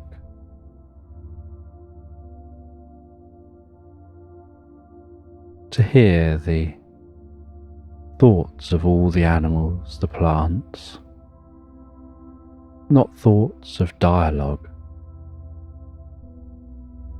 but thoughts of being, of existence, those deeper thoughts that don't have a voice or a language, that are often indescribable, that you just intuitively know. Like when you have that friend who is going through a very difficult time and they can't find the words to describe the difficult time they're going through. And you don't know the words for the difficult time that they are going through.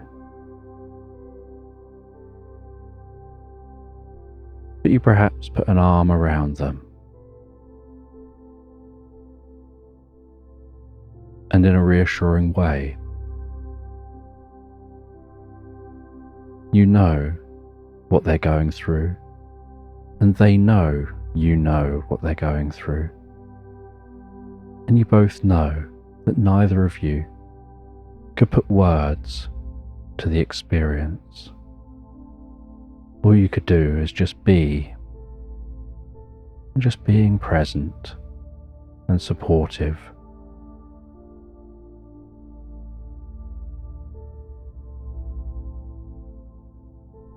And so it's connecting on that level, but with all things, where you notice that between you and a tree, there's not just empty space. It's not like reality exists outside of your skin and then you exist inside your skin. You're not walking through reality. You are reality. You are just information moving and changing, like a wave through the ocean. A wave can leave one place and arrive 100 miles away. Someone can watch that wave make the complete journey.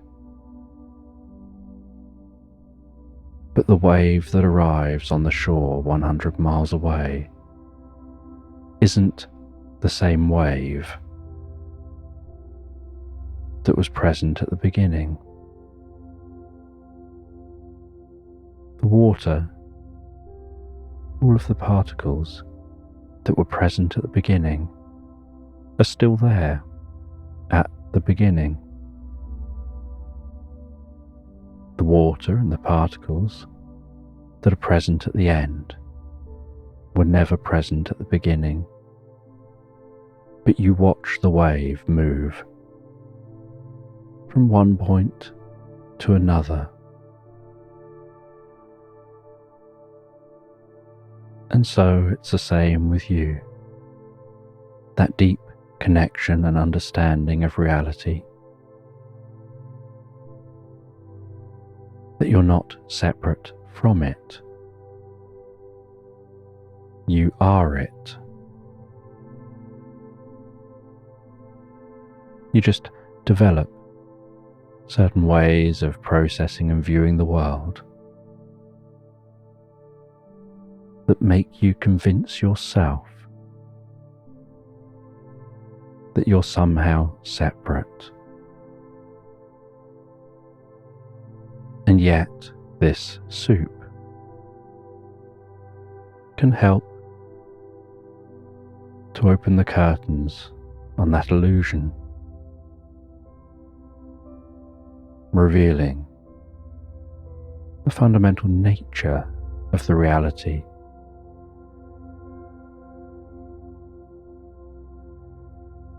And you find yourself absorbed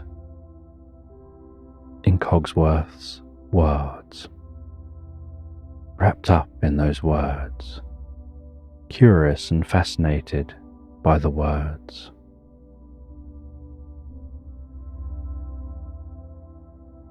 And as you find your mind drifting with those words, so you have that Morse code in mind, and you start to hear the Morse code, like the sound of gently tinkling bells jingling in your mind. As you also find yourself feeling more relaxed and drifting peacefully asleep by that campfire, relaxing down and drifting asleep, enjoying the cool air on your cheeks and the warmth of the fire as it burns down to embers, to the most gentle glow.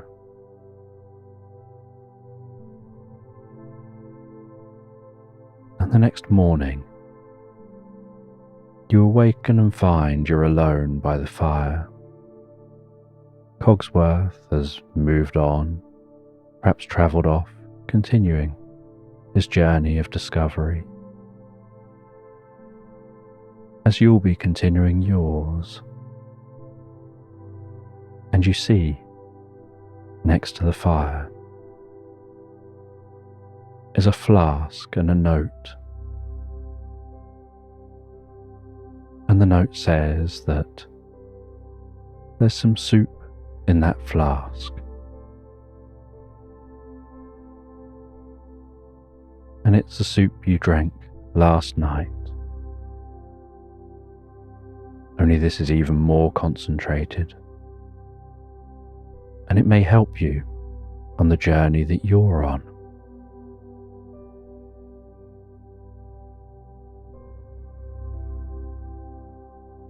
And you stand up, and you stretch in the morning air, listening to the morning sounds of nature around you. As you start to walk from the clearing back into that bamboo forest, continuing your journey. As the sun continues to rise, the most beautiful golden yellow light permeates through the bamboo around you, giving everything a slightly green hue as it shines onto the bamboo.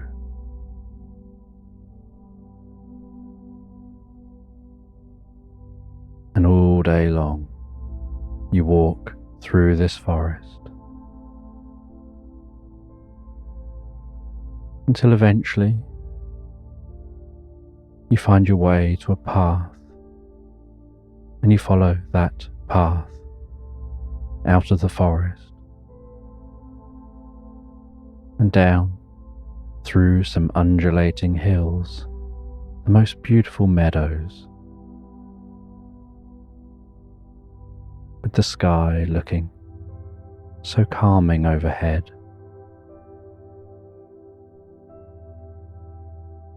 The grass seeming to move in waves with the breeze.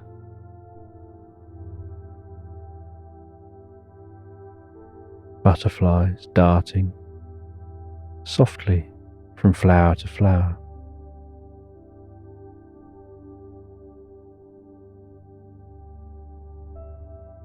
As you continue walking, and you can see in the distance some tents that you're heading towards, and they're large white tents. And you continue heading towards those tents through these undulating meadows.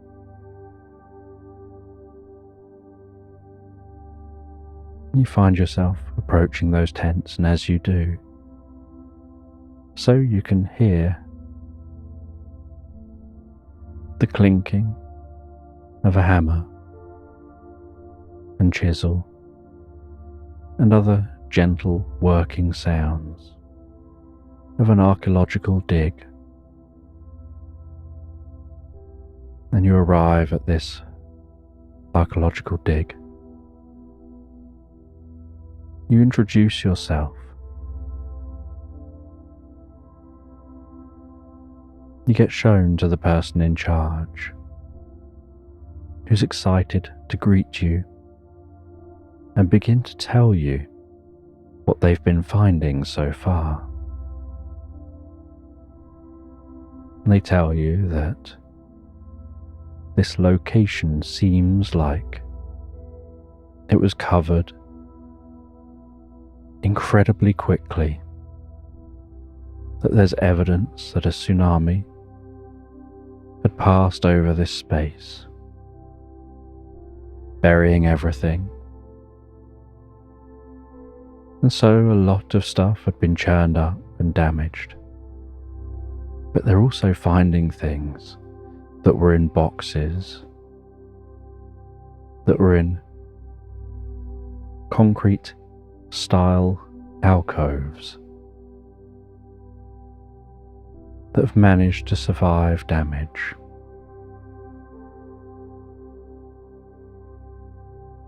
And you take a look around the site,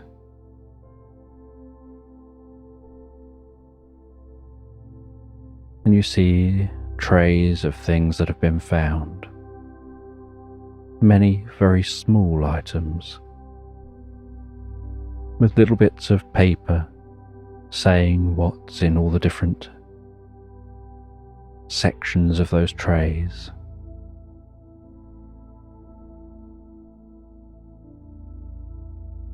And they take you over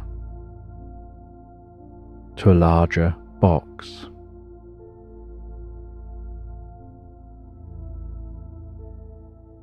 They open the lid of the box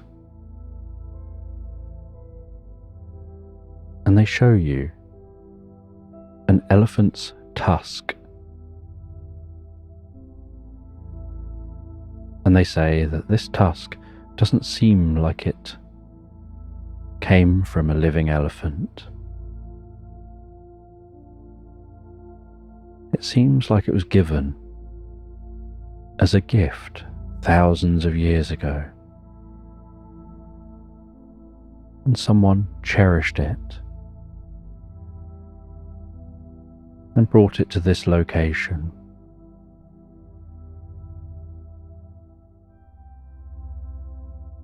And you take a very close look at that tusk, and you see that on the tusk are some small notches, some delicate scratches.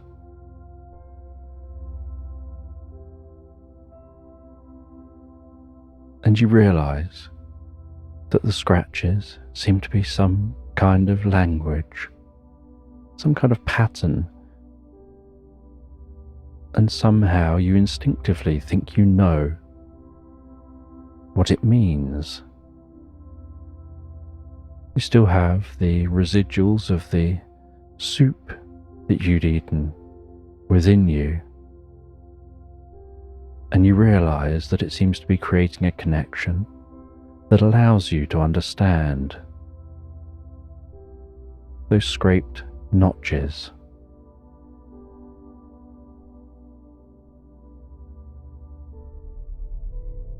And you look closely from all angles at that tusk.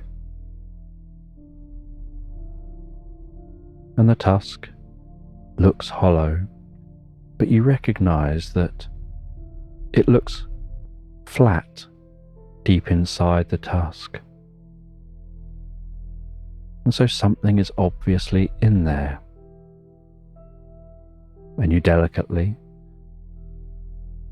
pry that out from within the tusk. And what you pry out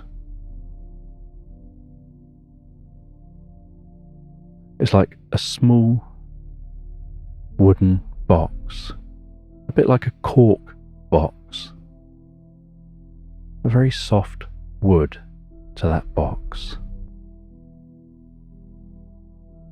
And within that box is a copper bracelet. And this copper bracelet must be thousands of years old, based on the age of the tusk. And you closely examine that copper bracelet.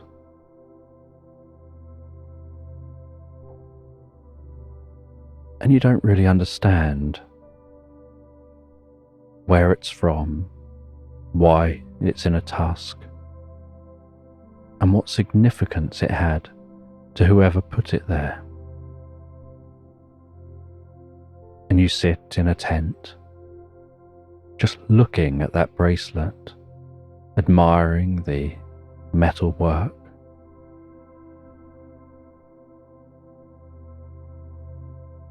Really examining that bracelet. You unclip the catch, you look at the back, you clip the catch back up.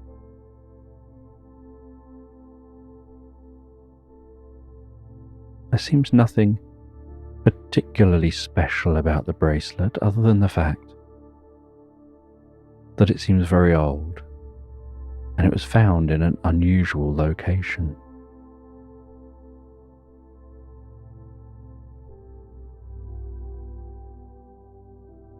and you place the bracelet around your wrist. In your mind, thinking, I wonder what people back then looked like wearing the jewelry they had back then. What did it look like on? And you have your sleeve rolled up. You place that bracelet on. You look down at your arm and your hand with the bracelet around your wrist.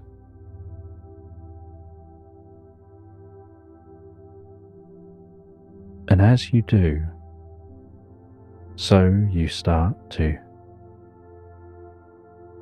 be aware that something's shifting for you, that the landscape seems to be fading and changing. The tent seems to fade in an undulating kind of fashion, as if it's waving itself out of your existence. And you find that around you, the landscape looks very different. The undulating meadows are no longer so undulating, and they seem lower down. And you can see a coastline not that far away. And you can see some circular huts, people milling around, doing different tasks. Some people looking like they've got some basic farms on the go. People riding horses past this small settlement. And you turn around as you look around you, taking it all in, noticing that everything around you has changed.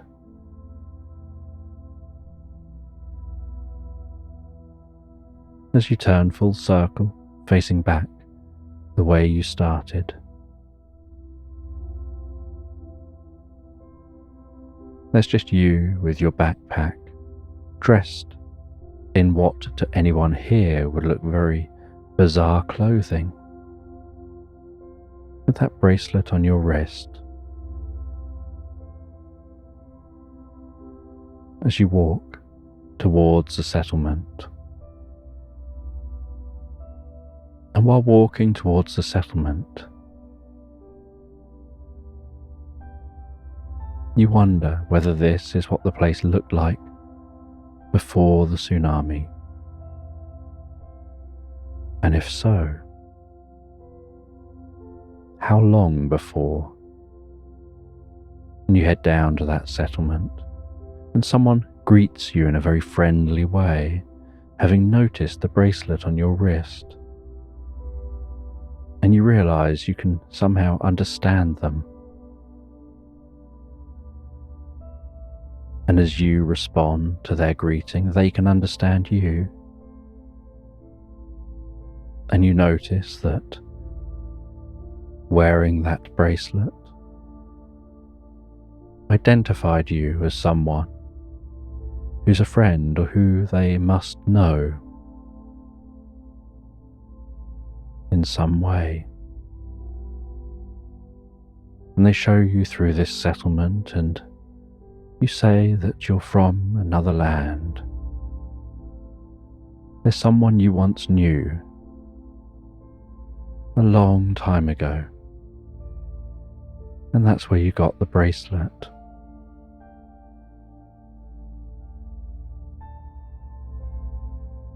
And they walk you through this settlement, and they introduce you to the elder. And the elder says that they've been having visions of a certain type of future that they don't want to share with the rest of the settlement. But they do need to plan what to do. And you express how you know about the giant wave that hits this land. And they interpret it as you being able to see the future like they can. And their plan is to get everyone away before that wave hits. That they don't know exactly when it'll happen, but in their vision, the settlement looked very different, so they know that it isn't for quite some time. And so just in case it's a long way off, they're going to record their visions for future generations. And you notice that at this time, they weren't tracking time the way people in the modern day perhaps do. And so it's very difficult for them to be able to judge deeper time, very long periods of time, beyond lifespans. And you notice that this elder is drinking some of that soup. And you show that you have some of that soup too. And so the elder offers to share some of their soup with you. And they say that they found a way of making it even more effective.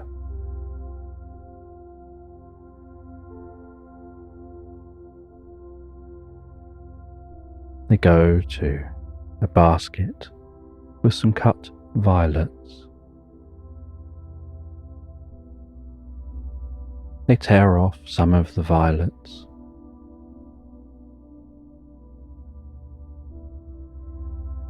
And then with a pestle and mortar, they crush that down and turn it almost into a paste. They add that to their concoction, mixing it with the mushrooms.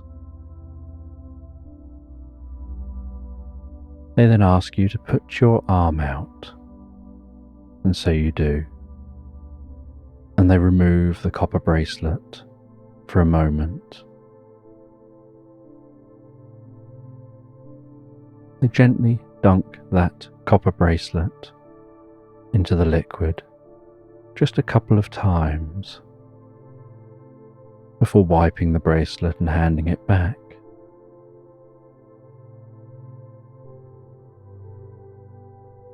And something strange in the moments when they took that copper bracelet, I think you noticed almost like a glitch around you. Things temporarily glitching and phasing, but returning to normal once you put that bracelet back on. And they explain that the copper in the bracelet, just a dash of the copper touching that liquid, is enough to make that liquid even more potent. And you know that they don't know about particles, but you have this sense that perhaps that's what they're talking about. That a very small amount of the copper dissolves with that liquid, and they stir that up, and they leave it boiling while they talk to you, as it gently simmers, and from time to time they give it a little stir. They say if you have the patience to let it simmer right down so that it's almost like a paste, then it's even more potent, even more effective at allowing you to connect with the world, to see reality as it truly is, including seeing the past, present and future all rolled into one. And there's many things they say they've seen that they just don't understand and can't even comprehend. And that to them this is all a learning experience.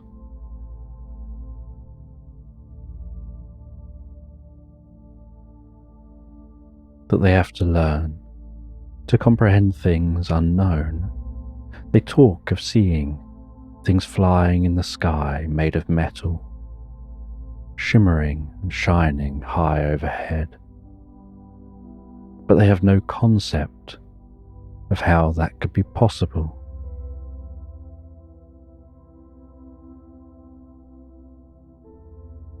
And they've seen so many things they just can't explain. But they write these down the best way they can, trying to explain them with the knowledge they have and the knowledge those around them might understand, or at least glimpse at what it is they've seen. And after some time, that soup is almost a paste, and they serve up some for you and some for themselves.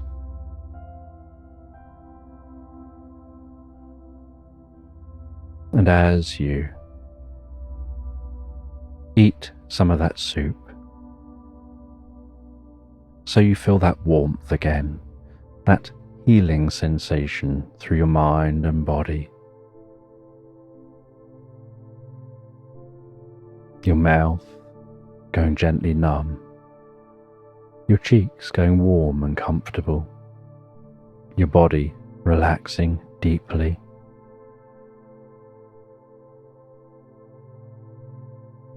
And you find yourself drifting into a vision of a time previously unseen.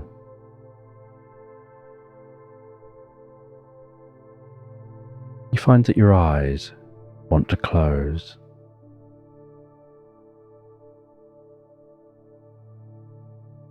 and so you let them, and as they do, while you rest so relaxed there, you get a sense that your body is comfortably cool. And as you open your eyes, you find yourself in an ice cave. And in this ice cave, you're greeted by the most friendly rat in a hat.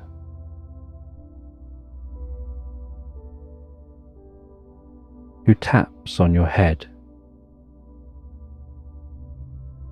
with a paw going rat-a-tat-tat,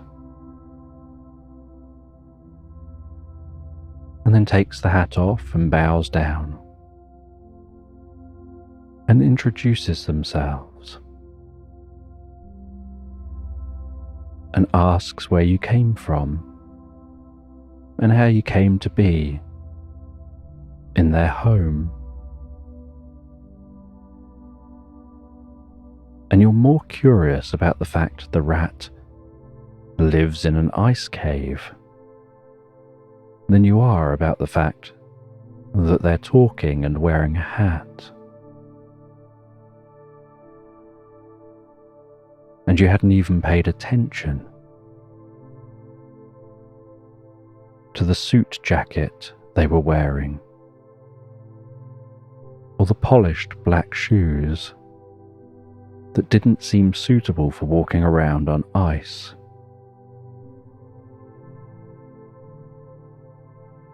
And they said that in this land, this isn't unusual. And they show you out of the ice cave. And you find that here, there are many ice caves, but between each ice cave is open meadow.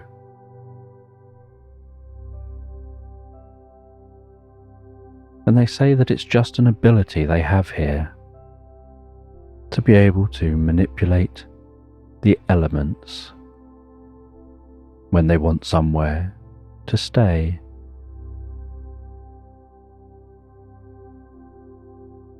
They have the ability to manipulate moisture, so the moisture in the air coalesces and turns to ice, and in their mind's eye they have a sense of the shape they want it to be, and it turns into a house. And so they form these ice caves, and the rat turns one poor palm up and thinks about a hammer. And while thinking about a hammer, an ice hammer forms in the palm of their paw, and they hand that to you to prove a point that here mammals have the power over the moisture in the air. They can turn it to ice or snow, whatever it is they want, they can form with it.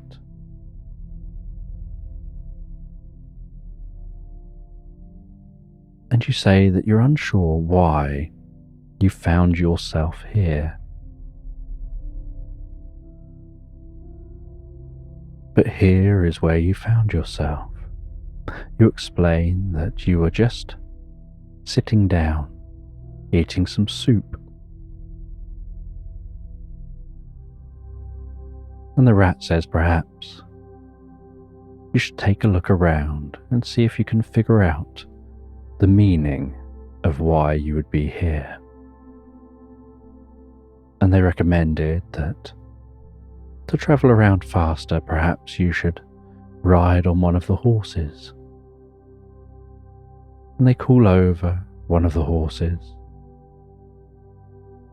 who responds with a yawn and the most British accent you've ever heard. So British it almost seems put on.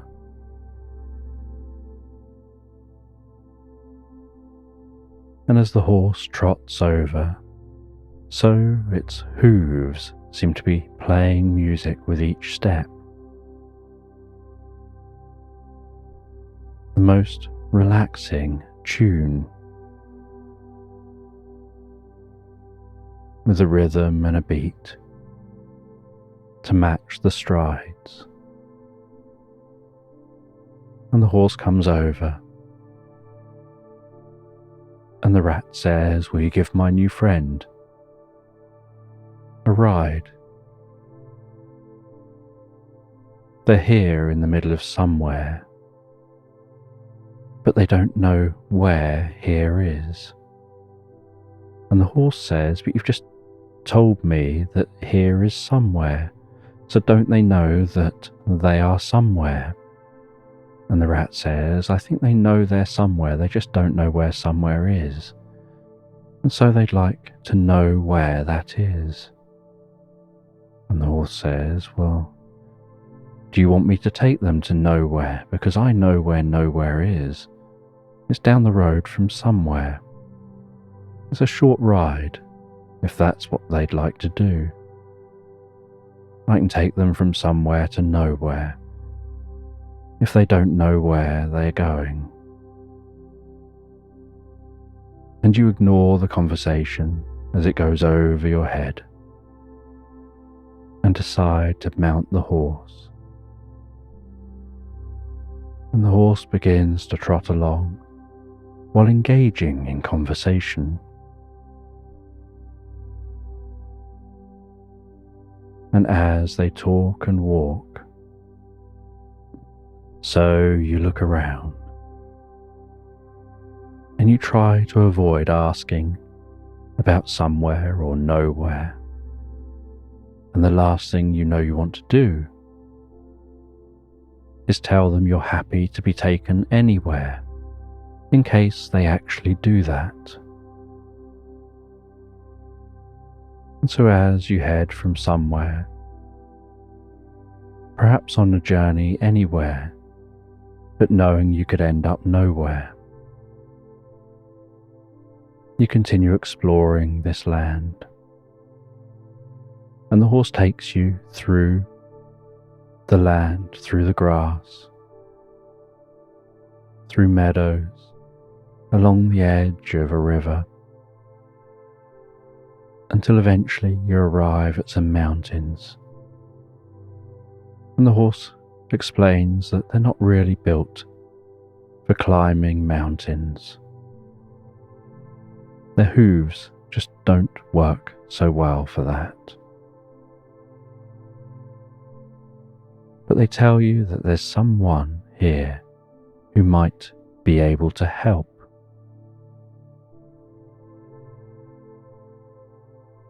And you look around and you can't see anyone.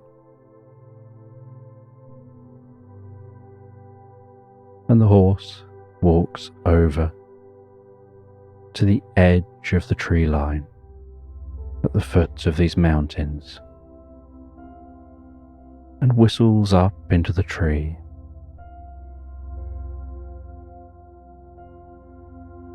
And out of the tree, a spider descends. And this spider sounds so friendly and looks so cute, with large eyes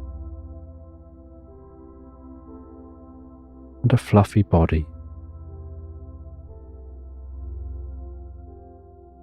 And you say that you've never seen a spider looking quite like this. And the spider says, "Is it because of my jumper? Not many other spiders are knitting spiders. You get jumper spiders who like knitted clothing, but they don't normally want to do the knitting themselves."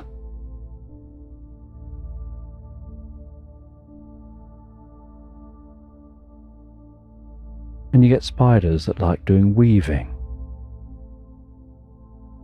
and living in weaved holes, but they never seem to knit anything for themselves. But this spider explains that they do enjoy knitting. The only thing they like more than knitting is swinging from tree to tree and walking the tightrope they create between trees. And they drop down, land on the ground. They see what you're wearing.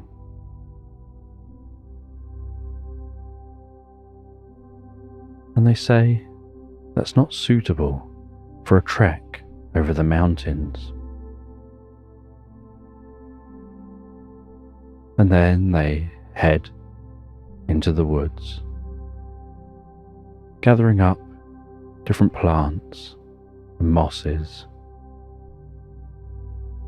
They come back, and seemingly rapidly, they start knitting. And the first thing they knit is a sock.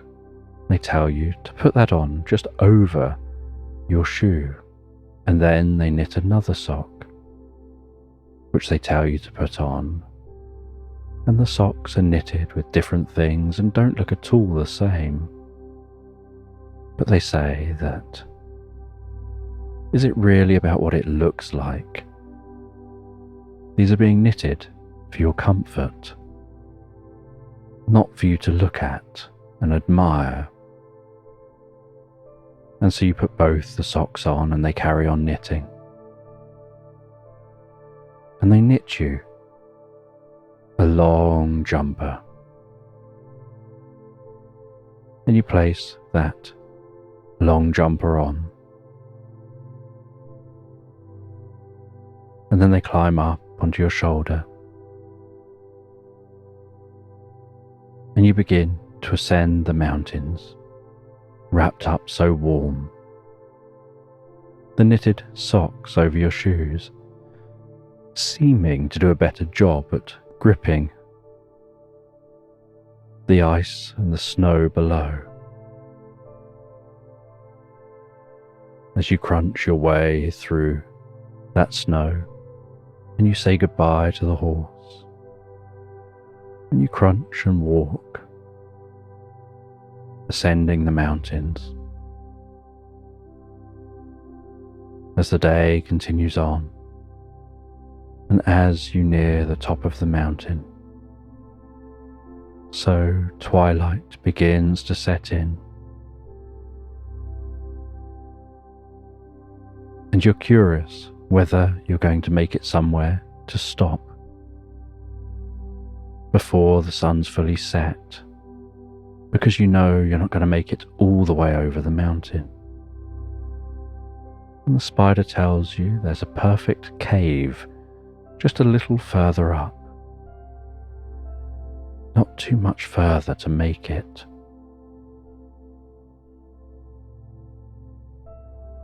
And then, as you continue ascending and the sun continues to descend and the stars rise in the sky and the moon starts beating its silvery glow over the mountainside,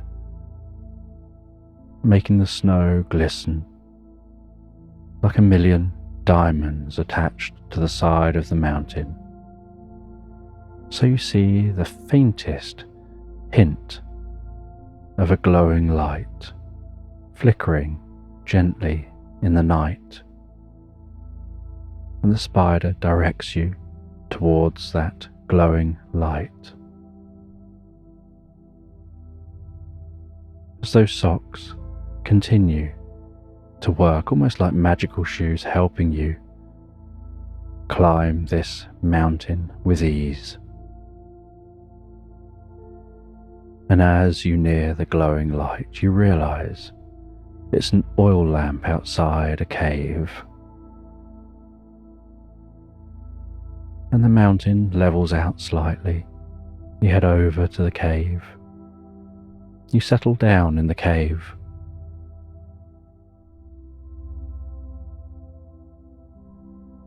And just inside the cave, you light a campfire, and the spider sits down beside you. As you sit and talk to each other while relaxing in that cave, before drifting and floating asleep, knowing tomorrow you'll make it over the top of the mountains, down the other side.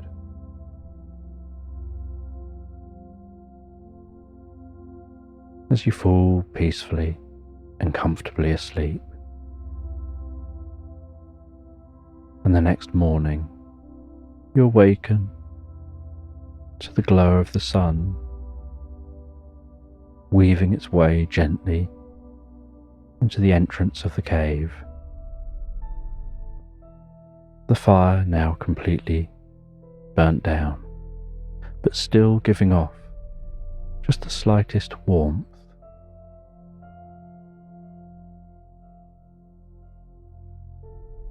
And the spider says that from this point you can probably complete this journey yourself. They've helped you this far. You'll be at the top of the mountain within a couple of hours, and it's all downhill from there. they say with a wry smile. And so you say goodbye and set off, heading up over the mountain. And as you head down the other side, you have plenty of time, while looking over the view, to ponder the entire experience, to try to think about what it is that you're here for. What's your journey?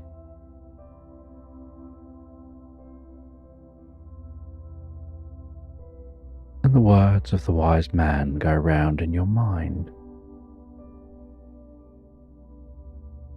about the important thing being the journey, not the destination. And you continue down this mountainside. And while continuing down the mountain, looking out across the view, you see that this side of the mountain is mainly desert, at least stretching out as far as you can see.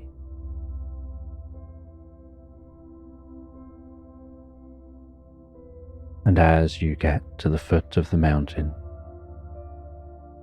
so you walk into that desert, and you begin to walk through the desert.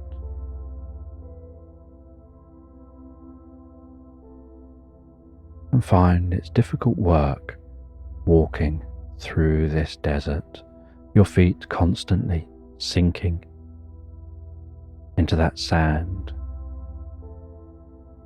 as that loose, dry sand blows around you, gives way beneath your feet, making it more exhausting to walk this side than it was even walking on the mountainside. And as you walk, you think this would be so much easier if this sand was wet, because then it would hold it together.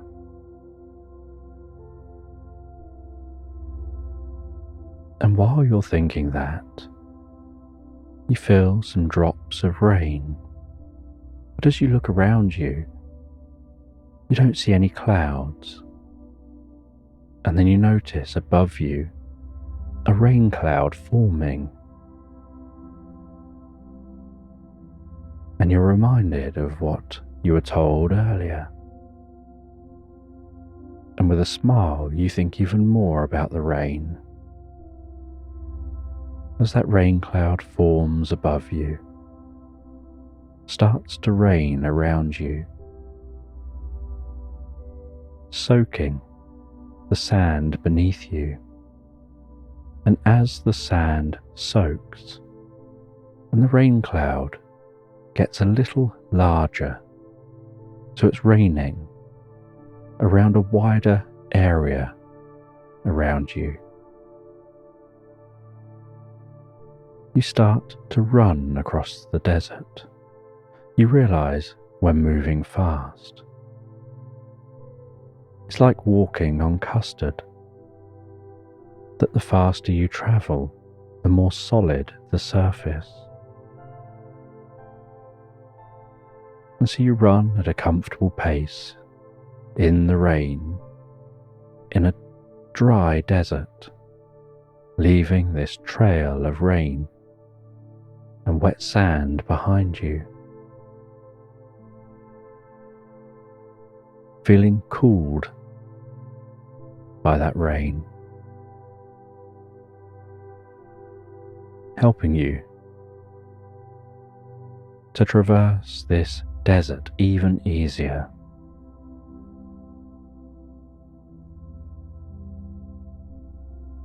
And eventually, deep in the desert, you see the top of some ruined buildings. looking like they were covered years ago as the desert has gradually traversed the landscape.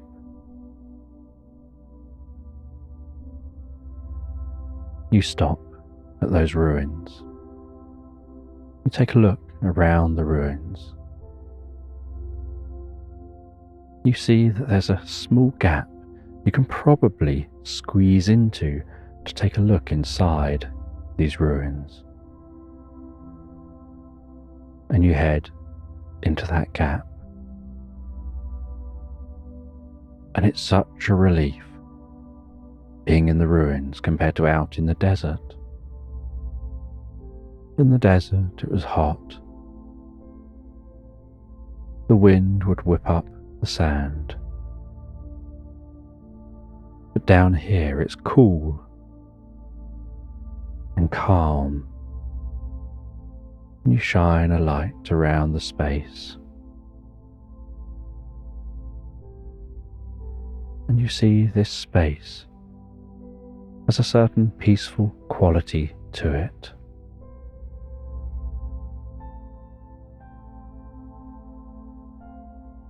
And there are some pictures painted on the walls, looking like they were painted generations ago.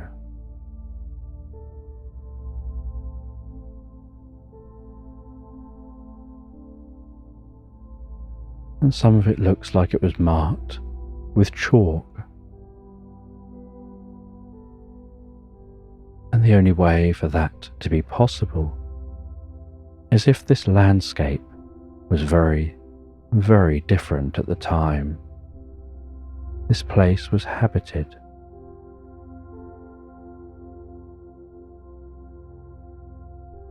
And you wonder how long ago this place was inhabited. As you look around,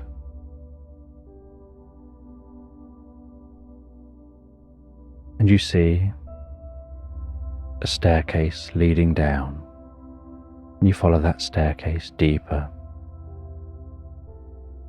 under this structure.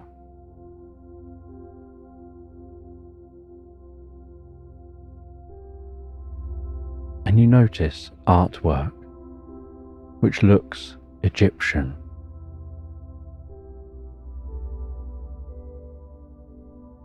And you enter a corridor, and on one wall you see a picture, and in the centre of the picture is a drawing of a scarab beetle that's incredibly colourful, like someone's put a lot of work into creating that.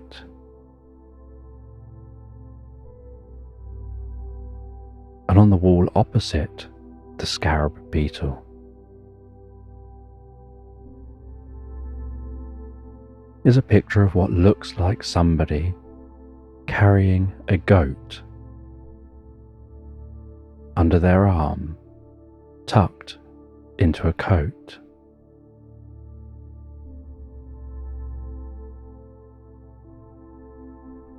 And it's almost like a flash of light goes off in your mind, making a connection with that Morse code. Like an aha moment, exploding itself into your consciousness, not just creeping slowly, but just suddenly being there.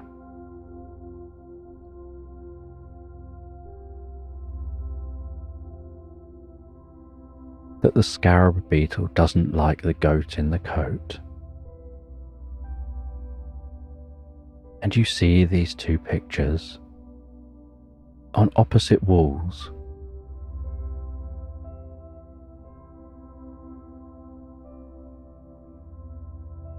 And you don't quite know, there's something just on the edge of consciousness that you're trying to grasp. And you think the best way to grasp an idea on the edge of consciousness is to move on. continue down the tunnel. And so you continue, walking down the tunnel, walking along this corridor, looking at the different pictures on either side. What looks like an Egyptian priestess holding an offering and wearing unusual earrings.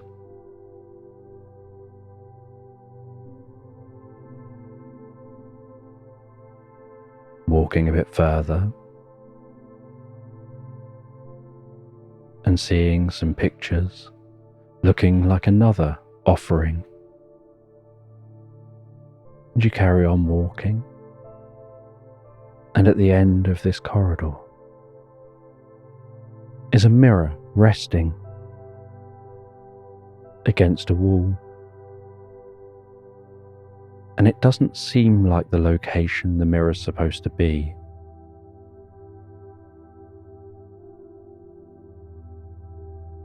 And so you take hold of that tall mirror. You move it around. And as you move it around and see the way the light reflects off of it, you have an unusual idea. You take that mirror back down the corridor and you place it over the person with the goat, facing that scarab beetle. And then as you step out of the way, so you notice a beam of light reflecting back and forth between the paint of the scarab beetle and that mirror. And that beam of light starts to hum.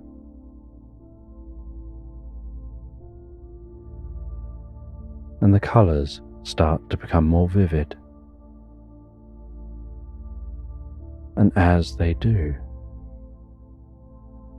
so it's almost like the light becomes a liquid flowing and starting to fill this space.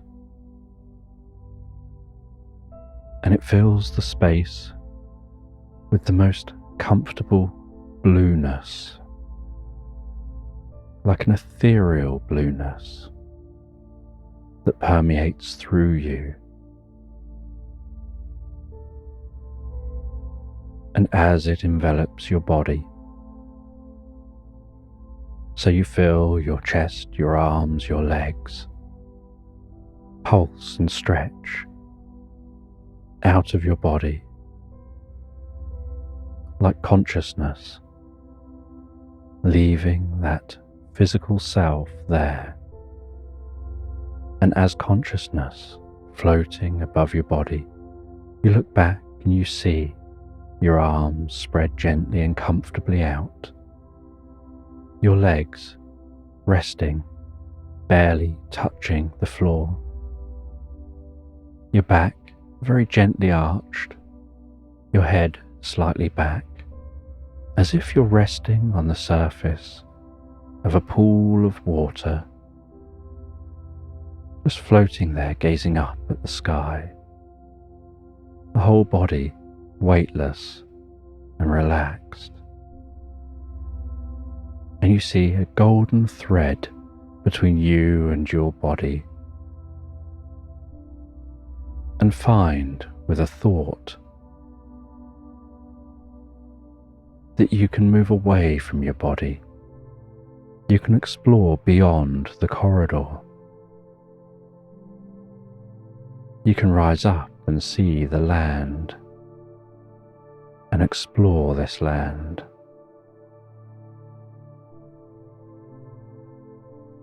You can think about anyone or anything, anywhere.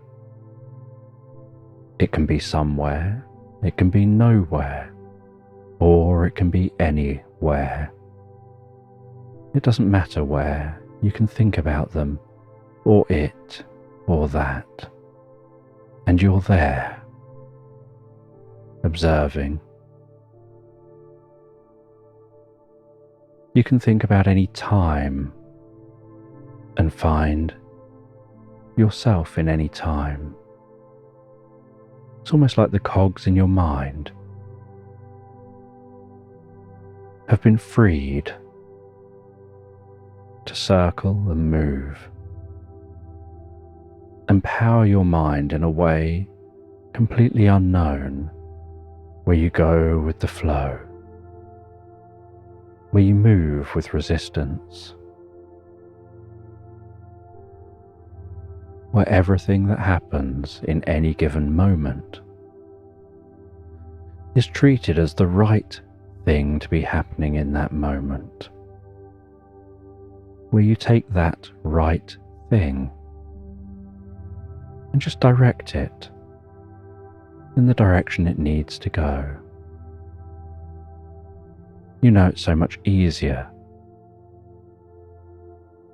to redirect a river rather than stop it and try and force it to change direction.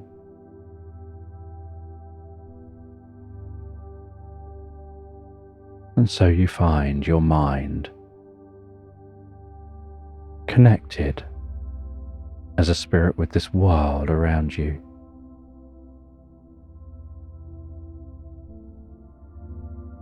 And you have the most incredible experience of deep learning and an understanding far greater than you could ever explain.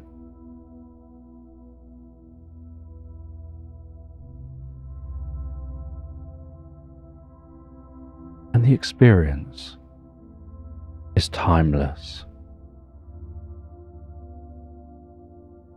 There's no future or past, just a present, this moment. And you enjoy this moment. Before following that golden thread through space and time, easily and effortlessly back to your body, settling gently down in your body as that blueness fades. And while the blueness fades,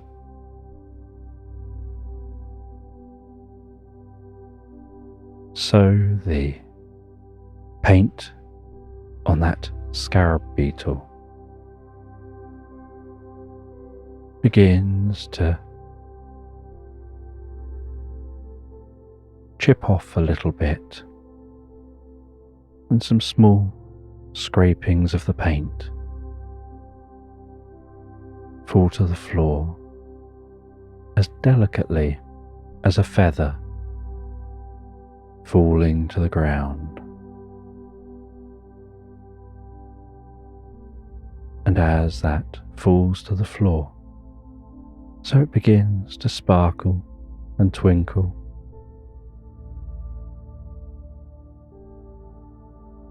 And it turns into something as it lands.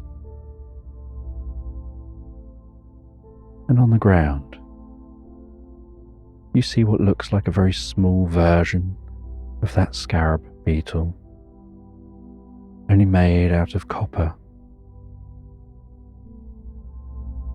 And you pick it up and you touch it to the bracelet, and its legs wrap around the copper of the bracelet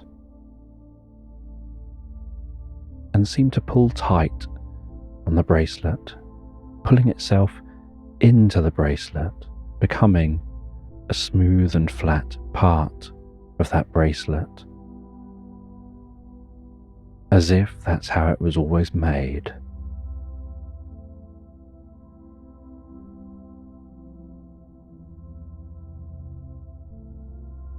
And then you begin to find your way out of this space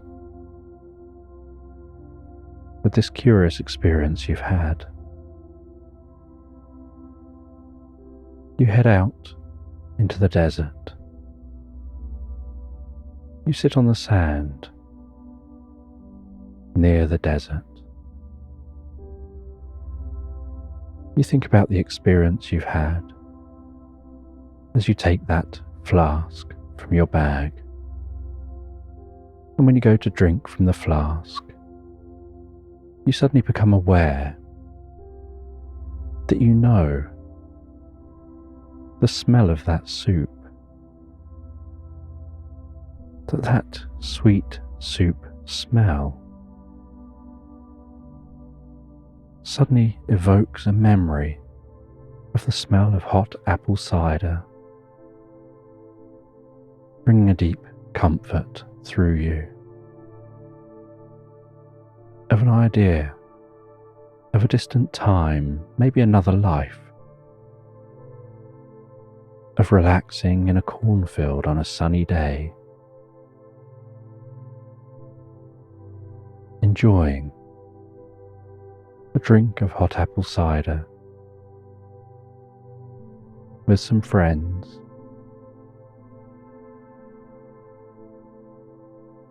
and you drink from that flask,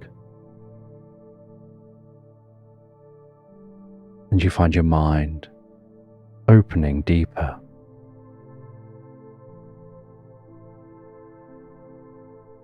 And then you carefully remove that copper bracelet from your wrist. And as you do, everything around you begins to glitch and fade and shimmer, and a hum begins to reverberate around you. And you find yourself back in that archaeological dig tent, holding that copper bracelet in your hand, holding your flask in the other hand.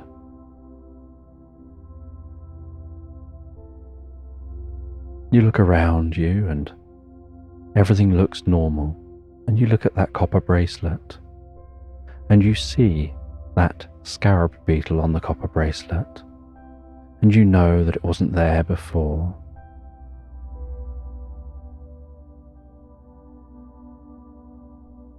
And you place that back in the box with the tusk.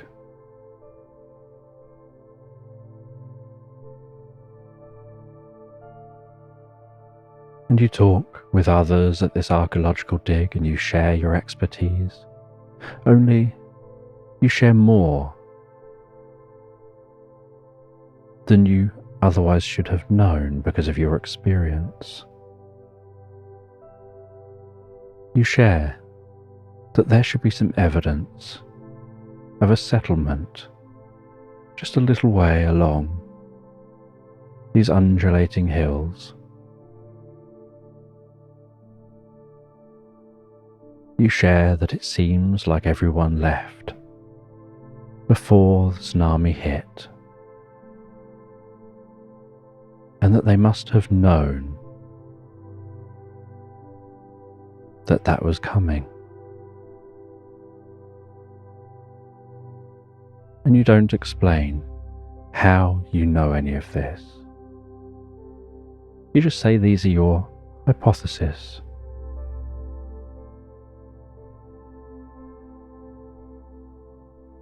And you're shown to a tent you'll be staying in for the night. You stay in that tent, thinking about the experience you've had,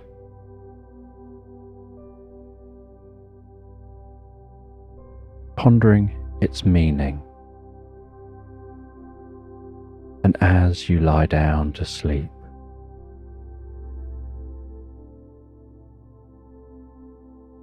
so you start to feel a deep connection with the world around you,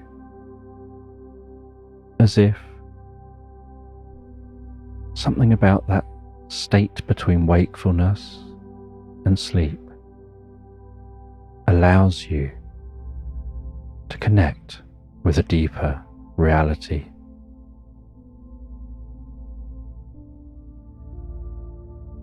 And you wonder when you head back the way you came,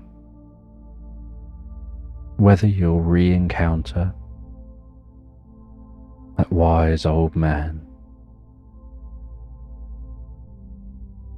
whether you'll decide to pick any of those mushrooms for the future, and you know more about making a potent version of that drink than perhaps that wise man even knew.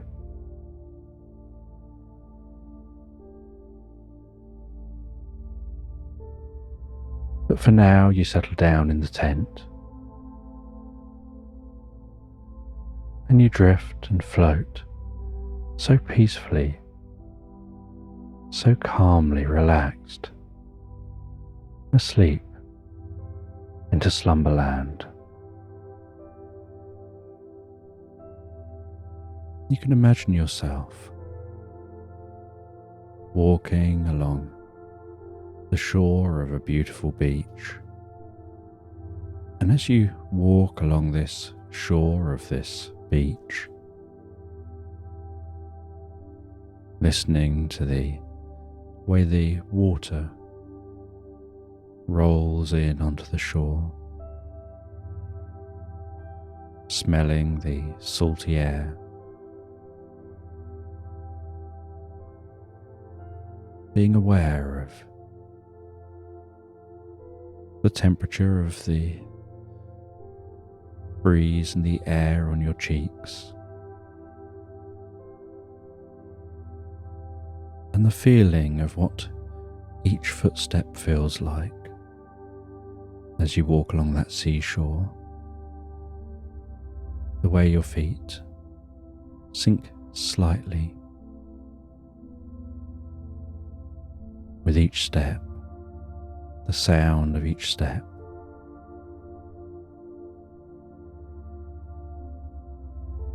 The movement of the water at the corner of your eye.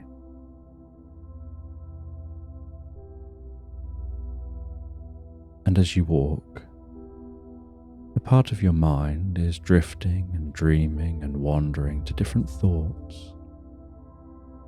And while thinking about different thoughts, in your own world, in your mind,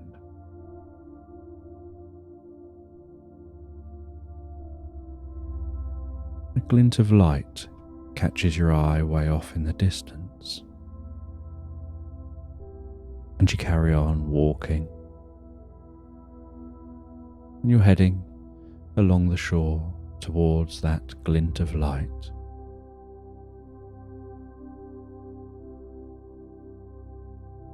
And you're not really paying attention to the glint of light, more that it just happens to be on the path you're taking.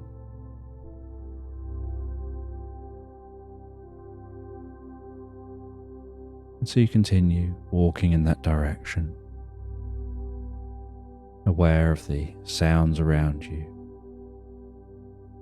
the sensations of walking along a seashore. But the whole time you're walking, you're getting closer and closer to that glint of light. And the closer you get, the more you notice it's just on the cusp, just on that point where the water flows over that glinting object. And it's the object getting wet and then that water pulling back that makes the surface of it glint in your direction.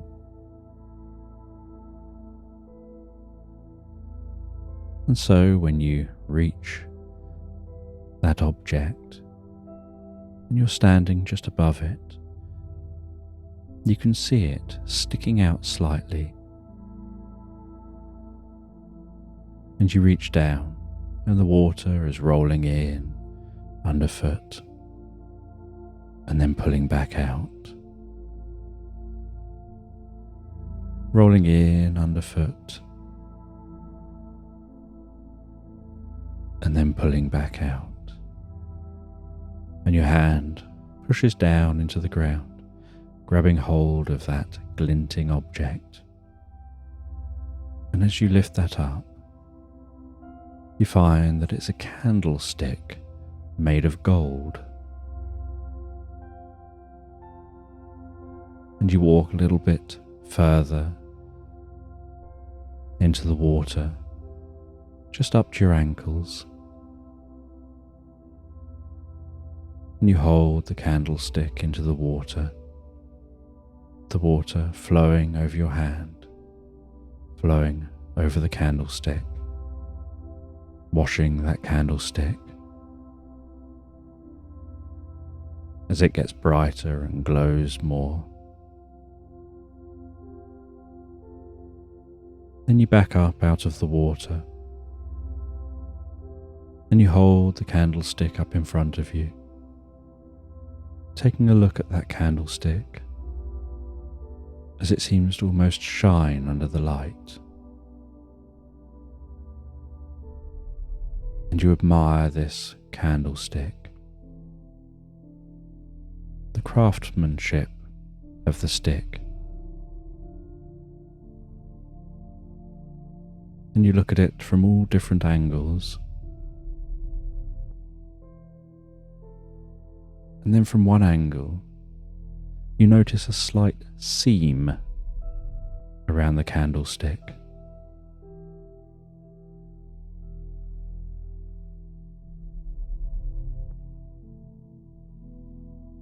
And you open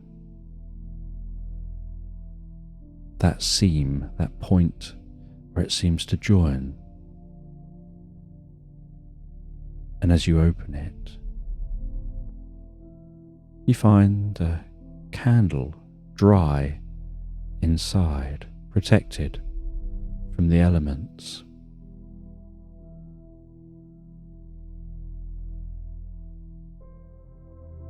And wrapped around the candle is a piece of paper tied to the candle with a bit of ribbon and the most delicate bow, and with a single pull of a thread of the bow, the whole bow unravels. You place that thread into your pocket. You roll the candle into the hand,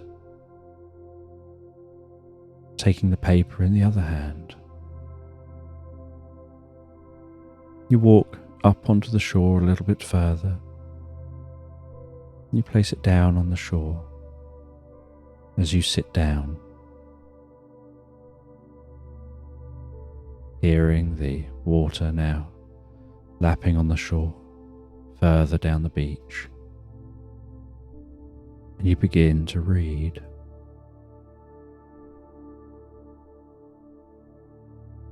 And as you read, so you realize that this is like a poem.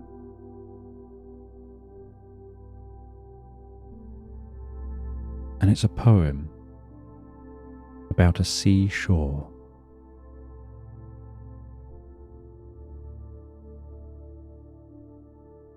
And the poem seems to describe that there once was a church on a cliff, a short distance from this location. And at the time the water was much lower.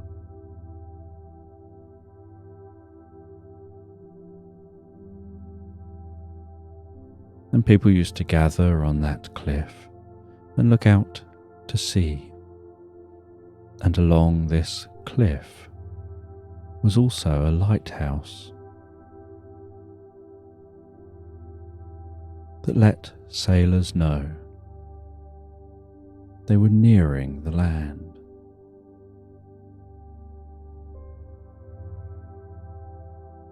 But many years ago, something happened, and the cliff ended up under the sea. It didn't collapse. It was just as if the land lowered itself down into the sea. And it happened quickly and unexpectedly. And a new shore was created.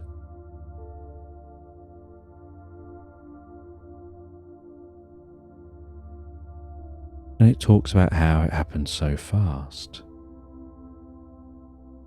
that no one had time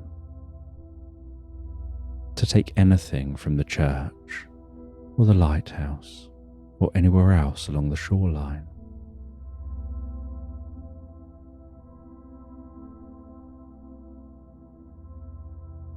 And this story was told through a poem on that paper.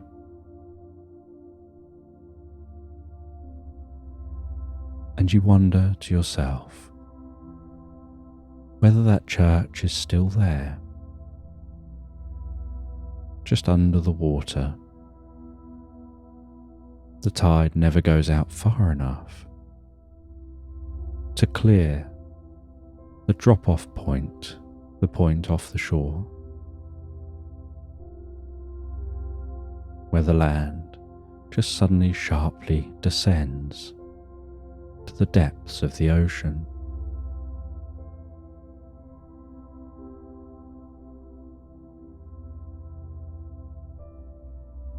And it gets your mind whirring. You begin to think about the possibilities of what could be there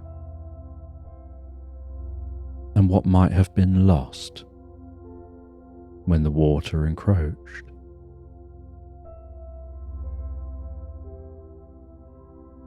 And after sitting for a while, gazing out to sea, wondering whether there's those structures still there and what else might lie off the shore, you head away from the shore. You journey up the beach. You walk through some woodland.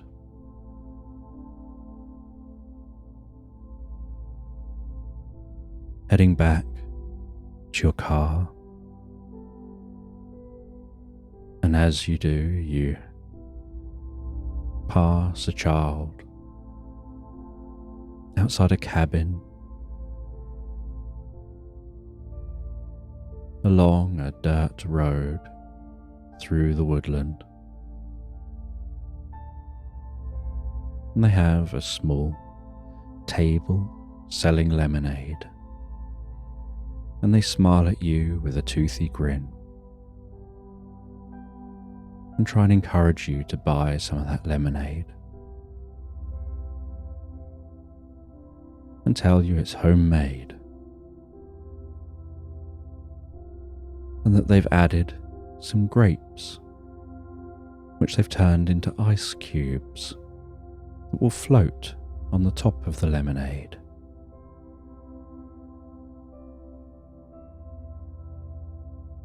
And so you take a cup of that lemonade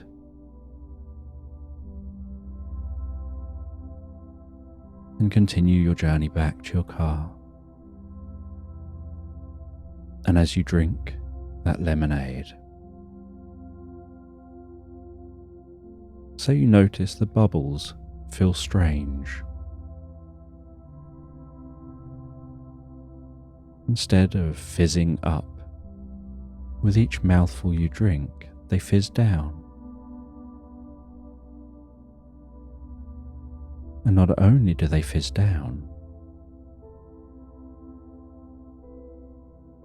but they lift your consciousness up. And with each mouthful of the drink, you have this sense that the bubbles are pulling down and your mind is clearing, like a fog lifting from your mind, making the world seem extra crisp and clear, seeming to connect you on some altered level with this world around you, where you become hyper-aware of the subtleties of the sound of each footstep, the way leaves gently crunch in stages beneath your feet with each step, and twigs crack and birds sing,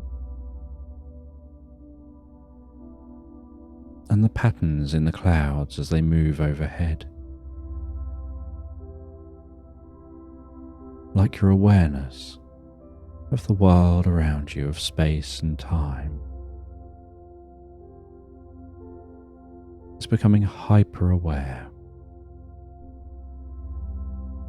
like a deep connection to reality.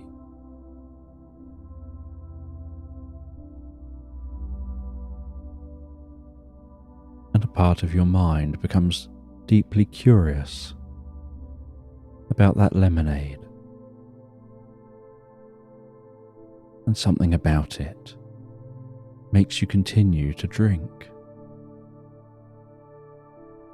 As you continue to walk and you pass the edge of the woodland, now walking past the fields, and as you walk past those fields,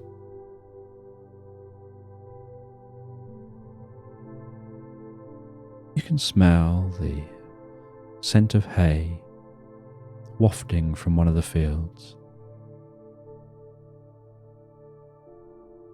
and see a couple of horses eating the hay in that field,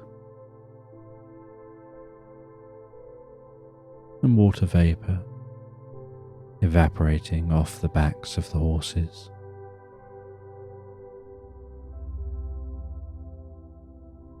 Their occasional neigh as you continue walking, deeply curious about this experience you're having.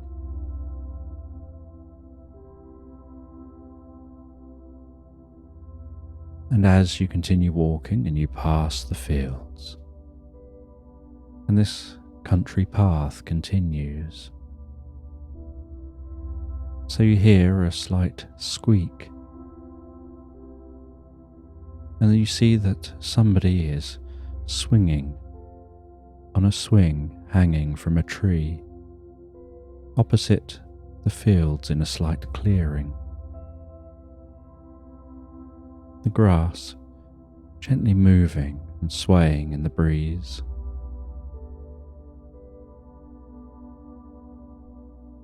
But as you watch and get closer, you notice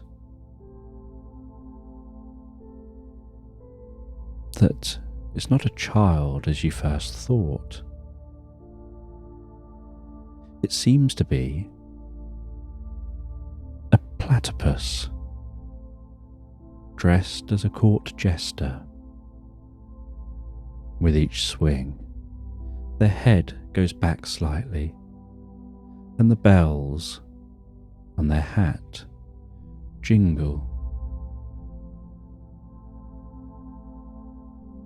as their feet rise up as they swing back forward.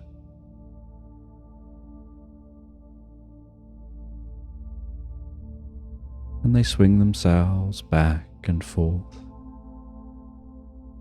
Their rounded, long, green shoes with little bells jingling on the ends. The bells on the hat jingling with the movement.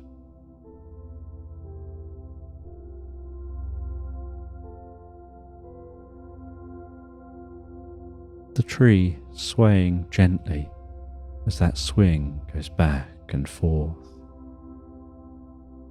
And they notice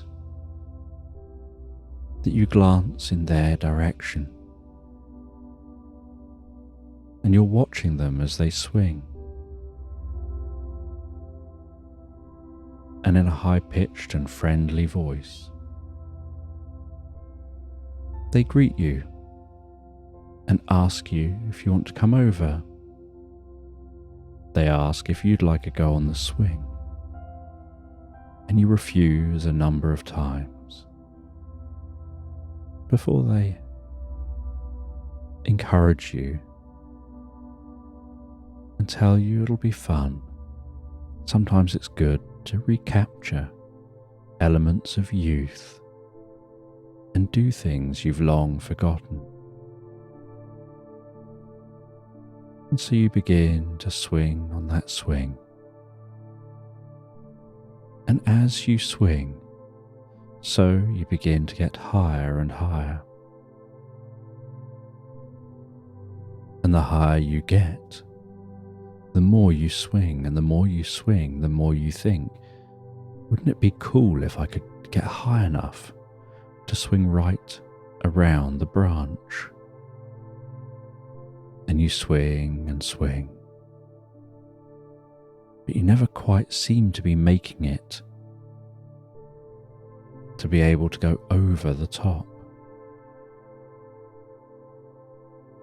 And as you're swinging, the platypus says that they'll push you and that'll help you. Maybe with their help, you can swing all the way around. And so they pull up a toadstool behind the swing. And then as you swing back, they jump up and grab the back of the swing. And with their weight as well, they thrust themselves down, adding an extra bit of strength to making the swing swing. And then they jump back on the toadstool and do the same again as you swing back.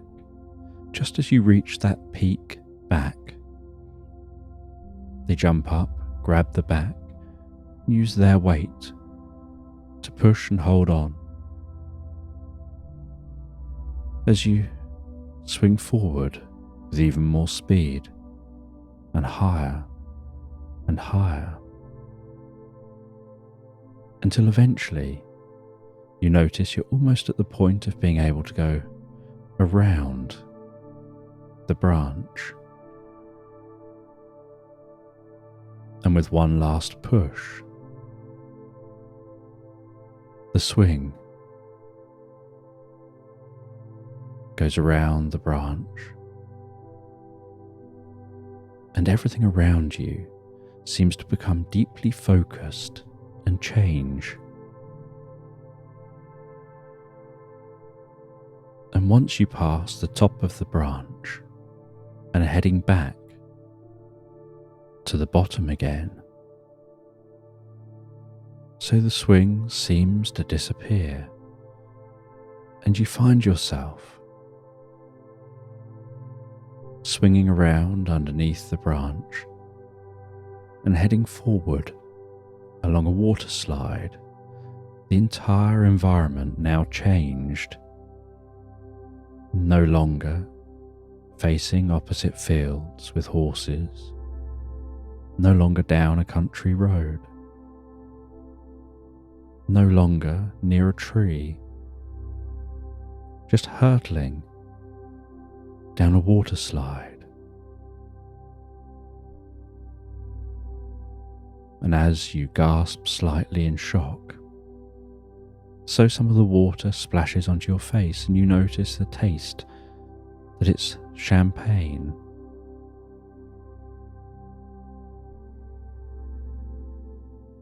as you travel down this water slide, weaving, dropping down, spinning around, and eventually splashing down into what seems like a swimming pool, except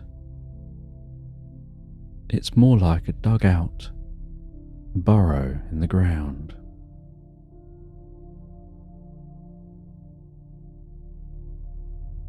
And it's just underneath the surface of the ground.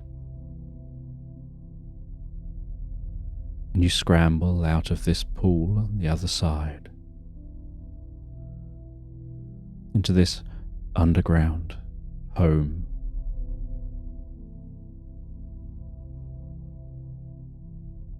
And are greeted by a llama. And this llama has the craziest pink hair and dark glasses, and seems to have the curliest, longest ginger nose hair.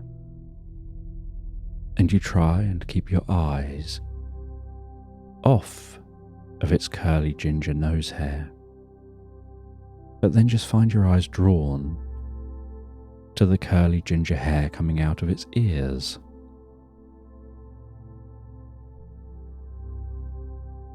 And then the llama talks, and you expect it to have a slightly higher voice than it ends up having, and it talks with a deep voice and a slow voice.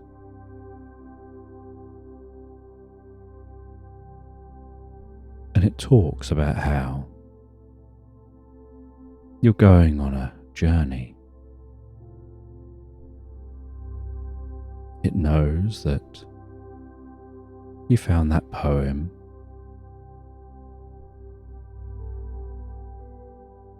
that you opened a candlestick, and it started you on an adventure as the one who found that. And nothing that you've seen is as it seems. The child isn't really a child. The lemonade isn't really lemonade.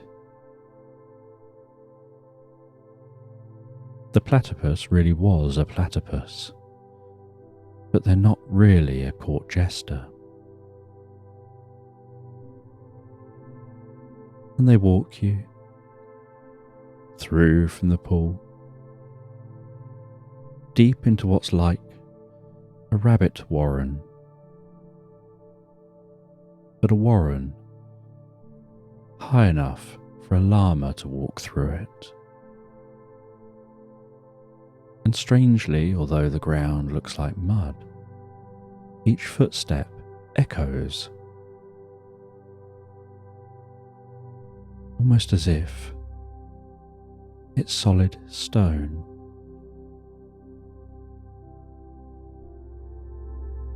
And the llama says there's something strange about the layout and the design of this space. Each echo, each corridor makes sound reverberate in a pattern.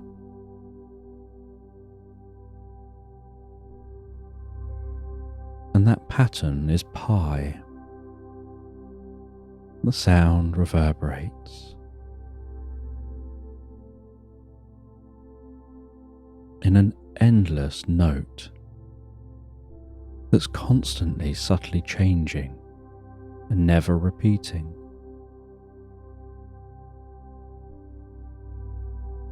And as the llama walks, they say they've got something to show you, that you've shown a curiosity about the time before the Great Sink, before the land dipped into the water and the cliffs disappeared.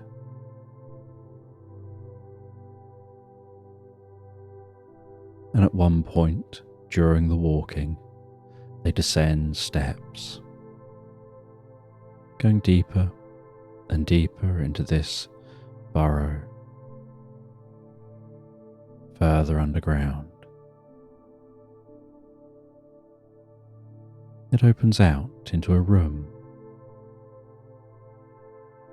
where you see other animals, and all these animals are dressed in curious fashion. And you see that platypus in here. And you see a giraffe which talks with the same voice that the lemonade selling girl had.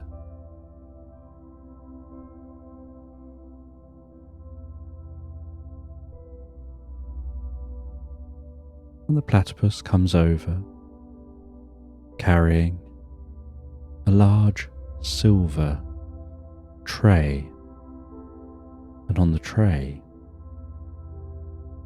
is a moose. And the platypus seems to take great delight in asking if you'd like some of this mousse, that they designed it and made it themselves.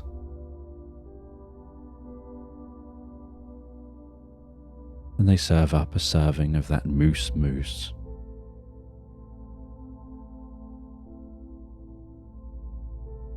And the llama says they've always wanted to be a court jester. They think they're funny.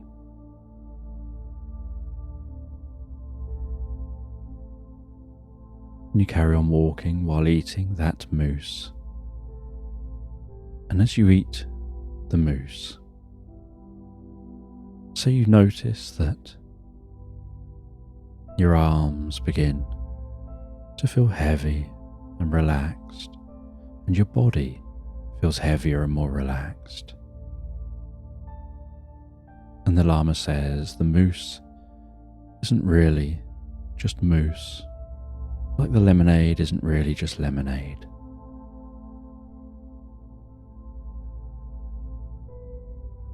It's helping you perceive reality in a different way. And as your body feels heavier and more relaxed, so you see what looks almost like fine hair along the walls, glowing and pulsing.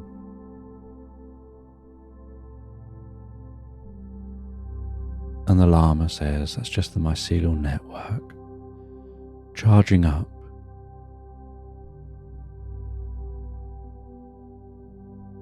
and passing messages through all living things. And eventually, you arrive at a door, and the llama opens the door and says, if you just walk through this door, you'll learn something new you didn't know you knew. Because it's not the time to know it until you discover that you knew it. And you walk through the door, and the door's closed behind you, and you can see a gentle blue glow off in the distance. You head towards that blue glow, and the tunnel opens out wider and wider, until eventually you notice it looks like a window to under the sea. Except that when you reach out with a hand, there's no window there. And you pull your hand back, and your hand's wet from the sea. And it's as if the sea just doesn't come in through this gap.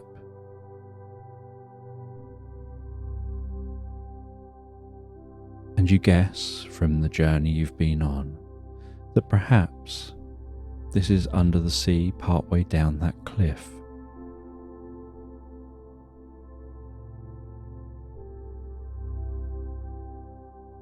And you look around you and you can see beside you a small rubber duck. And there seems to be nothing else around, so you pick up that rubber duck. And as you do, so you have this sensation that you're changing and evolving into something different. Almost as if you take on some of the qualities of a rubber duck.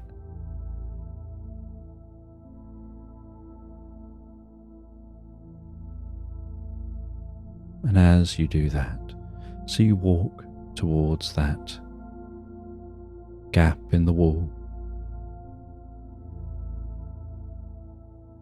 and find yourself swimming out through that gap. And as you swim out through the gap,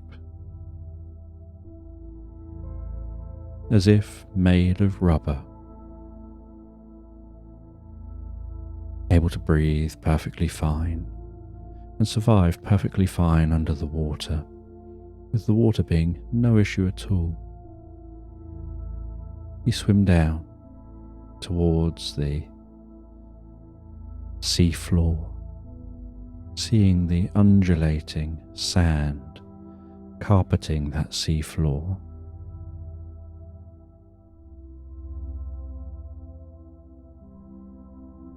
And you swim all the way down to that sand. You run a hand through the sand, churning it up slightly, creating a gentle cloud as you go.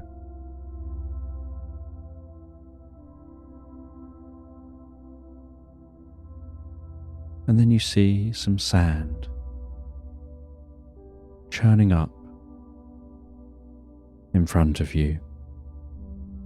And it churns and becomes something of a sandstorm underwater, filling the space around you with that dense sand, so you can't see forward or backward or left or right or up or down. Just a murky, sandy colour, whatever direction you look. And then you hear some bubbling in that water.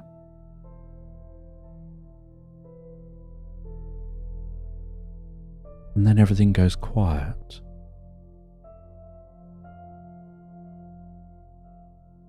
And as the sand begins to settle, and you remain very, very still to allow the sand to settle,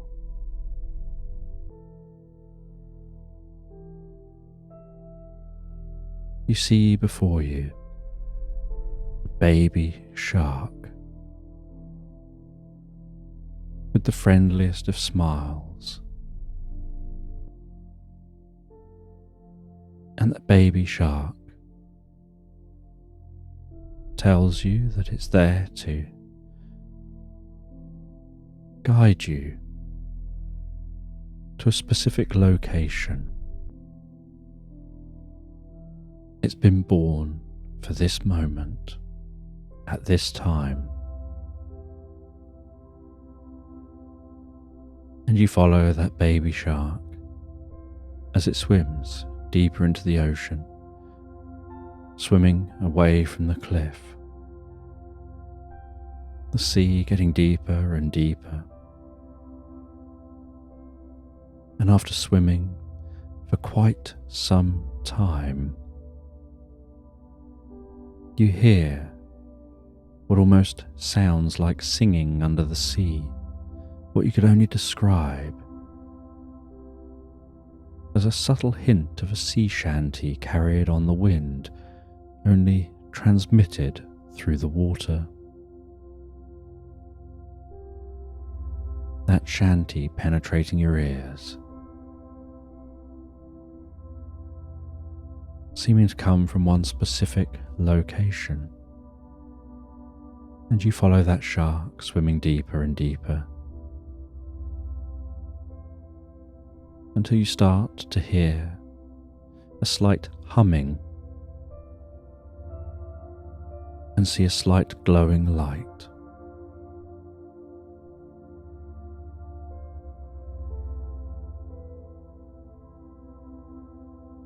And you swim towards that light and discover that it's a globe. And strangely, once you're close to the globe and your eyes begin to adjust to the light from the globe, you find that you can see into the globe. And the globe's about 4 times the size of your head, with half of it buried in the sand, and the outside of it is incredibly bright. And as your eyes adjust, they can see inside it, and inside it looks very different. And the baby shark is swimming around slowly, gently, in circles around you and the globe, while talking to you, telling you that if you touch that globe and close your eyes, you'll be able to project yourself inside. And so you reach out and touch the surface of the globe, feeling how smooth that globe is. And as you feel the smoothness of the globe, so your hands start to move through the globe, and you start to follow. And as you follow, so everything goes misty, and a strangely glowing fog seems to form around your experience. And you fall through that fog and find yourself lying on your back on the softest carpet of moss, with the sense of woodland around you. Rays of light penetrating the glowing fog, dancing like spotlights as the wind blows a breeze through the trees.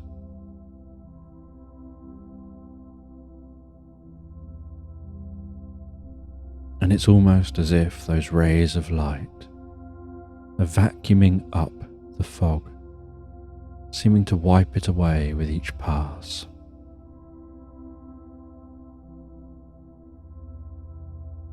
As you feel yourself so deeply and comfortably supported by the moss, feeling the coolness of that moss and the dew created by the fog tickling your cheeks, dripping off of leaves. And as it clears, so you find you're in the most lush, beautiful woodland. And you walk through this woodland.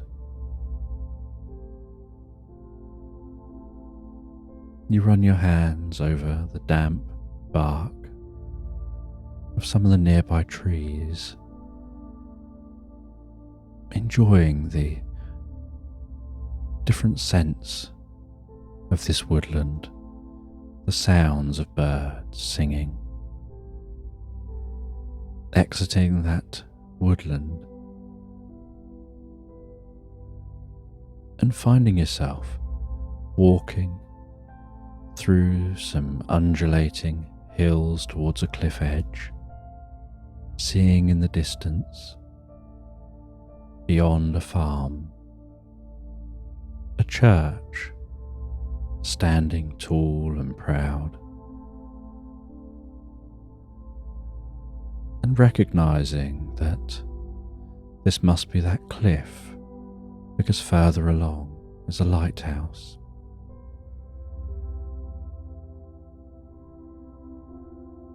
And a small robin flies past you and lands on a fence post, singing and watching you. You watch it, and you walk gently and carefully past the robin so as not to disturb it.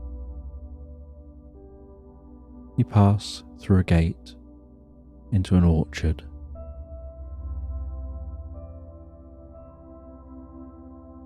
You walk slowly, carefully, taking your time to observe what this orchard looks like,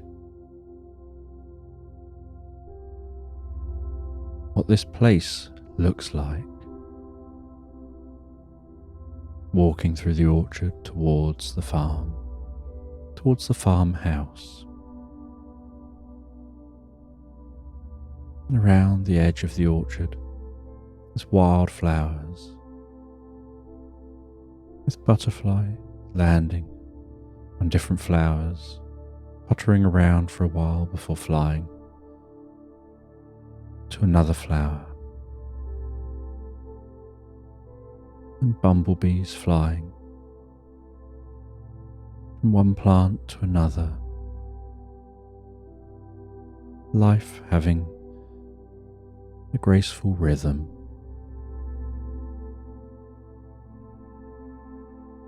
And you arrive at the farmhouse and notice that no one seems to be here.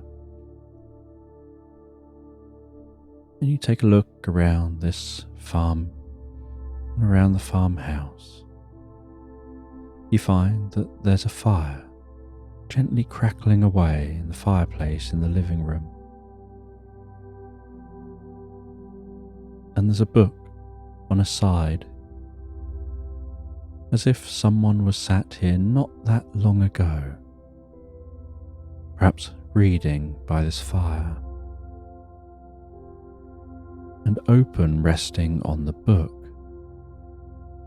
is a locket on a golden chain.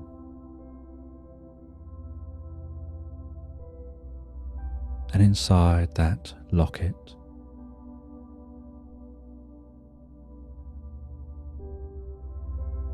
is a drawn picture of somebody. And on the other side, on the inside of the locket, is a quote expressing love from the person who the picture's of in the locket.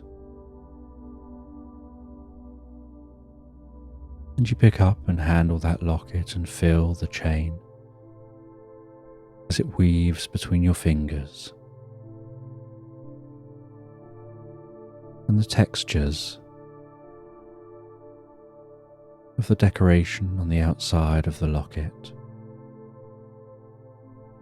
before placing that back down on the book,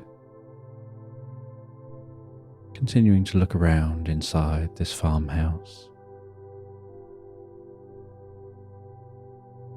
and seeing on the wall a large map of this area,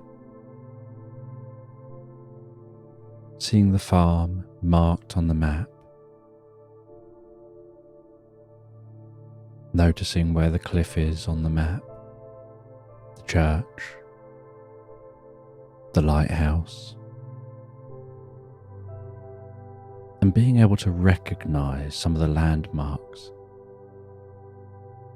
that let you know where the current shoreline is.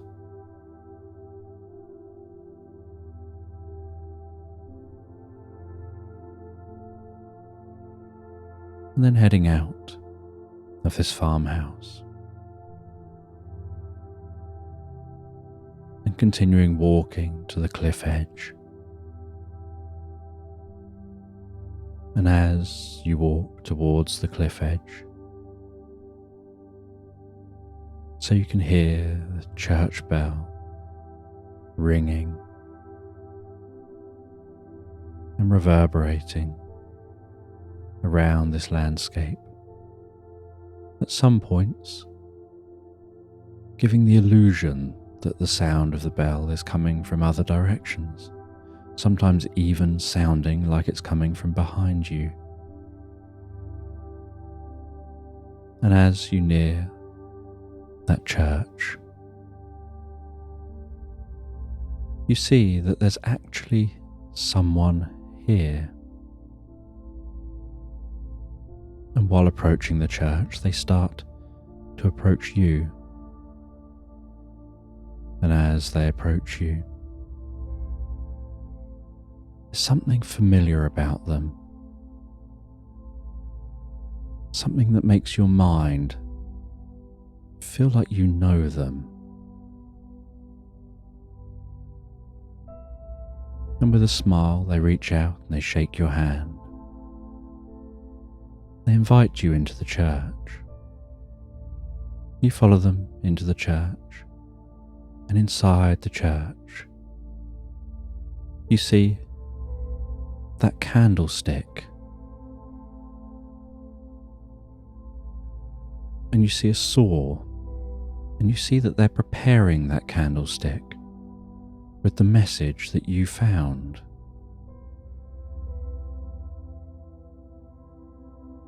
And they tell you that they have certain magical abilities. They can't stop what's going to happen here, but they can leave a clue. They can leave some breadcrumbs that can be followed so that people can come back here and explore and learn. And you ask them, what happens here? And they tell you that a certain shift happens deeper into the continent. And that shift goes way down deep under this side of the continent. And very quickly, but still quite smooth, suddenly the entire side of the continent gives way and lowers into the sea. And they'd worked out it was going to happen long before it did. And that's why there's no one here. Because they are here, just not really here. They've been placed in a slightly different level of reality, on a slightly different plane of reality. And so they partially interact here, but aren't really here, so when the change happens, it only happens to the land, and then they'll return to this reality once it's safe to do so. And that's why you don't see much here, but you can hear through the different realities, with the sound reverberating through dimensions.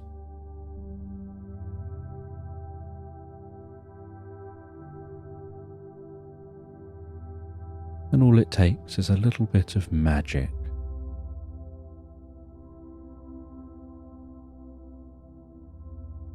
And they guide you deeper into the church. You see that nobody's ringing the bell. and yet the bell is ringing.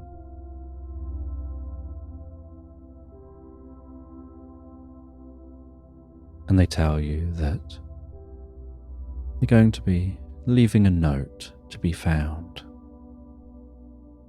And when the time is right, the shore will wash down enough for it to be discovered. And then the stories of here will be told there.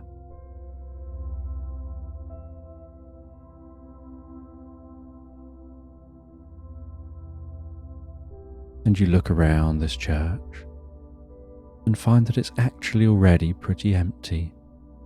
There are very few documents left here, very little of any real value or interest. It's all been moved and shifted and changed to another dimension.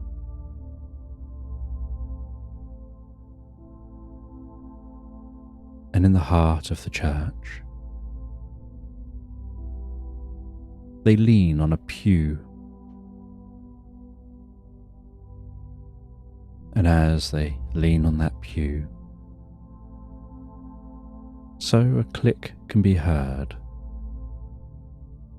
And with that click, the pew spins around. The ground opens up, and steps spiraling down form in the ground.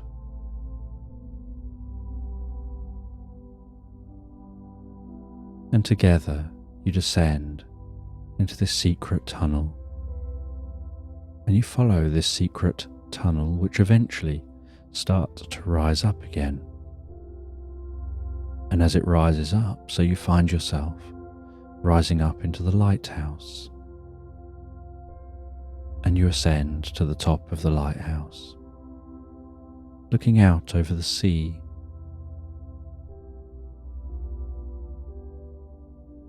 And they tell you that you can see the sea, and you can see the way the sea is beginning to come this way, as the land is beginning to lower. And together you watch and wait as this land lowers beneath the ocean. And it looks, from your perspective, like the ocean is just suddenly getting deeper and deeper, like a tide that just seems to endlessly be coming in. And it does so gently, so calm and relaxed, just a small amount at a time, until it's up above the height of the lighthouse. And the magic protects you and makes it so that it's almost like you're in an air bubble watching this happen.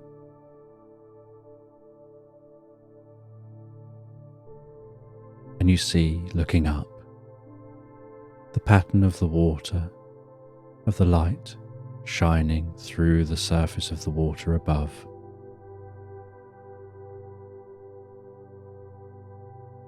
As that light shimmers overhead,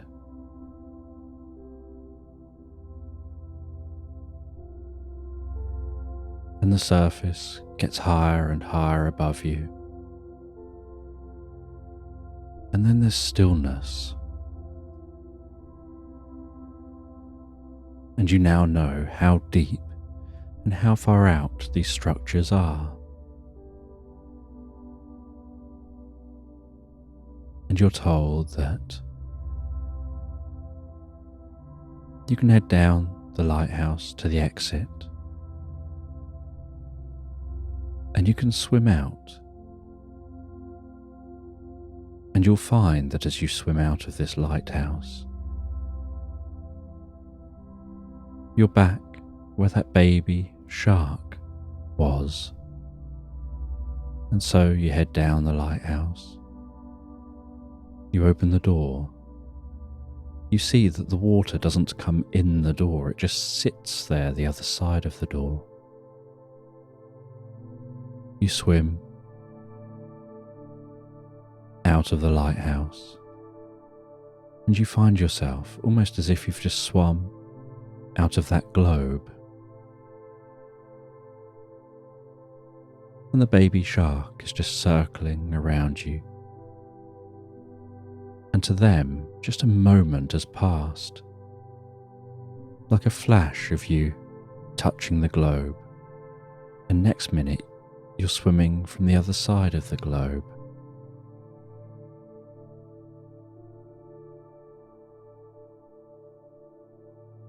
And you explain to them that you know what happened here, and you follow them back towards the cliff. And once back at the cliff, so you head back in through that gap, finding yourself back dry, and just as you were before you left.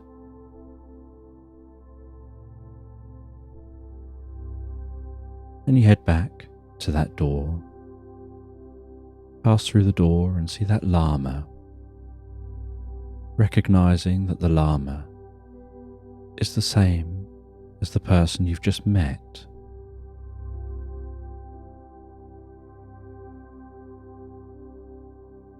And you raise this with them and explain that you think that they're the same. And they say that they're the spirit of nature, they're the spirit of this land. The whole role is just to protect the land and those in it, but also to share knowledge and history, and to keep a connection from the past to the present and on to the future, about what happened here. And they take forms that are based on things that are familiar, but that are also based on the way your mind works. And so you see kind of what you'd want to see, something that will grab your interest, something you'll find fascinating or curious, something that will make you want to engage and want to follow along.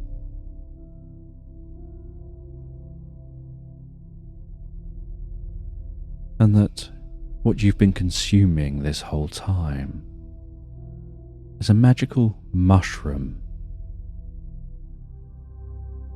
And it's that magical mushroom whose properties were mixed in with the lemonade,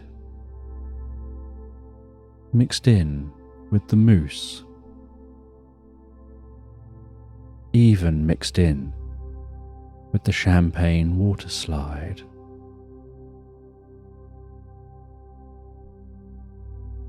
And it's that magical mushroom properties that allow you to transcend one reality to another,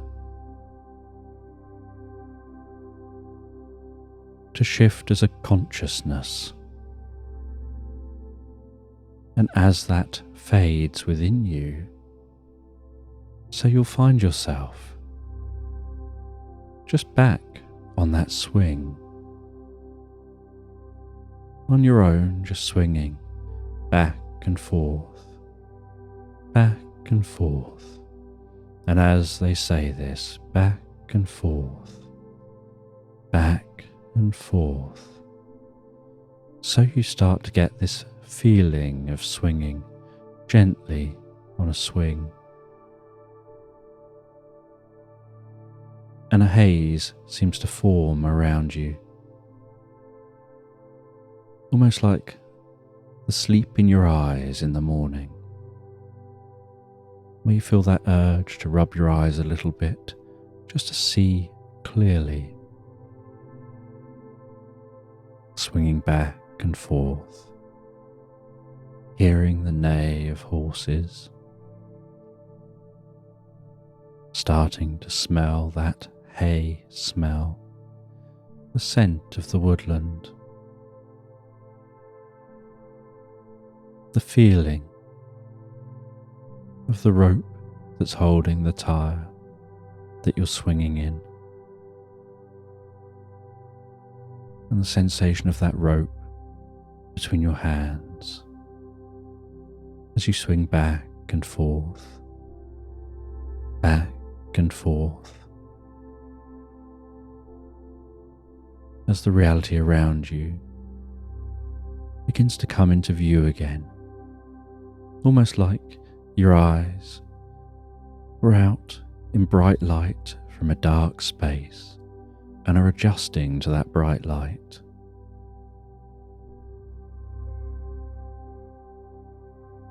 And as they do, so you find you're back in your familiar reality. You leave the swing.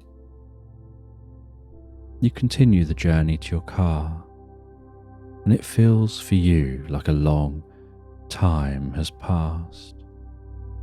And yet the day seems no different.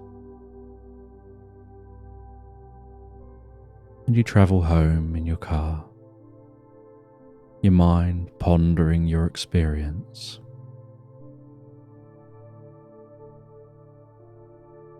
You arrive home. You have nothing to evidence whether that experience was real or imagined.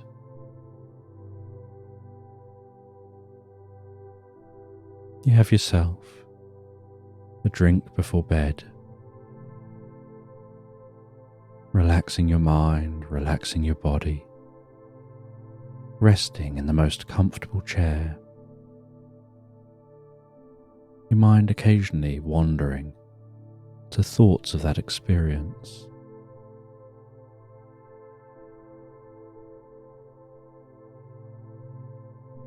Feeling your mind clearing before you then head to bed. And on the bedside table, you see a book, and on the book is a locket, and you realize it's the same book.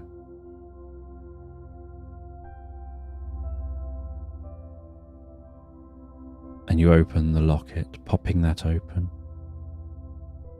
You see that picture in the locket. You see the inscription in the locket.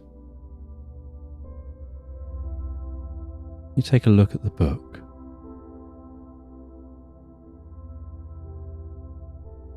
And it's an old book. And on the first page is an inscription. And the inscription says, "Never go looking for sandy golden donkey bells, because all you'll ever find is a llama."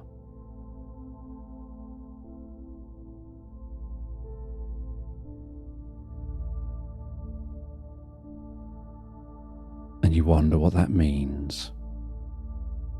But know that it did something curious to your mind.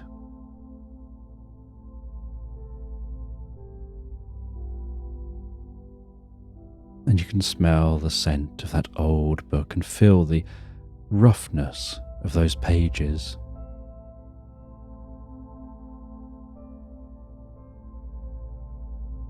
And you sit in bed. You start to read the book.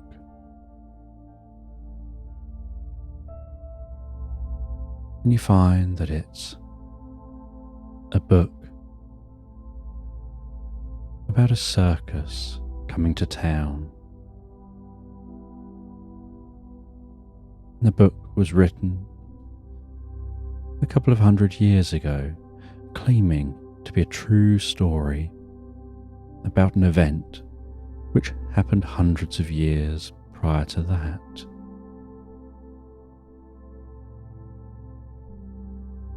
And after reading for a short while, your eyes began to feel heavier. And as your eyes feel heavier and more relaxed, so you place a bookmark in the book. Put the book beside you. Relax down so comfortably into the bed. And close your eyes and begin to drift and float peacefully asleep into slumberland. And as you comfortably fall asleep, I'm just going to tell this bedtime story in the background.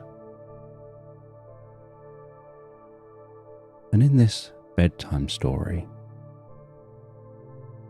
you find yourself relaxing in a cabin,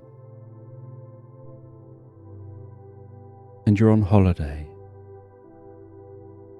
in a cabin in the woods.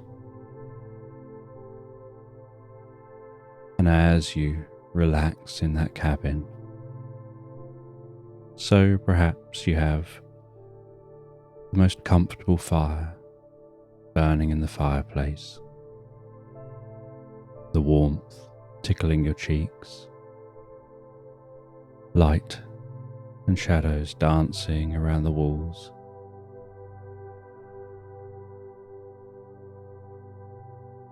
Just enjoying relaxing in the cabin, the faint sound of birds in the woodland outside,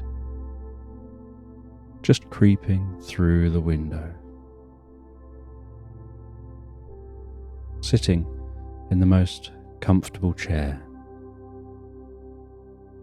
the kind of chair that you almost sink into so deeply that it's almost like you become one with that chair.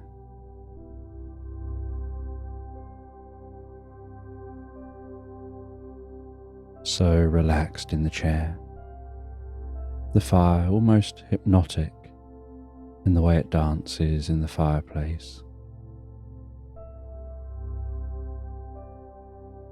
Relaxing deeper, sometimes lost in thought, other times finding your mind just wandering as you wander, pondering different thoughts,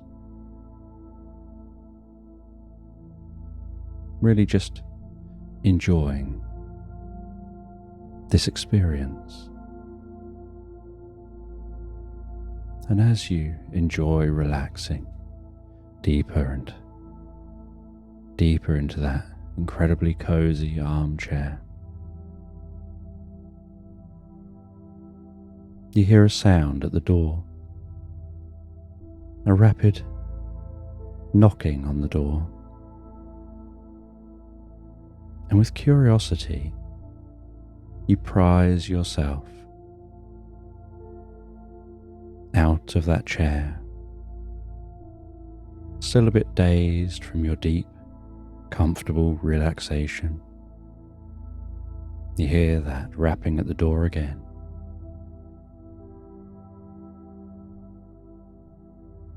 You get to the door, you open the door,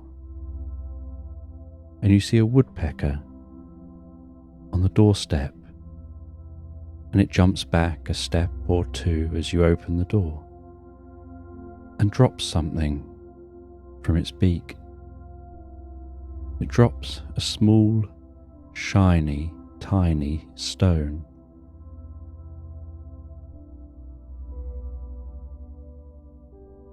And with slight jerky head movements, it looks up at you, and it looks at the stone, as if to encourage you to pick that stone up. And so you carefully reach down.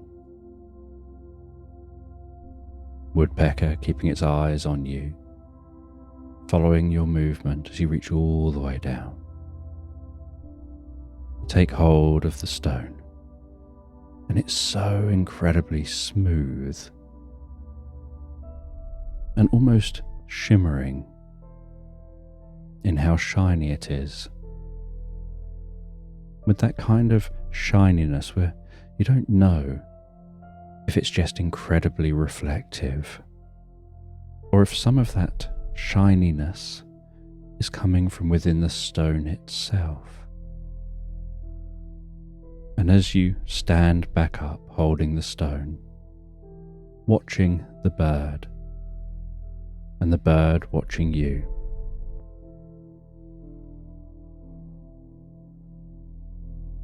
your brow furrows a little, wondering why this bird brought you this stone.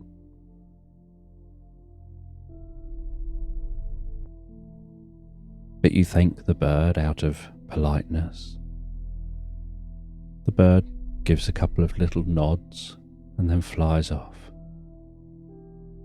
You head back into the cabin. You close the door behind you.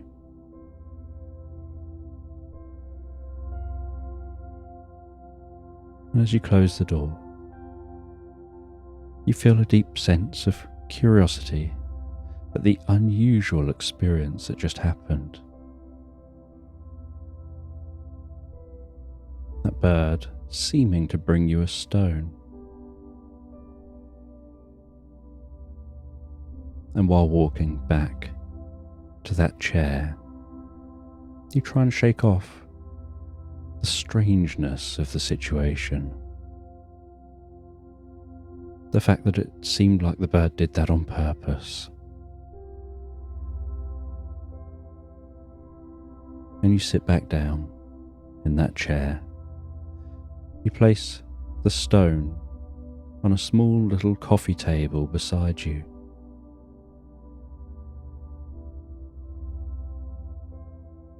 And you then just relax back into the chair, resting an arm either side of you, slumping yourself down, sinking your back deep into that cozy armchair. Your eyes occasionally flickering and shutting for a moment as you become absorbed in the relaxation. Your cheeks warming from the warmth of that fire. And as your cheeks warm from the fire, then you open your eyes from time to time, looking around. You notice something unusual.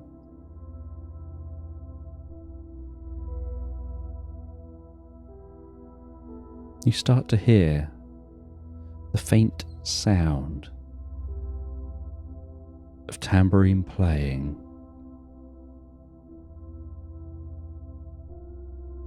And your ears begin to focus more on that faint tambourine sound.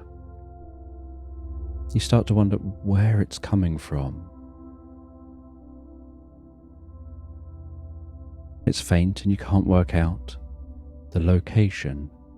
It just seems to be there. You can't work out whether it's from outside.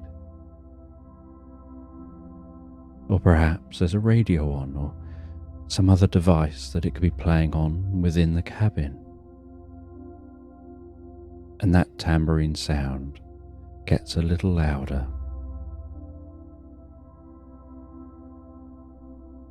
And while it gets louder, so it reaches that point where you become more alert here, more focused, more curious. You start looking around you, trying to figure out what's going on. And you see that that shiny stone beside you is glowing even brighter now. And you reach over and you touch that stone and you notice that it's giving off some warmth. And you watch that stone with curiosity. seeing how it's getting warmer and warmer. And you notice a slight glow coming from the stone. And it's an indistinct orangey glow, kind of the glows of a fading fire in a fireplace. And you watch as that glow becomes stronger and stronger, just a dim light glowing from that stone, spreading out further and further from the stone, until the glow is beginning to caress the walls of the cabin.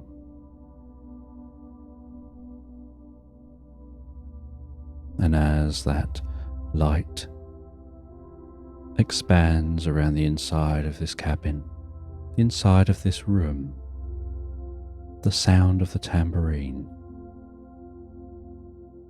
increases slightly in volume, and you realize it seems to be coming from somewhere in front of you, but you can't see anything in front of you for it to be coming from.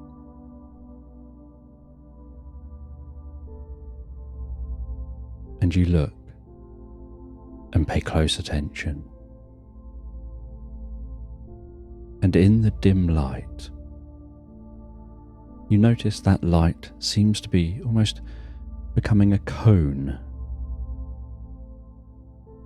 emanating from that shiny stone, almost like the light of a projector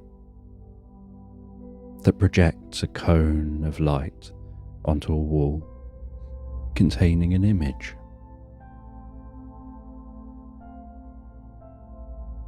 Only the image that you see forming before you isn't forming on the wall in front of you.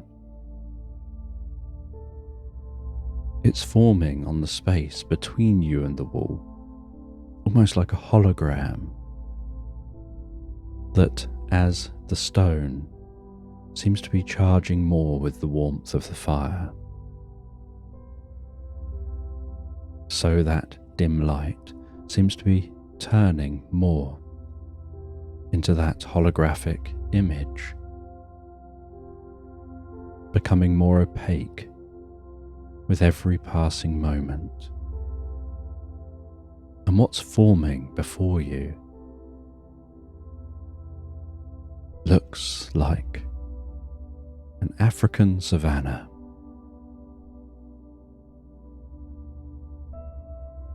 With a vast vista stretching out, coarse grasses, the most beautiful orange sunset,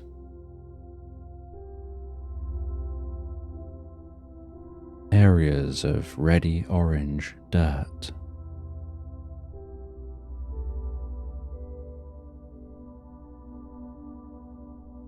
and you can see some people underneath a tree enjoying some shelter from the sun,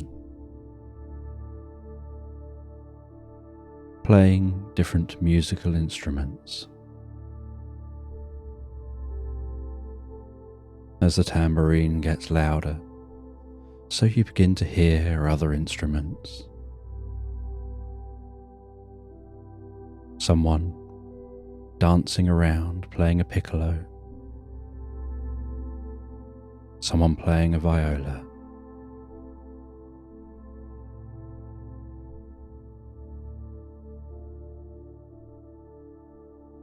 and you stand up and walk towards this holographic image. Only as you walk towards it, so you start to feel the warmth, as if there's a warmth from within this hologram.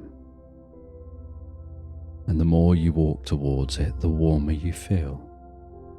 And the more you realize this isn't the warmth of the fire, There seems to be warmth coming from this projection.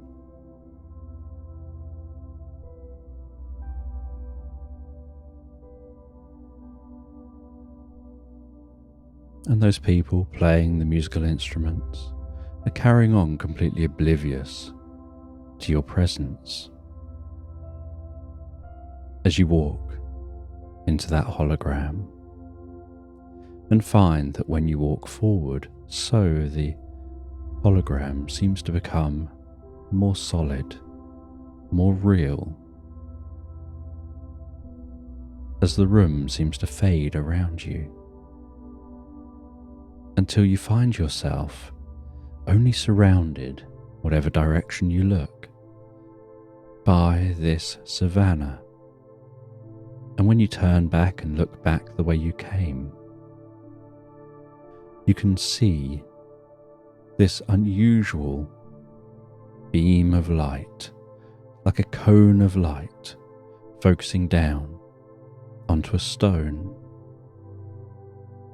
But you can't see the stone, just a cone of light passing into a vanishing point. And you know that the other side of that vanishing point is that stone.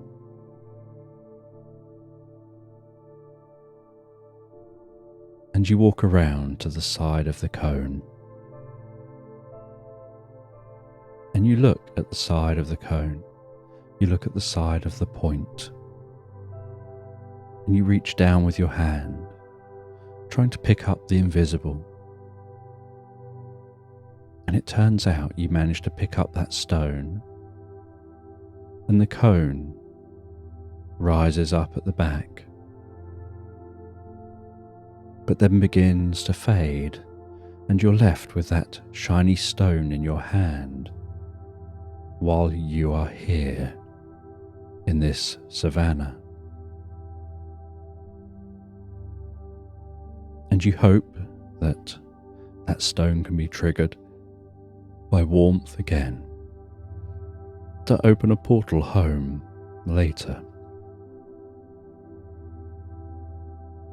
But for now, you're curious where you are, why you're here, and what this has to do with a woodpecker.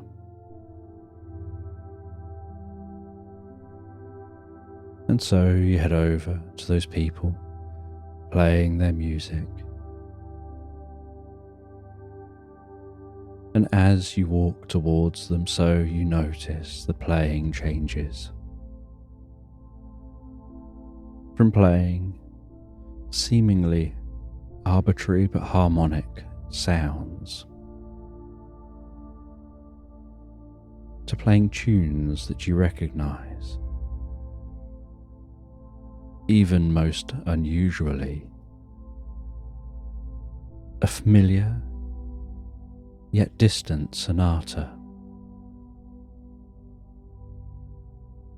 that grabs your attention, that they could possibly be playing that on these instruments here.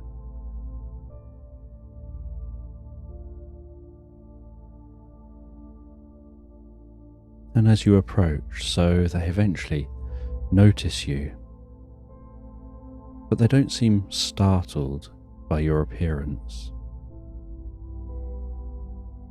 Not as startled as you were by theirs. And they tell you that they were here waiting for you. They're like the welcome party. They were just in their own world.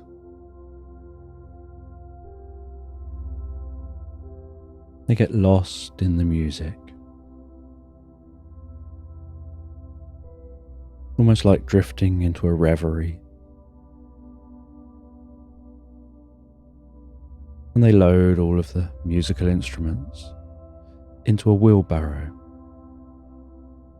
as one of them begins pushing it over the bumpy ground, the instruments bouncing up and down. And part of your thought as you walk along with them is that you would like to just be able to pad those instruments a little bit because you're worried about them getting broken. But they seem to just throw them in and walk along without a care in the world. And as they're walking with you, so they talk to you, asking you what your world is like. And you wonder what they mean. This all seems the same world. You've seen this kind of landscape before, even if you've never been here. But you don't interrupt. You answer them and then encourage them to keep talking. And they share about this place. They share that you're going to a very small village nearby.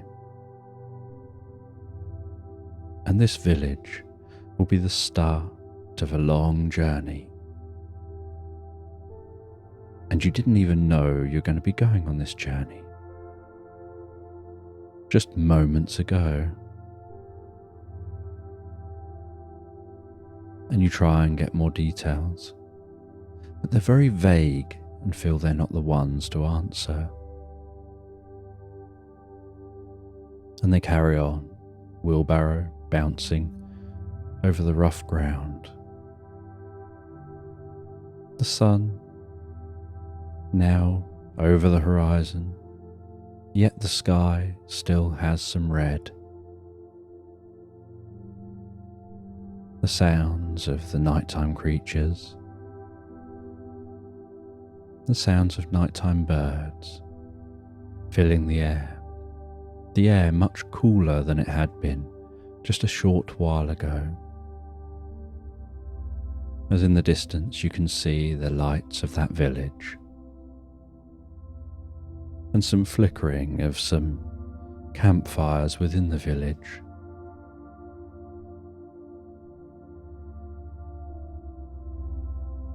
And so you head with these people all the way to the village.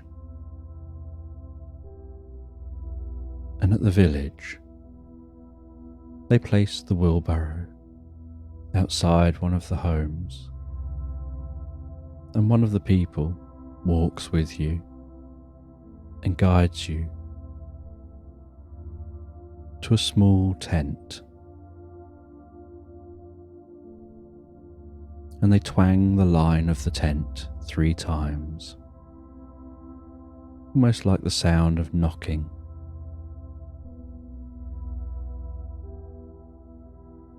And then there's a slight humming coming from within the tent, and a slight glow. And out of the tent flies a fairy. And this fairy seems to be coated in silvery sparkles. Her wings, her movement, like the movement of a sparkler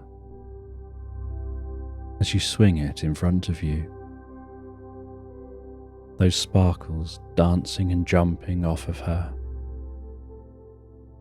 And she hovers in front of you, almost as if she's sizing you up. And she tells you that you've got an adventure to go on, and that you should rest up, because in the morning she'll guide you on a long walk.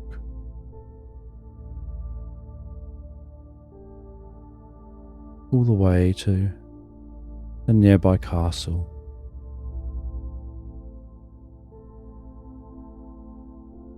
And she then shows you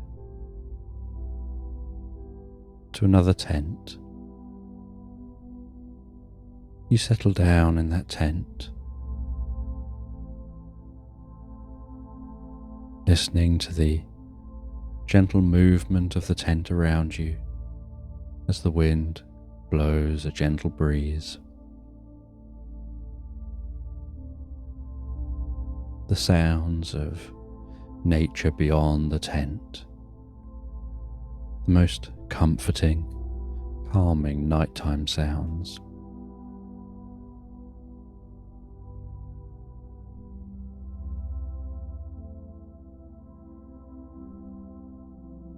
And as you rest in that tent, feeling so calm and comfortable, so you start to drift peacefully asleep, your eyes closing. Your ears gradually focusing inward on deep relaxation as your body drifts and floats peacefully asleep, sleeping so well all night, ready to awaken, feeling so refreshed in the morning. And come morning, there's a slight glow through the tent of the morning sun. And the tent gently pulsing in the breeze.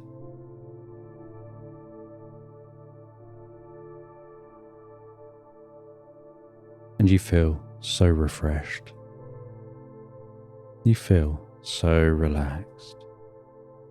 It feels like just the right time to awaken and leave this tent.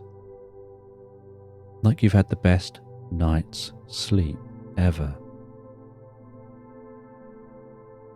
And so you leave the tent. You stretch your arms, your shoulders, your back, stretching your legs, doing a big morning stretch, breathing in that fresh morning air, hearing the new morning sounds of this area around you, beyond this small village. And for the first time, you can now see what this village is like. You can see that there are many people staying in tents, and there's a couple of small wooden structures.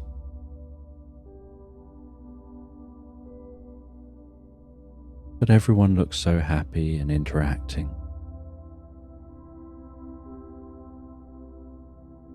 And the fairy comes and finds you and takes you over to have something to eat. And you eat some food with those people you met the night before.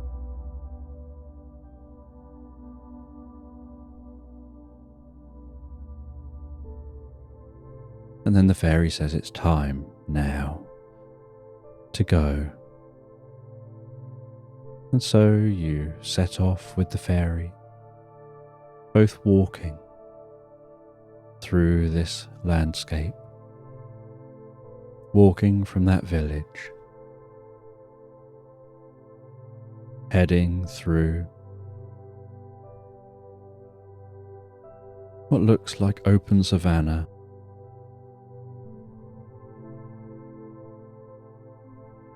and walking all day.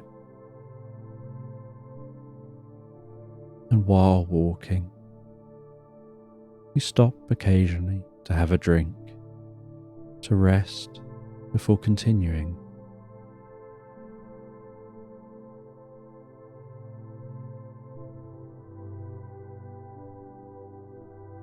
And after nearly the whole day of walking,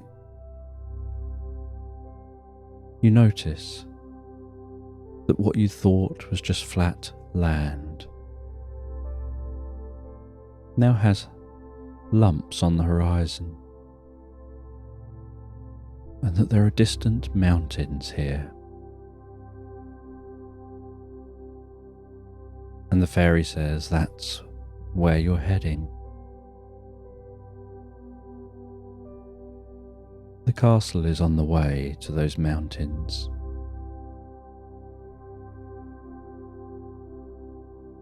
And from the castle, you'll journey into the mountains, and that it will all make sense. And so with curiosity you continue, following the fairy. You stop and camp once the sun has fully set, and the next day you continue on your journey, and you can hear the thunderous rushing of water gradually approaching as you continue walking, and eventually you come to a vast river, the torrents of water pummeling down that river. And together with the fairy, you walk along the side of the river,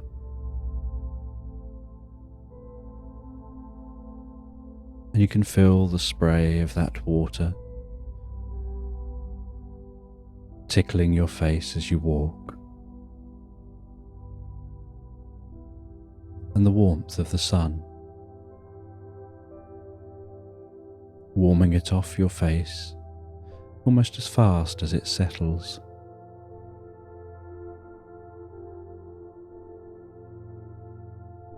And this river leads to a waterfall,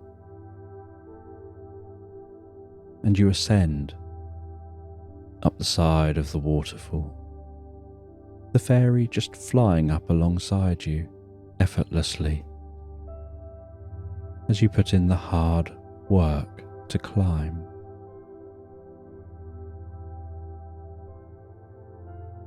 And at the top of the waterfall, you can see in the distance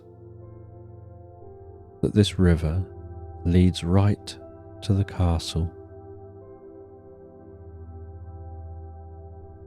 And so you continue along with the fairy, heading to that castle.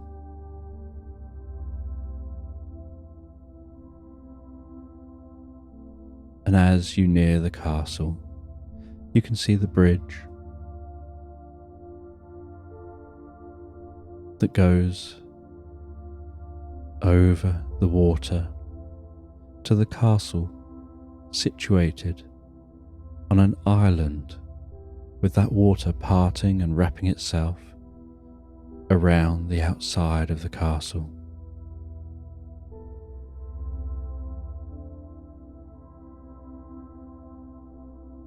And with the fairy, you head up to the door.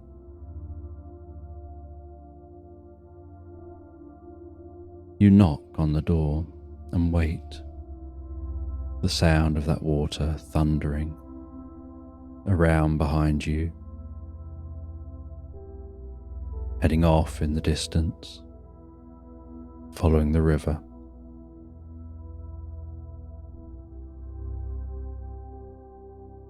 And after a moment, the door opens in a very grand way, and you walk in to a highly echoey chamber.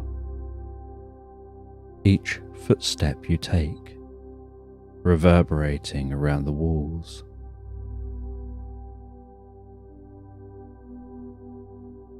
And you can see gold everywhere, massive paintings on the walls, light streaming in through stained glass windows, illuminating the inside of this space.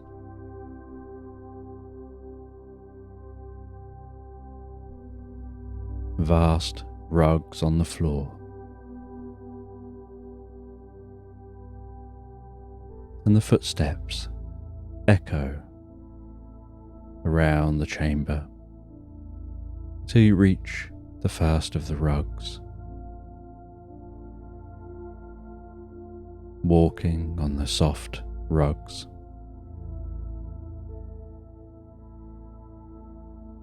the sound of each step absorbed by the thickness of the rugs, so thick they're almost springy, and barely a sound can be heard from each step.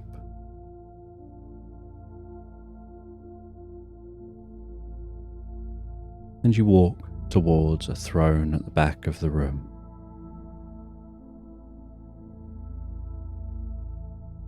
And as you approach, you find it curious that whoever's on the throne seems to be shadowed from view. The light streaming in through the windows, creating coloured shards, weaving, interlacing through this room, obscure the view of whoever's on that throne.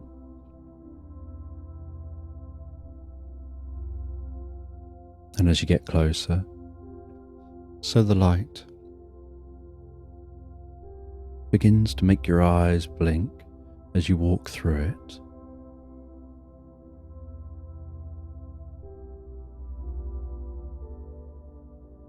And it isn't until you're out the other side, directly before that throne,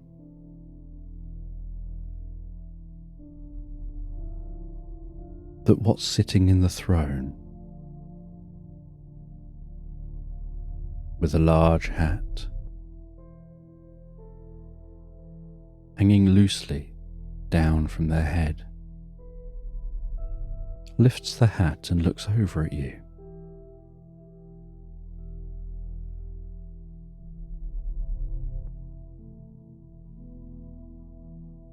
And in the friendliest of voices and the most grateful of voices, they say that their name is Balsam, and you notice they're a platypus, and they jump down off the throne. They head over to you,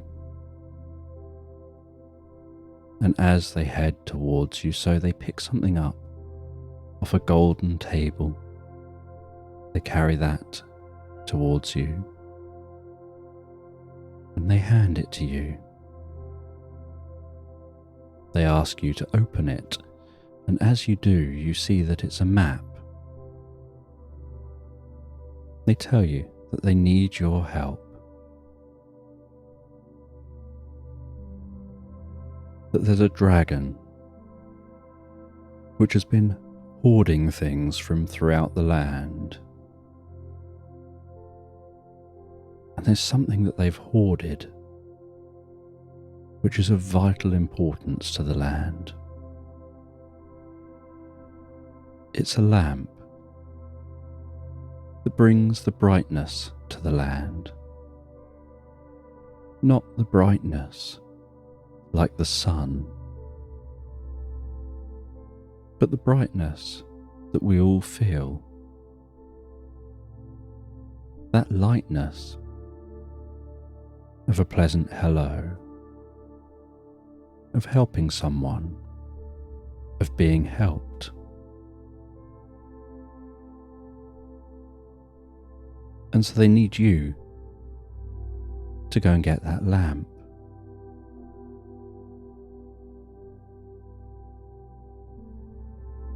They tell you that the woodpecker flew through space and time to arrive at your cabin, to find you, to ask you for help. And it was your curiosity that led you here.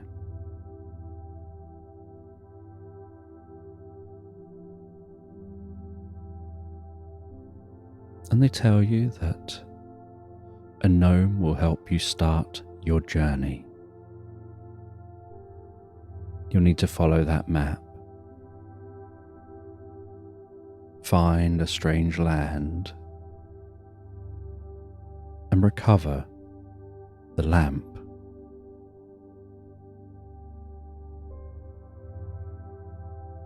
And you look at that map, unfurling it before you, and you can see the distance to the mountains, and you remember you were told you'll have to head to the mountains. And you do a longer sigh than you'd hoped would be noticed when you look at that map and see how far it is to go.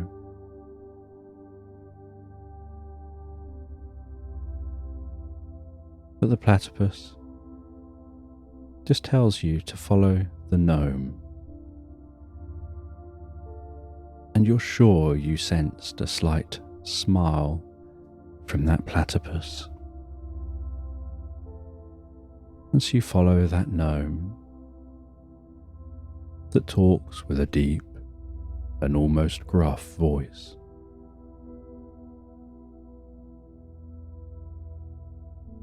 And yet is encourages you to a doorway in the far left of this chamber.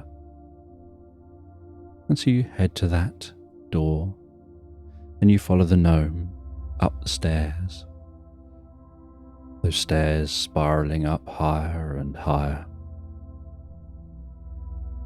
seemingly climbing for many, many minutes. And you think to yourself that the castle's big, but it didn't seem that high from the outside.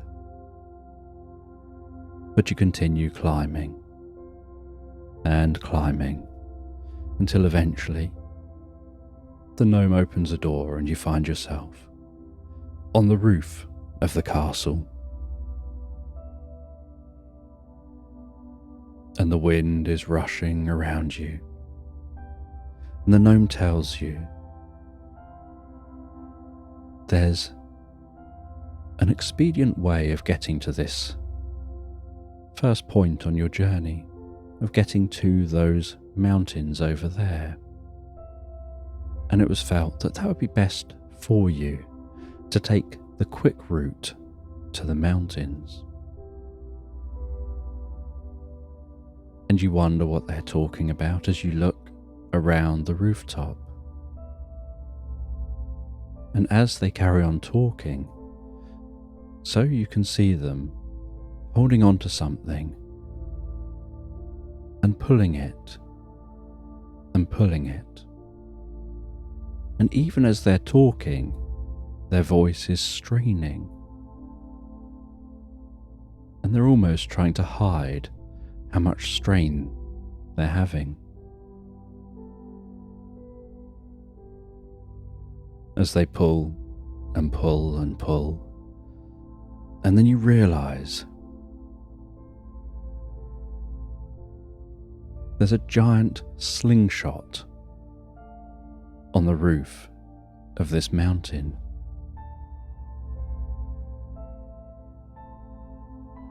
And they pull that slingshot all the way back across the entire roof. And they attach it to what can only be described as a hook. And then they go to the other end of the rooftop. They look out towards the mountain.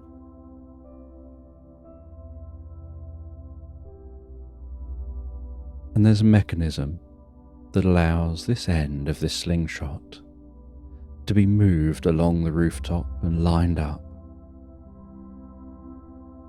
And you can see them working out in their head, maybe up a bit, looking back at you and working out how heavy you might be, and then making adjustments to the angle the slingshot will fire at. And then making noises like they think that'll probably be fine.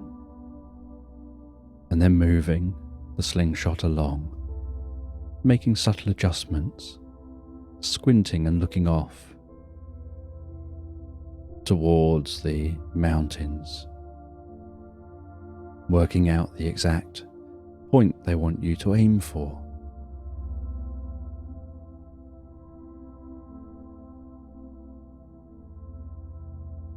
They then show you over to the slingshot.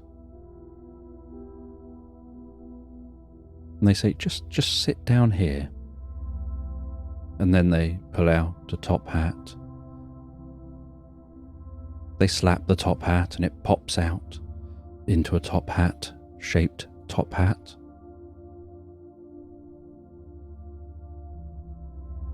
They sprinkle what you could only describe as fairy dust, because it looked just like that silvery, sparkly, shimmery dust around the fairy. And they seem to sprinkle that over the top hat. They place the top hat on your head, pat it onto your head, and they tell you, keep that on your head, you're going to need it.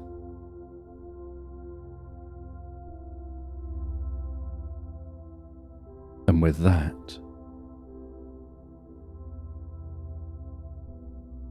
they don't give you time to ask questions. They just ask if you're comfortable.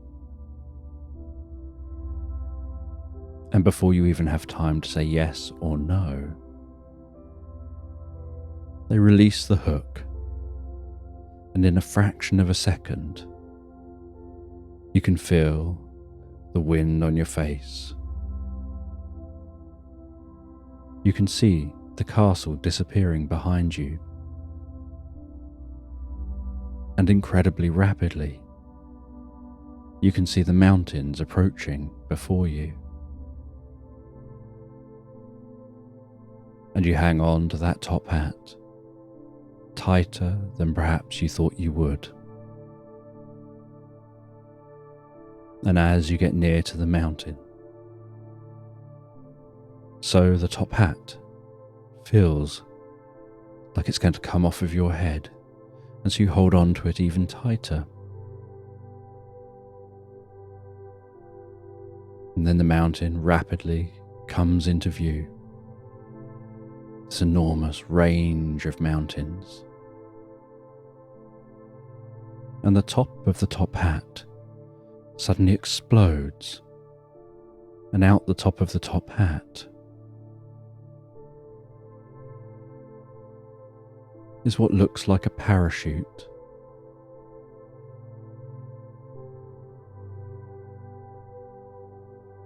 And as the top hat parachute opens out and unfurls above you, so the top hat seems to take hold of your hands in a firm yet delicate way. And it seems to be directing you, turning a little left, turning a little right, catching in the wind. Bit of an updraft here, a little bit more right, a little bit left, lowering down. And you can see what looks like a really old structure here in the mountains. And it seems like this top hat is guiding you into that location. and just above the ground. The parachute sucks back into the top hat, and you fall the last foot or so to the ground, landing on your feet. The top hat in your hands. You place that top hat back onto your head as your feet land and crunch down into the snow, and the wind whistles around you.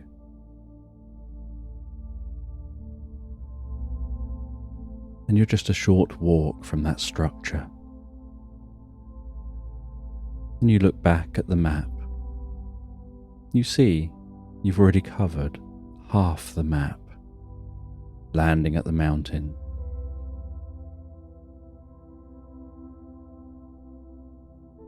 You see that this is the first marked location to head to. And it's only taken you a moment to get here, although you've no idea how you're going to get back, because you're fairly sure there isn't a return slingshot.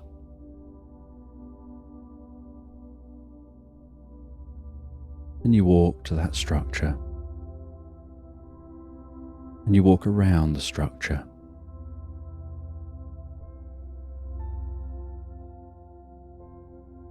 You run your fingers around the wall of the structure, feeling the stonework.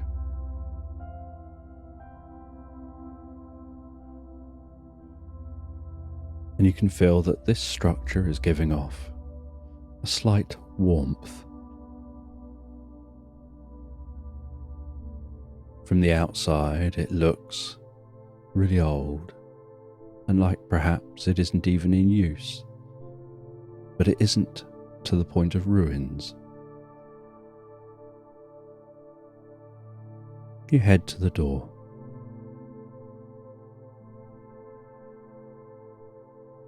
You knock on the door, and a small window on the front of the door opens.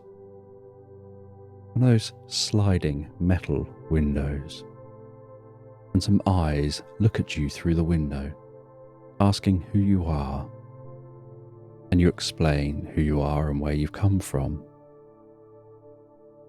And then that window slides shut, and you hear lots of latches and clanging and clicking and sliding of locks and bolts. And then the door creaks and swings open, and you see within this space that the atmosphere in here seems slightly smoky, with particles floating in the air as the light from outside shines in the small windows, and the dim lights inside illuminate those particles in the air, and your eyes begin to adjust from the bright light outside on the mountain, where the light of the sun reflects all around you, making it extra bright, to in here where it's dim. And you look around, and it seems very lively in here. There's instantly the sound like it's a lively bar up high here in the mountains. And as you look around, so you find it slightly unusual that at every table that seems to have someone sat at it, they're all pugs. There are pugs drinking beer, pugs drinking whiskey and wine, pugs sitting at a table, gambling, perhaps playing poker.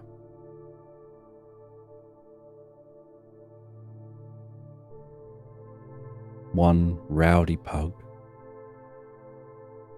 suddenly jumps up on the bar. You hear some of the glasses clatter and shatter to the floor as it seems to start tap dancing and singing rowdily and pirouetting on the bar, with another pug trying to talk them down.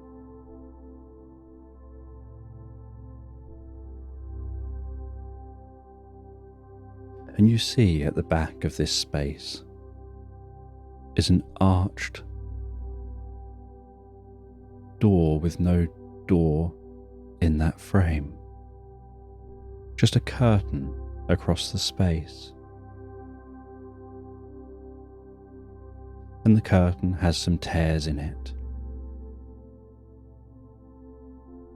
and seems like it's probably hung there for many, many years.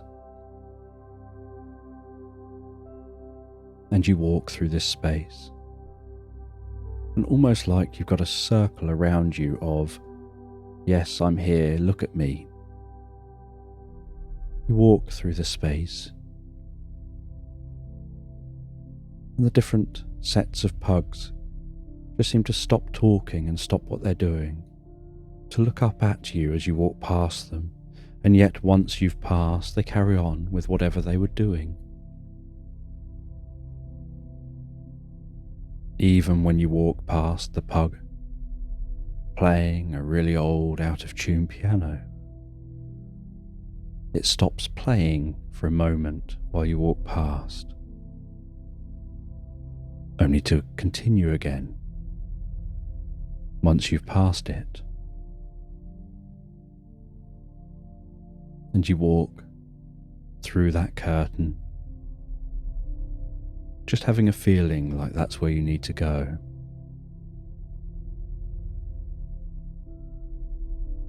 And through the curtain, you find a really quiet room, even more dimly lit. Just a candle on a table, and almost no movement of the air here. And sat at the table, wearing sunglasses in the dark,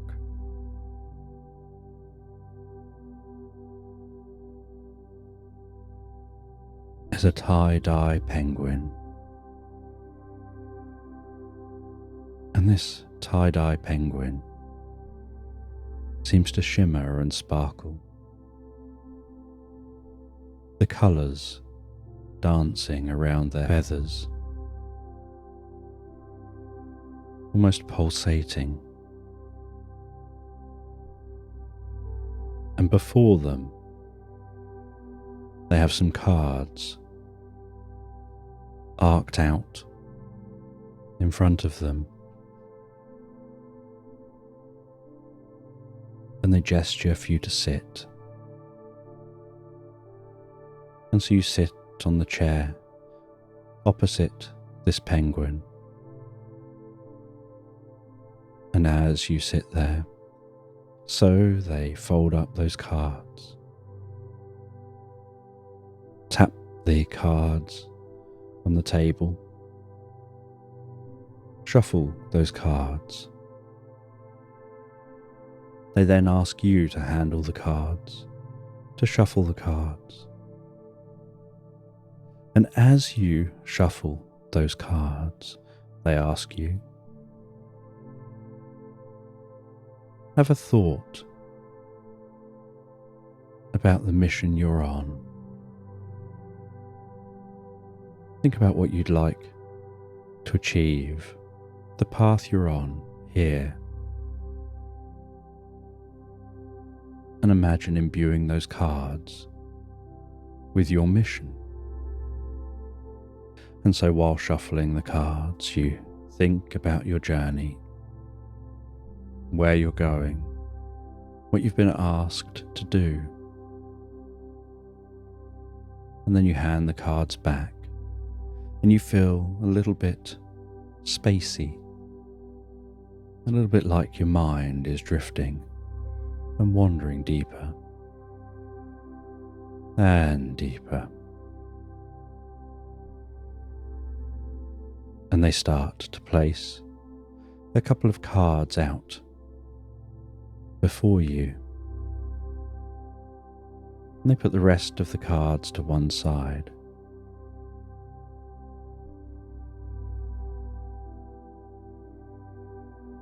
And they turn over the first card.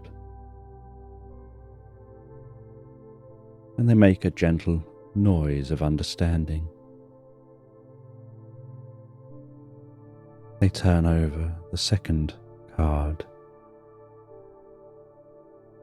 And they hesitate for a moment. And they turn over the third card. And they say they know what you need to know from this.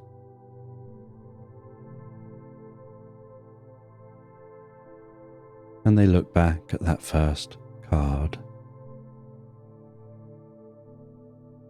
And they say this first card is a sign.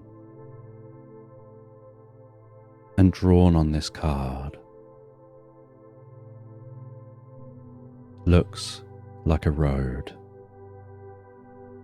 leading to a forgotten city. And they say that card says you're going to be heading to a foreign land, somewhere you've never been before. And you're going to be going on this adventure, and you'll see signs on the way that teach you something about you while you focus on helping others. And then they move to the next card.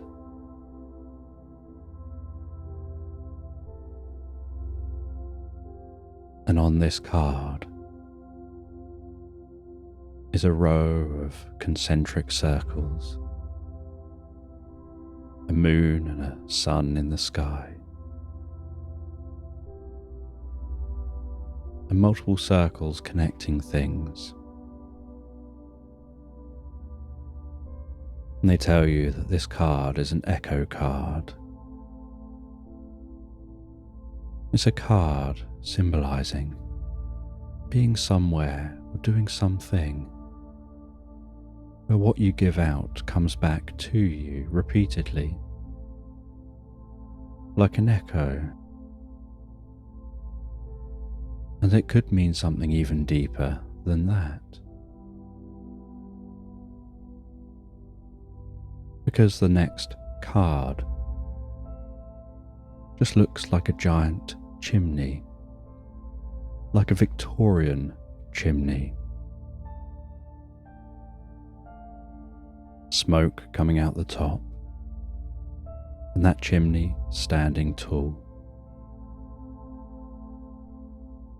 And they tell you that chimney symbolizes the release of something,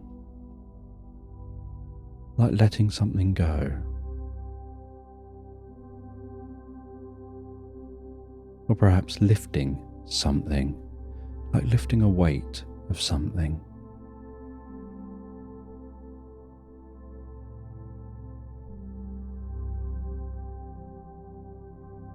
And they tell you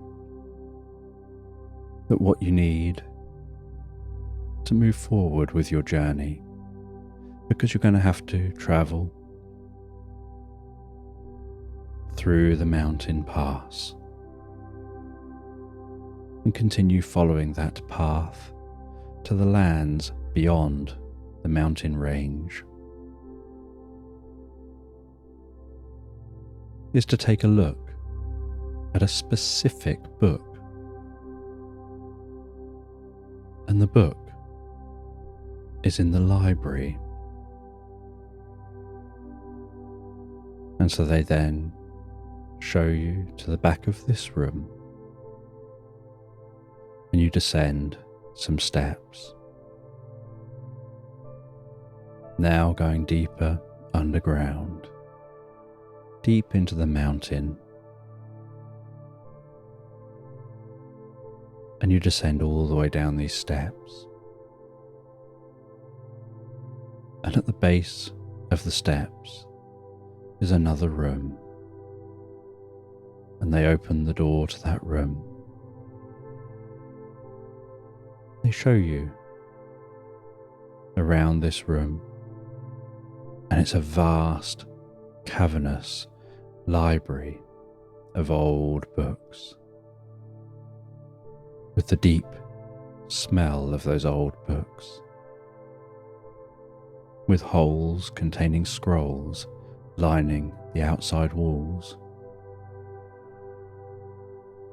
and then rows of bookshelves stretching up into the darkness overhead and off towards the back of this room, beyond as far as you can see.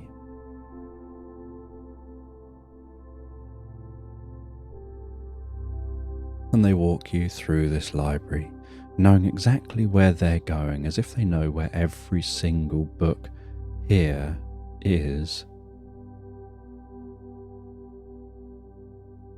And they find the exact book they're after. They pick up that book. They walk through this library to a table that's designed specifically for opening up old books.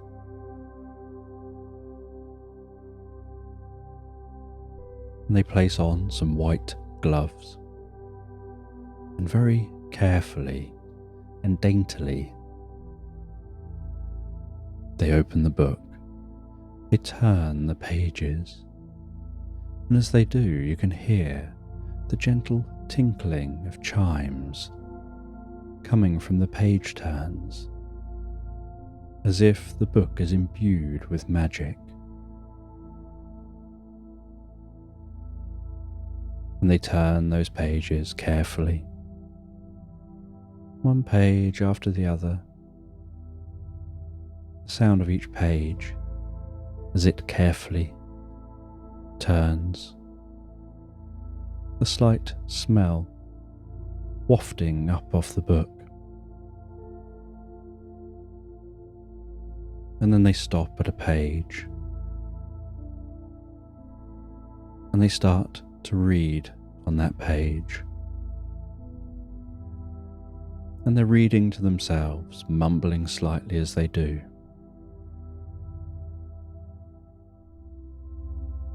And then they find the entry they're looking for.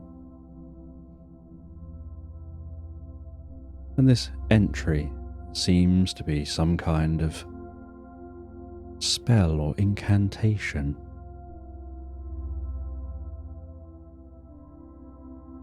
And they place something on the book to hold the page open. They go and grab a tiny glass jar, and then they potter around, going to different points in this library. There are small drawers dotted all around one wall, and they open different drawers, pulling out different items. A little bit of magnolia here, a little bit of thyme there.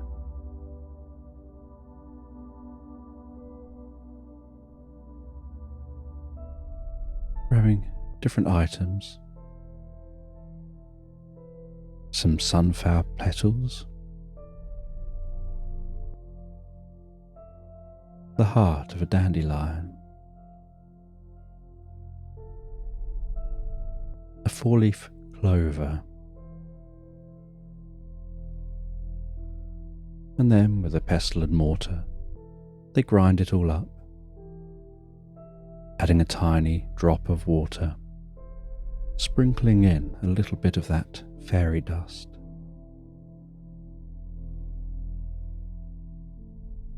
Continuing to crush that up and turn it into a paste.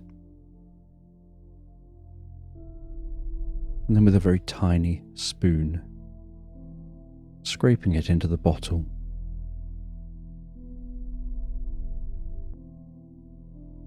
Going to a special drawer that's connected to the outside through a large tube to the surface. And as they open the drawer, so you see there's some snow in the drawer, and they take just a pinch of snow. With a bit of a flourish, they drop that into the mix.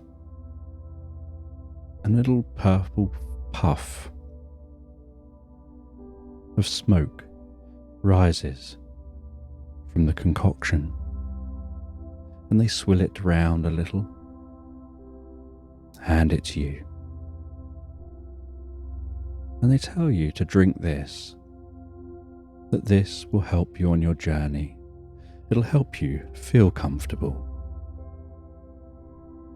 as you travel through the mountain pass and into the new land.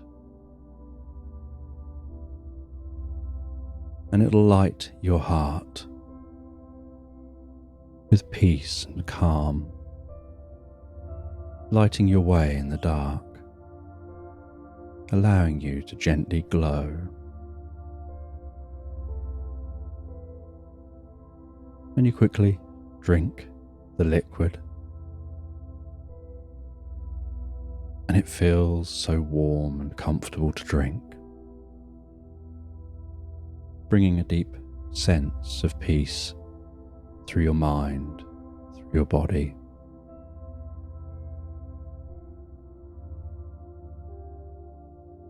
They then go to one of the walls with the scrolls. They pull out one of the scrolls, and behind it is a button. They push the button, and the wall slides to the side, opening up a hidden door. They tell you this will be a quick way to skip a chunk of the mountain pass. And they wish you good luck. And so you walk through that door. You hear the door shutting, sliding behind you. You hear dripping, as if you're walking into a cave. And then you hear the sound of running water, the same kind of sound of that fast flowing river.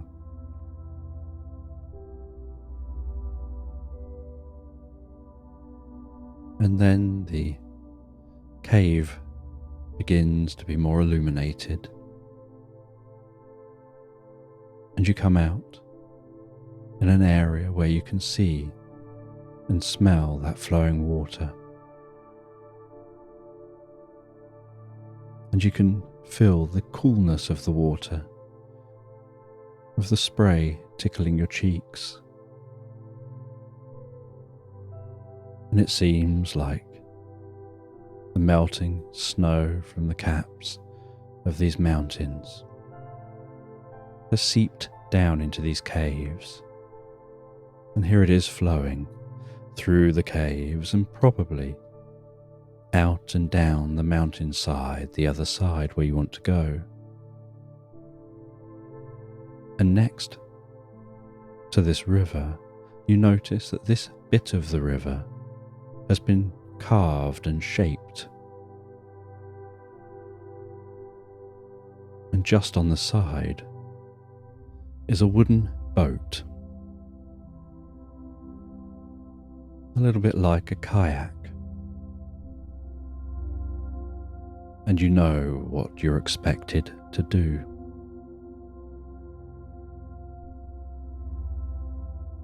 And so you place it just in the water, attached to the side with a bit of rope, holding it in place against the flow of the water. You climb into it, take hold of the oars, and with one single yank, you release the rope, hold on to the kayak, as suddenly the thundering water seems to almost catapult that kayak down this fast-flowing river,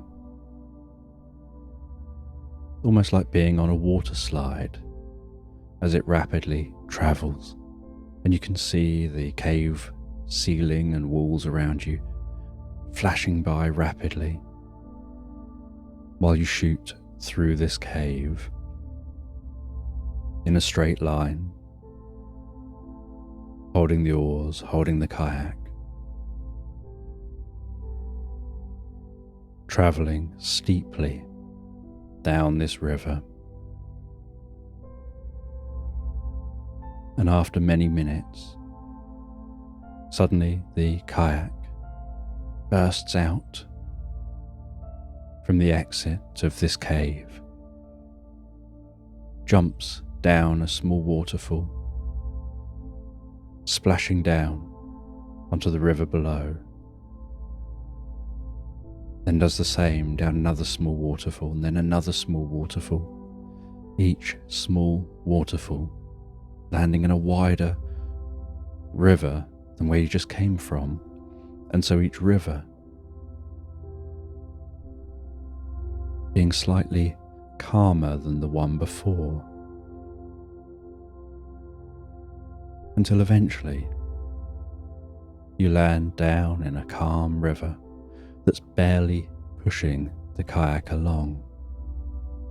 And so you start to paddle through the water, finding that this side of the mountains is dense forest. It's so lush. The rains are probably trapped predominantly this side of the mountain.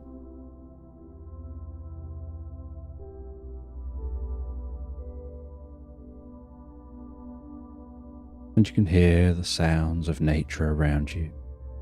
Feel the warmth of this environment, the sound of each stroke with the oars, pushing through the water, the left and the right, the feeling of that water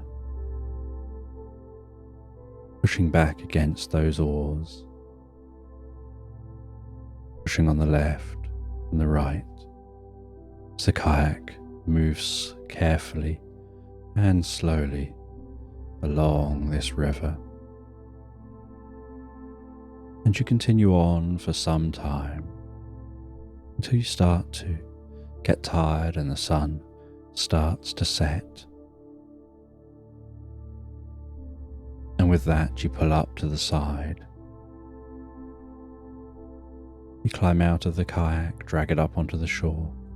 You tie it to a nearby tree. You then craft a hammock between two trees. You rest in that hammock,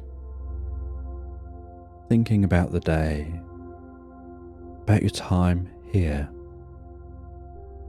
about everything that's happened since you're just lazily sat in front of a fireplace. You put your hand in your pocket and you feel that shiny stone and all that has brought to you so far.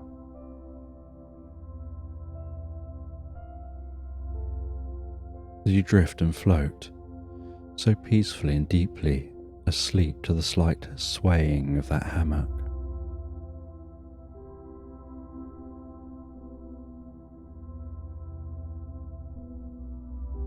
And the next morning,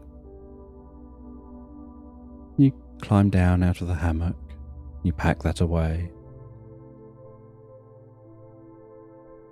You look at the map and see where you are. You work out how far you have still to go. and you continue your journey along the river. And after journeying for some time, so the river leads to a lake, and you can see the lake on the map, and you know this is the place to stop. You're here in this strange land, and you look around, and yet it seems familiar and comfortable and just slightly mysterious. And following the map, you head away from the lake, heading deeper and deeper into the forest, crunching through the undergrowth, pushing past branches, ducking and weaving around trees.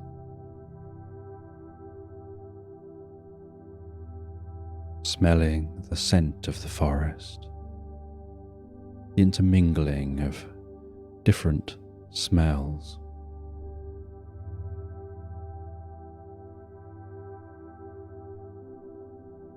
Until eventually you find a rocky structure, and you know that this is what you've been looking for.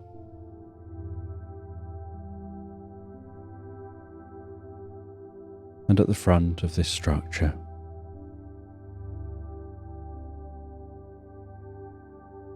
is a small pile of rubble, so you move that rubble out the way. You begin to descend into this structure, and as you descend, your body gently glows, illuminating this space. The slight dripping of distant water.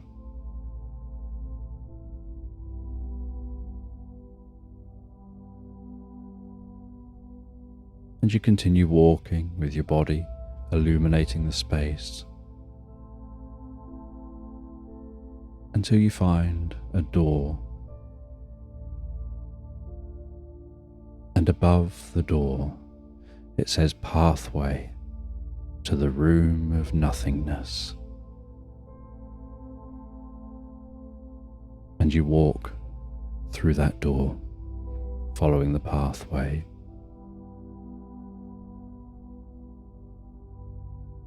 And then you open a door, and the sign above the door just says room of nothingness. You walk into that room, and as you do, it feels like the strangest experience. You stop being aware of each footstep. You can no longer feel the ground beneath your feet, yet you don't feel like you're falling.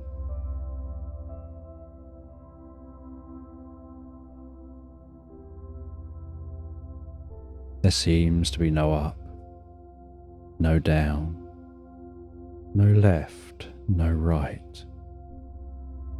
You look around you, there's no back or forth, just a nothingness, a very comfortable nothingness, where your body feels effortless and weightless. That glow of your body just fades into the nothingness. The stress and tension on your body from all the walking or the journeying fades away.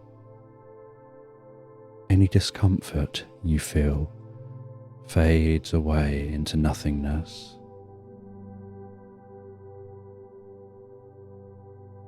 Any discomfort in the mind, body, through the head, the arms, the legs, just seems to fade into nothingness, almost as if the nothingness is absorbing everything. And yet you feel like you're still walking. There's just nothing here.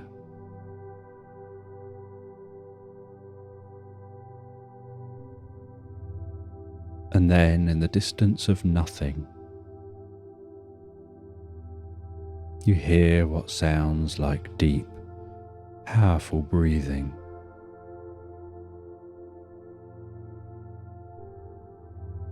And you find, sleeping in nothing, a dragon. And you can hear that dragon breathing in and out, deeply and powerfully. And you slowly approach that dragon, and around them and around you there just seems to be nothing. No ground, no ceiling, no walls. And yet they're at the same level as you and sleeping. And you're approaching them. And as you get closer, so your glow begins to touch their face. And it alerts their eyes. And they gradually wake up. And in a deep voice, they ask who you are, why you're here, and you explain about the lamp, the importance of the lamp, and how this dragon had taken the lamp.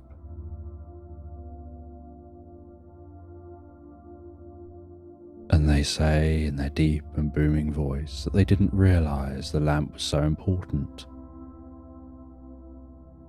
They're going through a process of transformation. And this here, this nothingness, is like the cocoon they're in while transforming. And to transform, they go through a stage of hoarding, gathering up objects, different materials that they find, almost like nest building.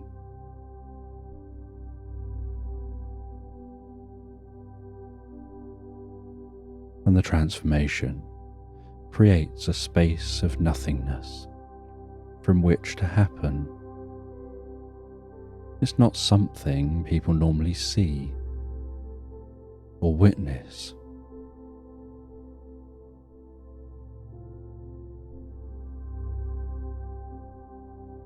And now they're more awake, where normally they'd sleep all the way through the transformation. They tell you they'll give you the lamp. And so you get handed that lamp, which they hand you from behind them.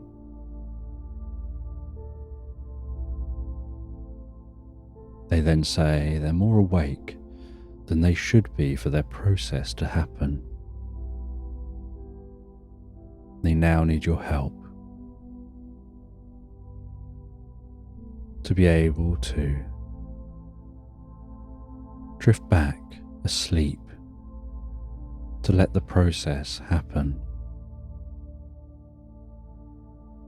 And so they ask you to guide them back asleep. And so you ask them to close their eyes. You say, just focus on the sound of my voice. And as you focus on the sound of my voice, just imagine my voice is gently moving around in your head, like it's on a carousel, with fairy lights dancing around your head as you follow those fairy lights and hear some gentle, calming sleep music, like a lullaby in the distance, so faint you can only just about hear it.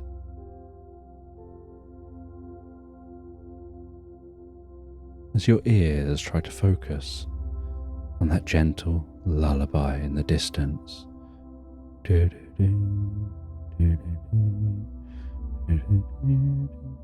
as you focus on that gentle lullaby with your ears, watching those fairy lights on the carousel weave around you, undulating up and down, up and down, like they're undulating with each breath that you take, up and down deeper, up and down deeper and deeper. As you watch that happening, so notice the way your eyelids are getting heavier and heavier, in the same way that your head is becoming heavier, like your neck and your breathing all the way deeper and more relaxed asleep. And you help to guide the dragon back asleep. You notice as you watch them the way their breathing is relaxing. The occasional twitch they give as they release what they don't want from within their body, drifting deeper and more relaxed, all the way asleep. And while they drift deeper asleep now, you notice something unusual. The transformation is beginning. As you watch, a glow, sparkling, twinkling begins to happen around them, and out from them it looks like there's light emanating in patterns from their body, pulsating away from their body, almost like echoes of spirits, like ethereal beings, pulsing, echoing, moving like balls of light out from their body. And those balls of light begin to form and take the shape of small dragons, ethereal looking dragons, with just a hint of colour within the balls of light, flying in this space of nothingness. As that dragon sleeps and dreams,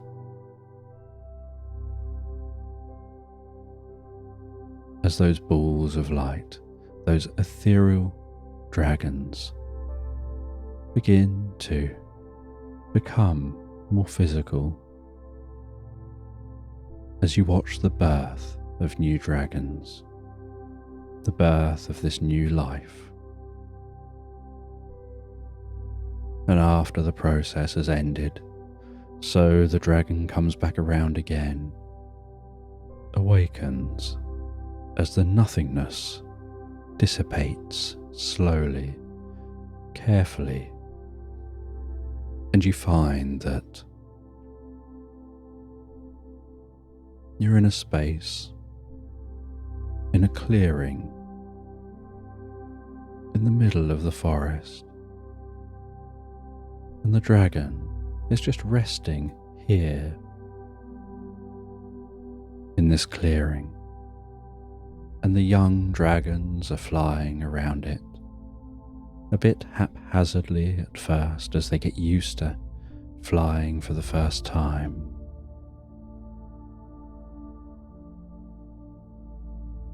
And the dragon explains this is how dragons are born. The dragon goes to sleep, into a special kind of sleep, and out of the spirit of the dragon, more dragons are created. And the dragon agrees to give you a lift back to the castle. And so you climb on the dragon's back. It launches powerfully into the air, flapping its wings, followed by a horde of baby dragons, trying to keep up, rapidly flapping their wings. And it powerfully flies over the mountains, flies all the way back to the castle, lands down on the roof of the castle. You climb off with that lamp. You thank the dragon, it launches off. You descend all those spiral stairs.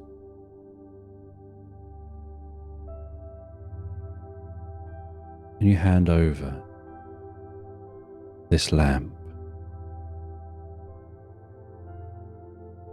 And the gnome takes the lamp, lights the lamp again, places the lamp into what looks like a pedestal with a glass dome casing. And that dome casing is positioned in such a way that it seems to make air get sucked in underneath through gaps within the stone, making that air swirl, making the lamp even more powerful, and the light of the lamp begins to shimmer and sparkle and shine brighter and brighter until it's almost like the light of the sun, too bright to look directly at, and yet emanating magic to all beings, to the hearts of all beings. And you get thanked for your work and told that it's probably time you find your way home. They say that you can find your way home the way you found your way here. And you go over to a fireplace, you sit down by the fireplace, you relax to a cozy chair. You place that shiny stone next to you near the fireplace, and you wait patiently, and wait, and wait, until you notice a light beginning to emanate from the stone, and what looks like a hologram forming before you. Do you recognize it as being your room?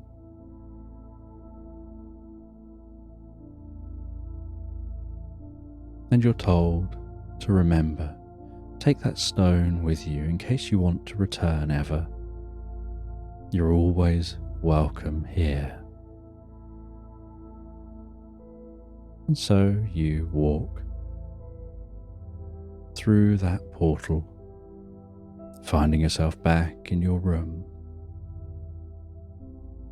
hearing the crackling of your fireplace, seeing that most cozy of chairs. You walk around to the side of the portal, you pick up that stone,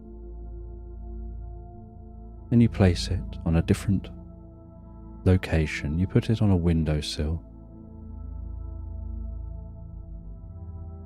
where it's not in direct line of any sun, and it's away from the fire.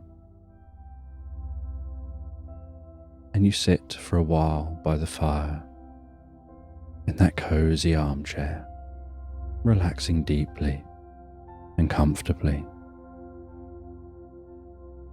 pondering the experience you've had. And as night drapes itself over the land outside, so you head to bed, settle down in bed, and drift and float so peacefully, so comfortably asleep into slumberland.